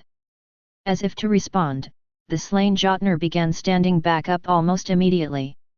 Oh, hear me, army of the dead! Arise! Through your strength, hunt down the ones who dare to block my path. The Skeleton King's roars caused the zombified Jotnar to pounce on their living counterparts. Their zombie mouths opened wide and they began to voraciously devour their own kind. Chapter 383, 201. At the End of the Apocalypse -3, Part 2. Translated by A Passing Wanderer. Edited by Red. Defensive Formation. The Jotnar overlapped their shields. Dozens of the giants stood firm to block the tide of the zombified Jotnar coming in, but the Skeleton King mercilessly charged in at that crowd. Its gigantic body crashed straight into them. Zombie Jotnar and the living giants wielding stone shields were all flung away in pieces. Those giants that dared to block the undead king's path were ruthlessly trampled to death by its hooves. The flaming whip cracked around, while the golden spear and sword worked together to chop and slice apart any obstructions that got in the undead's way. I see. It makes sense that both Surtr and Hrimr died to that thing. Hrungnir's trembling voice entered my ears just then. I could also see Utgar, who said it'd run away from here, pressing its hand on the earth giant's back. I shall grant you extra strength. Utgar's hand could be seen waving about, engraving something on Hrungnir's back. I shall transfer all my remaining mana to you. I thought you wanted to flee. This is for my sake, too. Buy as much time as possible. Hrungnir grinned deeply. Once a vast quantity of mana entered the earth giant, Utgar urgently turned around to flee from here on its gargantuan beast. Hey, so that dude wants to use Hrungnir as its shield, is that it? Sorry, but I ain't gonna let you go. Dawn, I command you. Through Avaldi's spear, I sent a torrent of electricity into the Skeleton King. Then I loudly roared out, annihilate the enemy in one sure strike. As you command, my master. The Skeleton King crossed its weapons. The cogwheels floating around the undead began spinning even faster, its whole body turned crimson in hue as arcs of electricity began whipping and dancing like vicious storm winds. Light continued to flash blindingly as bolts of electricity cracked and slammed into its surroundings. I shall obliterate our enemy. The Skeleton King's charge accelerated even further. It plowed ahead while sending out lightning bolts everywhere to burn the Jotnar to death. In the meantime, I could tell that Hrungnir was focusing all the mana inside itself. The ground supporting this weighty giant exploded, then caved in. I shall end this with one strike. The earth giant glared at me and the Skeleton King with a face filled to the brim with determination. I shall use all the mana in me, even that supporting my life, to wage this one final strike. Right at that instant, the huge giant vanished from the view. The ground where it used to stand belatedly exploded in response. I used divinity to push all of my reflexes to their extreme. I could see it. The bastard was running towards us. Its arms pulled back and forth, while its legs pounded unstoppably on the ground. The eyes of regular people wouldn't even be able to detect the movement of such a humongous body. That's how fast it was, and also how strong its final attack was, the one performed at the cost of sacrificing its own soul. Very well, come. Allow me to return it right back at you. Because I too, will go all out against you. My lips opened wide as I roared as loud as I could. At the same time, the Skeleton King's jaw opened to let out a thunderous howl with me. Everything seemingly came to a standstill, as if time and space were no longer aligned together. In the midst of this stoppage, the two kaijas charged towards one another. Yoo-hoo-hoo-hoo-hoo. Hrungnir crossed its arms to defend against the Skeleton King's weapons. As the two kaiju collided in slow motion, sparks danced wildly all around us. Just as slowly, cracks began developing on Hrungnir's arms. The four weapons gripped in the Skeleton King's hands were gradually breaking through the earth giant's defenses. The ore of orichalcum, the toughest and strongest metal ore in the world, was shattering into bits and pieces from the force of impact. Hrungnir's eyes grew wider and wider. It even opened its mouth, too. It probably wanted to say something just then, but it was too late now. The Skeleton King's weapons froze, stabbed through, crushed, and burned the earth giant's arms. The gigantic undead reared up, then kicked straight at Hrungnir's head. The undead charged ahead while leaving behind after images of nothing but pure light, completely breaking past Hrungnir in the process. The earth giant's huge body shattered into bits and pieces before raining down everywhere like a meteor shower. You, Wook! Right at that moment, I picked up the acrid stench of blood in my nose and mouth. My body couldn't endure the backlash. At this rate, the remaining giant might escape from here for real. I raised my head to look. Huff, pant, huff, the last king of Jotnar was currently showing its back to me and fleeing desperately. Only Utgar remained now. TL, in third-person POV. Utgar breathlessly fled from the battlefield while thinking to itself, I will live. Yes, I'll survive. Would it get a chance to counterattack someday? If it managed to get away and keep its life somehow, would it get a chance to repay this humiliation? Nope. Completely impossible. There was just no way to stop those bastards now. Surtur, Hrimmer, and now even Hrungnir had been killed. There was no way that Utgar could win against a monster like that. The magic giant glanced back and witnessed Hrungnir shattering into pieces. It didn't end there, though, as the Skeleton King picked up pieces of the earth giant and began shoving them down its bony jaw to devour them. Utgar was terrified even more by that sight. Its eyes could clearly see Hrungnir's soul being consumed. Soon after that, orichalcum ores rapidly enveloped the Skeleton King's body like an additional layer of armor. How can that be? The giant undead was creepily smiling away with its eyes. It lowered its posture and four hooves secured itself to the ground. That posture, it was eerily reminiscent of Hrungnir getting ready to charge. And no, wait a minute. If it was that giant's speed. Kaboom! The hooves kicked the ground. Utgar would be caught instantly. The Skeleton King screeched out monstrously and swung its four weapons through the air. The ice spear blew apart the leg of the gargantuan beast Utgar was riding on. Huge blocks of ice jutted out from below. When its legs froze up, the gargantuan beast naturally came to an abrupt stop. Thanks to the sudden stop, Utgar was thrown from the top and crashed on the ground, only to roll about in an ungainly manner. The magic giant urgently looked behind and witnessed its gargantuan beast being mercilessly hacked apart by the Skeleton King's weapons. That didn't take too long, though, and the gigantic undead shifted its gaze over to Utgar next. Those creepy glowing eyeballs arched up like new moons. Those eyes, they belonged to a hunter who had just discovered a new and tasty prey. And no. The undead thing was approaching. It was raising up its weapons. All four limbs of Utgar were nailed to the ground, impaling the giant on the spot. "Oh-wah-ah-ah!" The giant screamed in pain, but it still continued to watch the event taking place in front of itself. The Skeleton King's jaw began splitting open wide as it leaned in closer in order to swallow Utgar's head.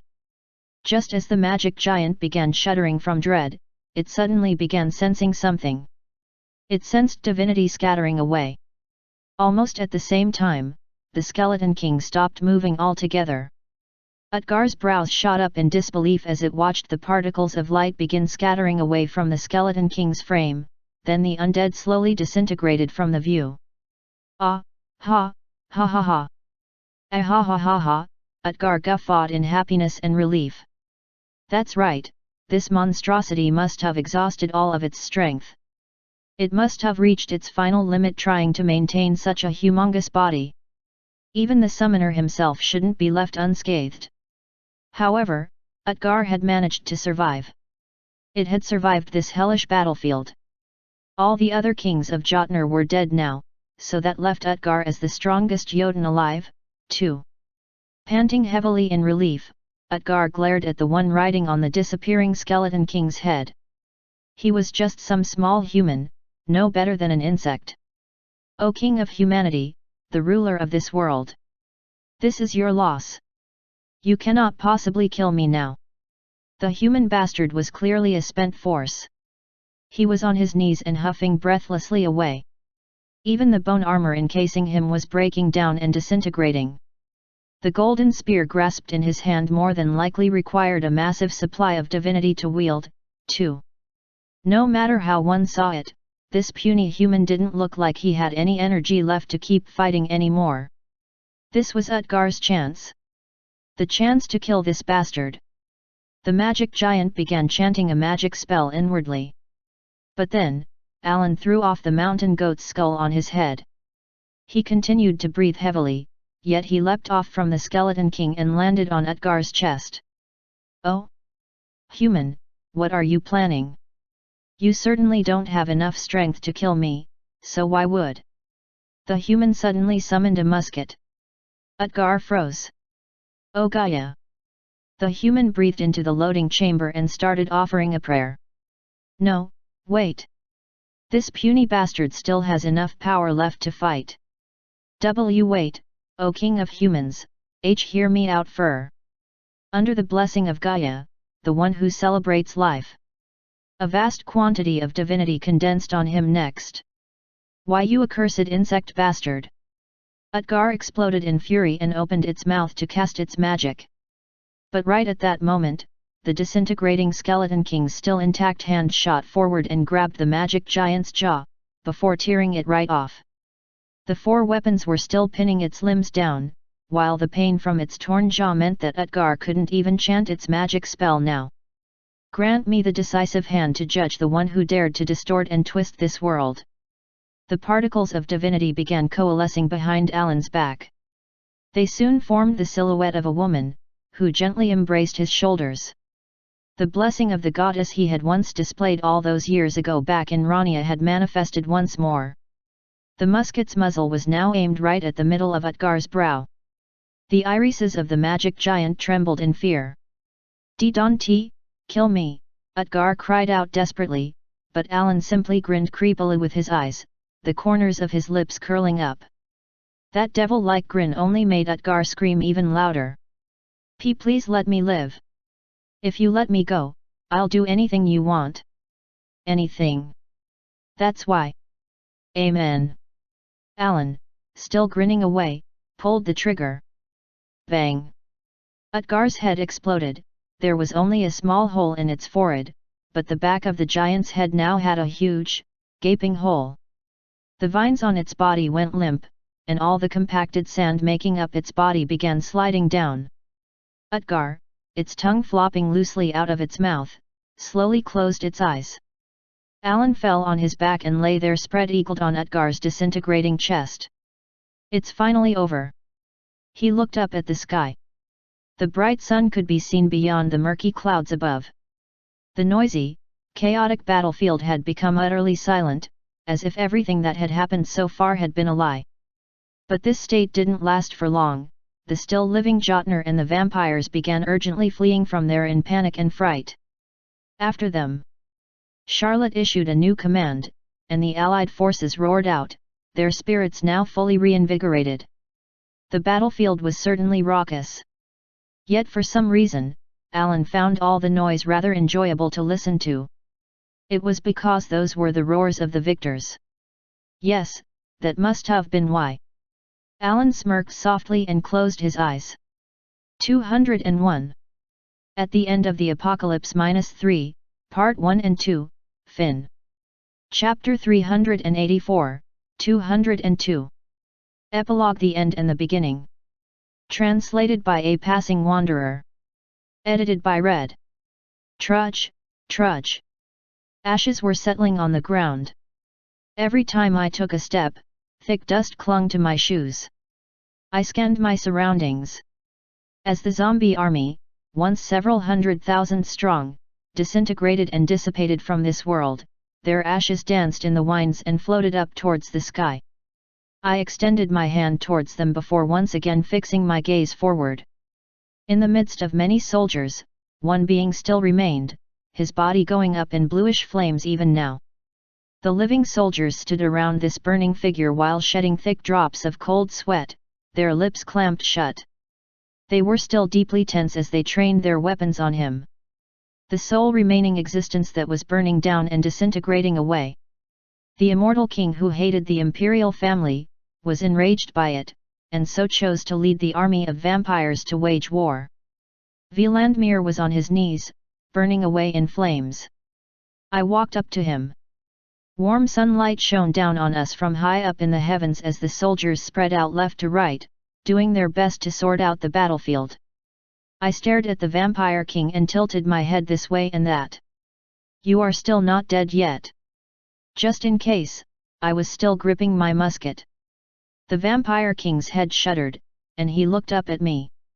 His eyes were filled to the brim with murderous intent. And so, I burn once more, just like back then. Back when I was still a human, the exact same thing happened to me.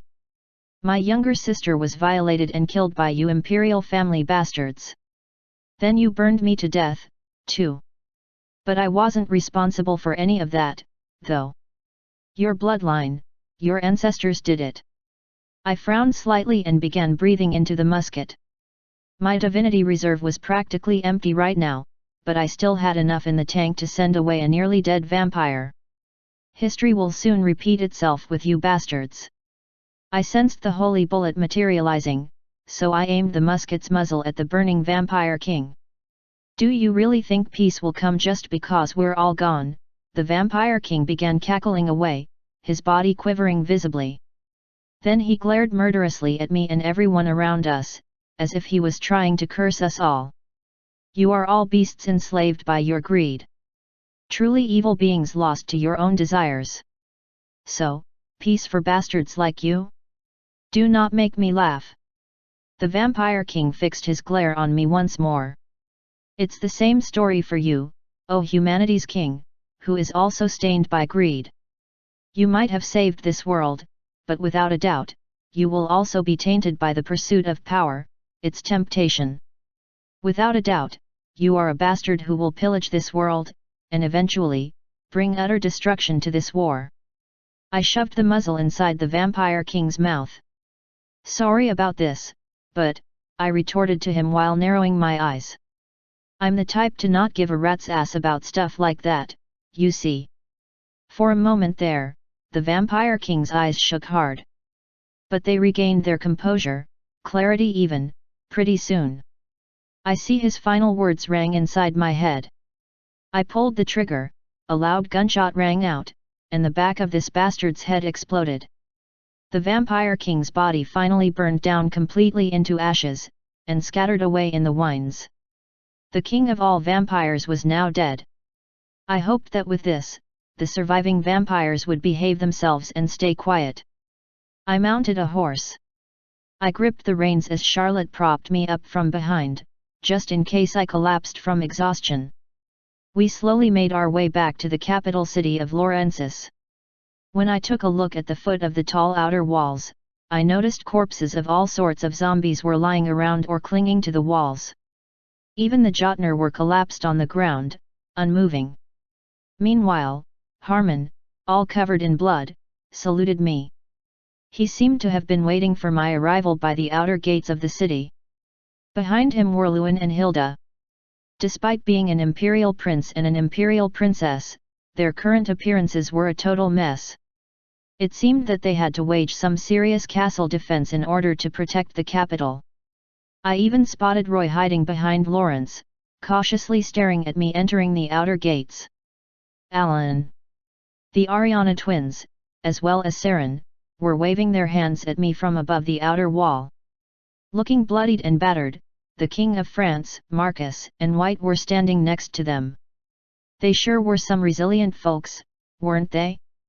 I turned my head and looked into the distance. I could see the massive imperial palace way over yonder. That place was now my home.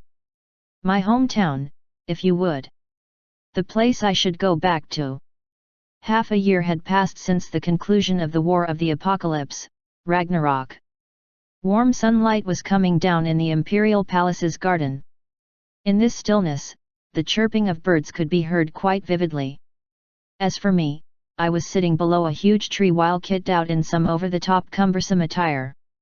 The robe was completely white, while golden embroidery and accessories were draped all over it.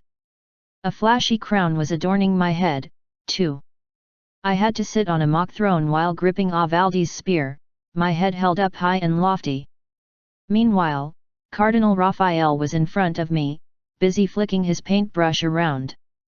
His other hand held a painter's palette as he expertly splashed various paints on a white paper resting on an easel. This had been going on for 2 hours straight. Not being able to move for that long made my muscles itch like crazy. Raphael. I had no idea that you had a talent in painting. While saying that, I glanced at the spot next to Raphael. Alice was there, giving me an awkward, cramped smile, as if to say I should endure for a little bit longer. Your Majesty, I shall have you know that I was responsible for painting the portraits of your predecessors. Alice will take over that duty in the future, of course. Really? Alice is talented in art, too. I turned my head to look at her again. She nodded silently, although she looked a bit bashful about that. Unlike her, though, Raphael seemed rather displeased by this little interaction and suddenly cocked his eyebrow. Your Majesty, please don't move. The corners of my lips quivered slightly. In any case, why my portrait all of a sudden? I am duty-bound to record the Empire's history, Your Majesty, Raphael replied, then suddenly put the paintbrush down. He wiped his sweat away with the back of his hand and continued to speak. Why don't we take a short break here, sire? He then picked up a pen.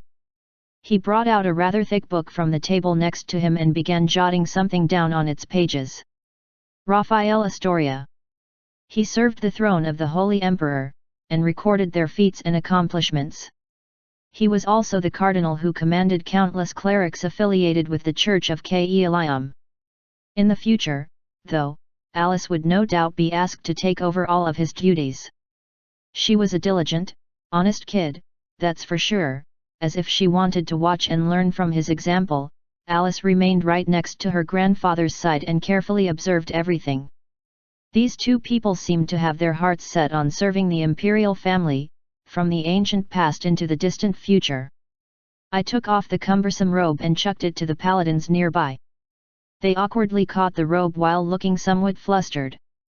I pressed my finger to my lips to signal that they should keep it down, and they indeed clamped their mouths shut for me. To ensure that Raphael wouldn't notice, I lightly tapped Alice on her shoulder. She looked at me for a bit, so I gestured for her to go outside. She saw my hand sign and glanced back at Raphael before nodding silently. She was first to vacate the premises, so to speak. Ah, by the way. Your Majesty, a report came in from the northern region. Raphael addressed me while putting his pen down. But he still seemed to be focused on something on the book, since his eyes never left it. Rania's feudal lord, Genald, says that the report contains the plan to stop the next tide of death, sire. That's why he wishes to receive aid from. Got it. I shall discuss it with my brother Lewin and decide on what to do. I too left the garden while making sure not to alert Raphael. By the way, Your Majesty? The next agenda requiring your attention is.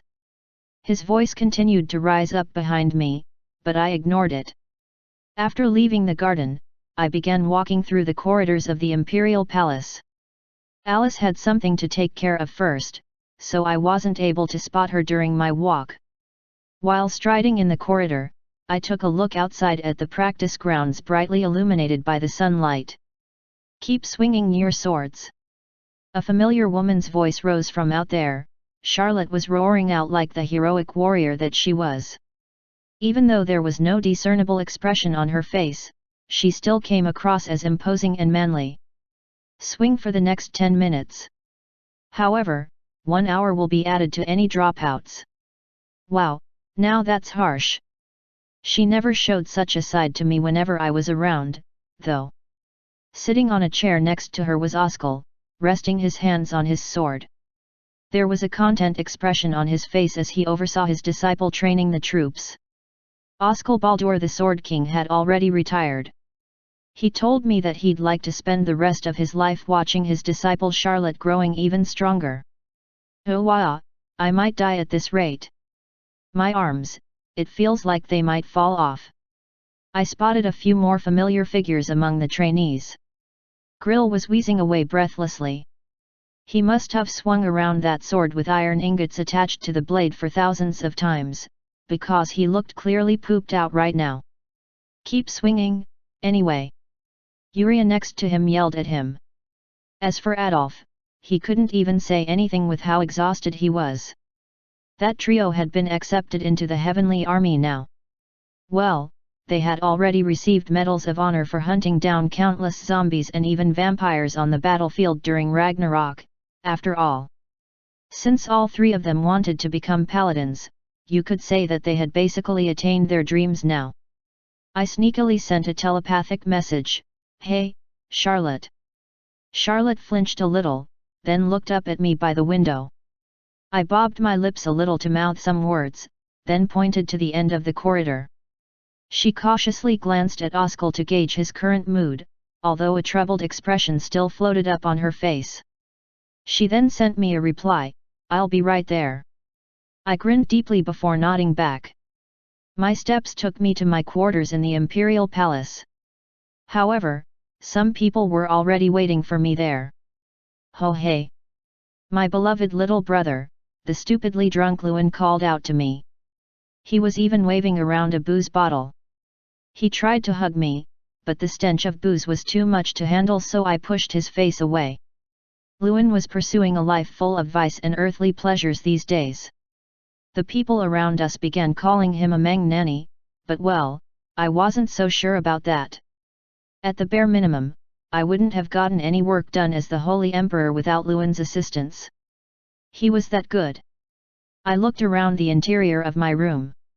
Since it was a suite meant for the Holy Emperor, it was humongous and luxuriously appointed, with expensive furniture arranged tastefully everywhere. However, the room currently resembled the location of a drunken party.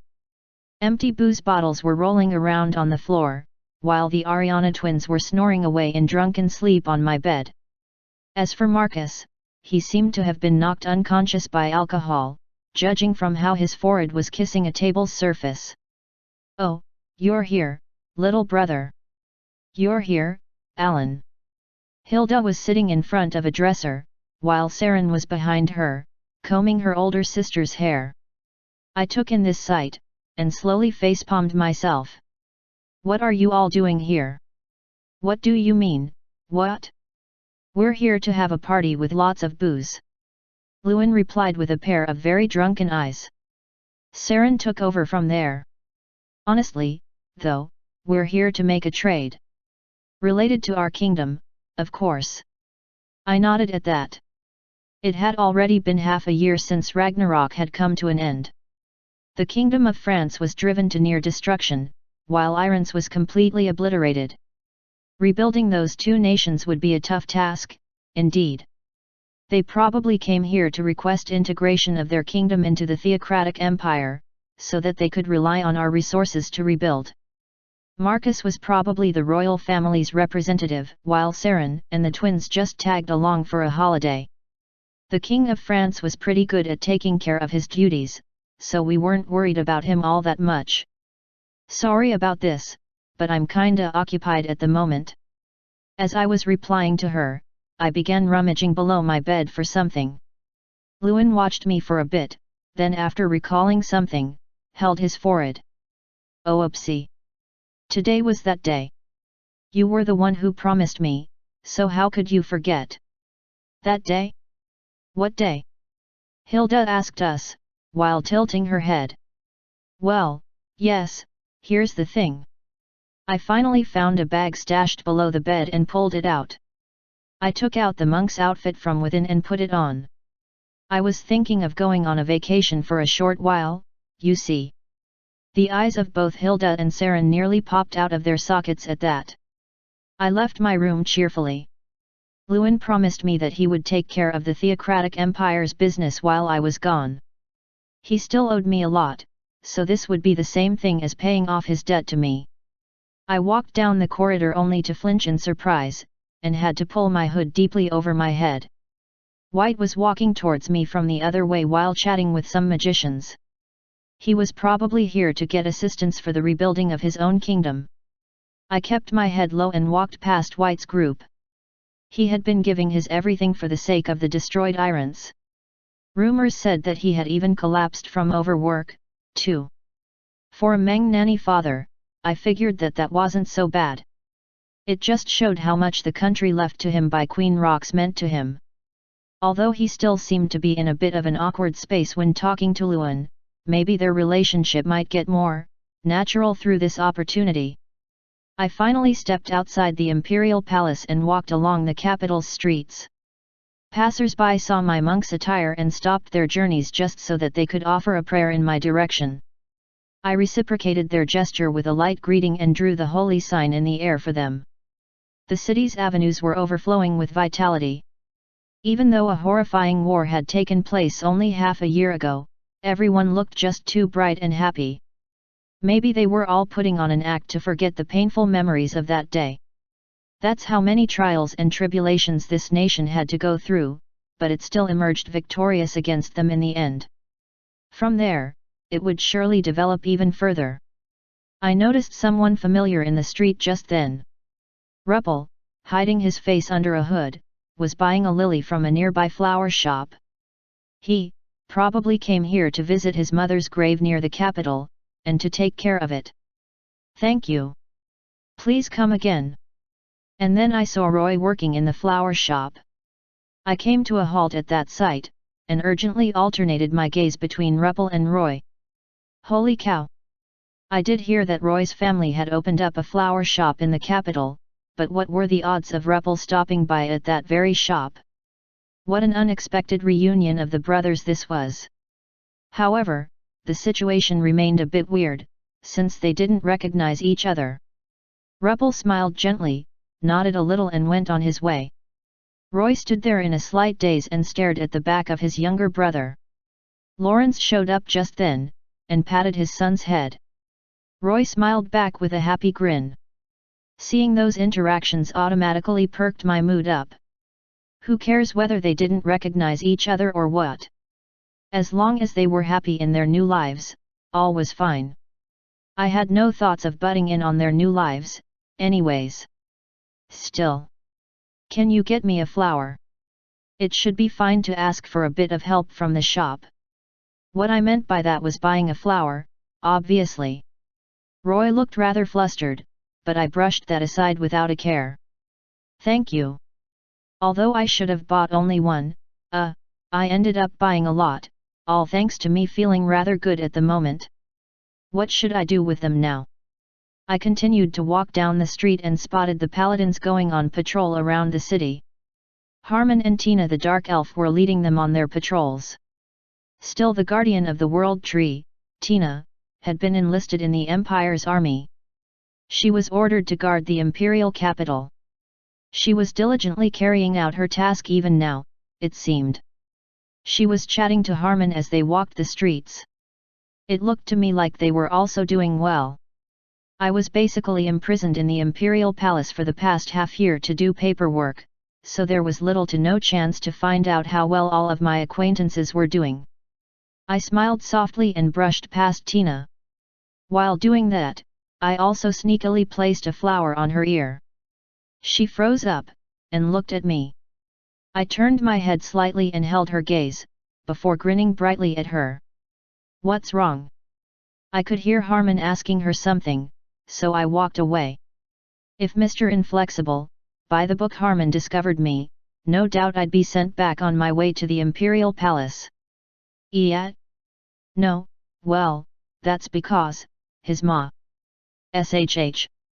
Tina flinched and stiffened up when my telepathic message reached her. She was a little flustered, but still shook her head. And no, it's nothing important. My steps remained light. I was now free from the warfare, endless battles, and even the oppressive atmosphere of the Imperial Palace. Honestly speaking, some vampires still remained in the continent. The stories I'd heard said that they were still secretly congregating and cooking up more nefarious schemes even now. However, they shouldn't be too big of a problem. There was no individual like the Vampire King to bring them together and unite them under one banner, after all. Before long, I had stepped past the outer gates of the capital. What greeted me was a wide-open field. I spotted a certain parked carriage there. Charlotte had arrived before me, and was standing by next to it. Alice was already inside the vehicle and waving her hand at me, while Hans was inspecting the wheels for their sturdiness. I grinned and walked up to them. Charlotte climbed aboard, then extended her hand to me. I also climbed inside, and didn't forget to hand over a flower to Charlotte. She made a puzzled face. What's this flower for, sire? A present. Pardon. For the first time in a while, Charlotte's eyes nearly popped out of their sockets. She stared at that flower for a long time. Hans settled down on the carriage driver's seat and shook the reins around a bit. You know, sire, I had a ton of stuff I wanted to research, but this. He made his dissatisfaction known. He was still obsessed with interdimensional warp magic. His goal was to open that gateway someday. He hadn't changed, in other words. The horses got going. I looked back at the sight of the theocratic empire's capital gradually getting further away from us and let out a hearty chuckle. Ahaha! Man, we really went and did it, didn't we? Charlotte made a wry face. My teacher and Cardinal Raphael will no doubt fly into a rage, sire. Even then, she still held the flower closer to her. Well, it'll be fine. It's a vacation after a long while, after all. While feeling quite pleased about myself, I took out a certain piece of paper tucked away safely within my item window all these years. The time had come to put my plan into practice. Alice next to me asked a question. What's that, sire? Oh, this. I grinned and stared at the words on top of the paper. Words written in Korean, no less. Golden Loaded Bum Plan. I had compiled this list of actions a long time ago. Although it all sounded rather grandiose, it was actually nothing more than a travel guide of sorts. It was a guidebook for all those places I wanted to stop by in this world. A guide that would take me to the unknown world that I still hadn't seen properly yet. It's the names of the kingdoms I'd like to pay a visit to. I was running away from home. No, hang on, this was a vacation, wasn't it? Right, and since it was going to be a very short one, I might as well travel around the world, then. It was now time to go on an adventure somewhere in the world that I hadn't been to yet. 202. Epilogue, the end and the beginning. Fin. TL, thank you everyone for sticking with us during this journey. It has been an honor to translate this novel for Shadow-kun, not to mention I had fun in the process, as well. Although this journey has come to an end, a new one will soon begin. Until then, goodbye.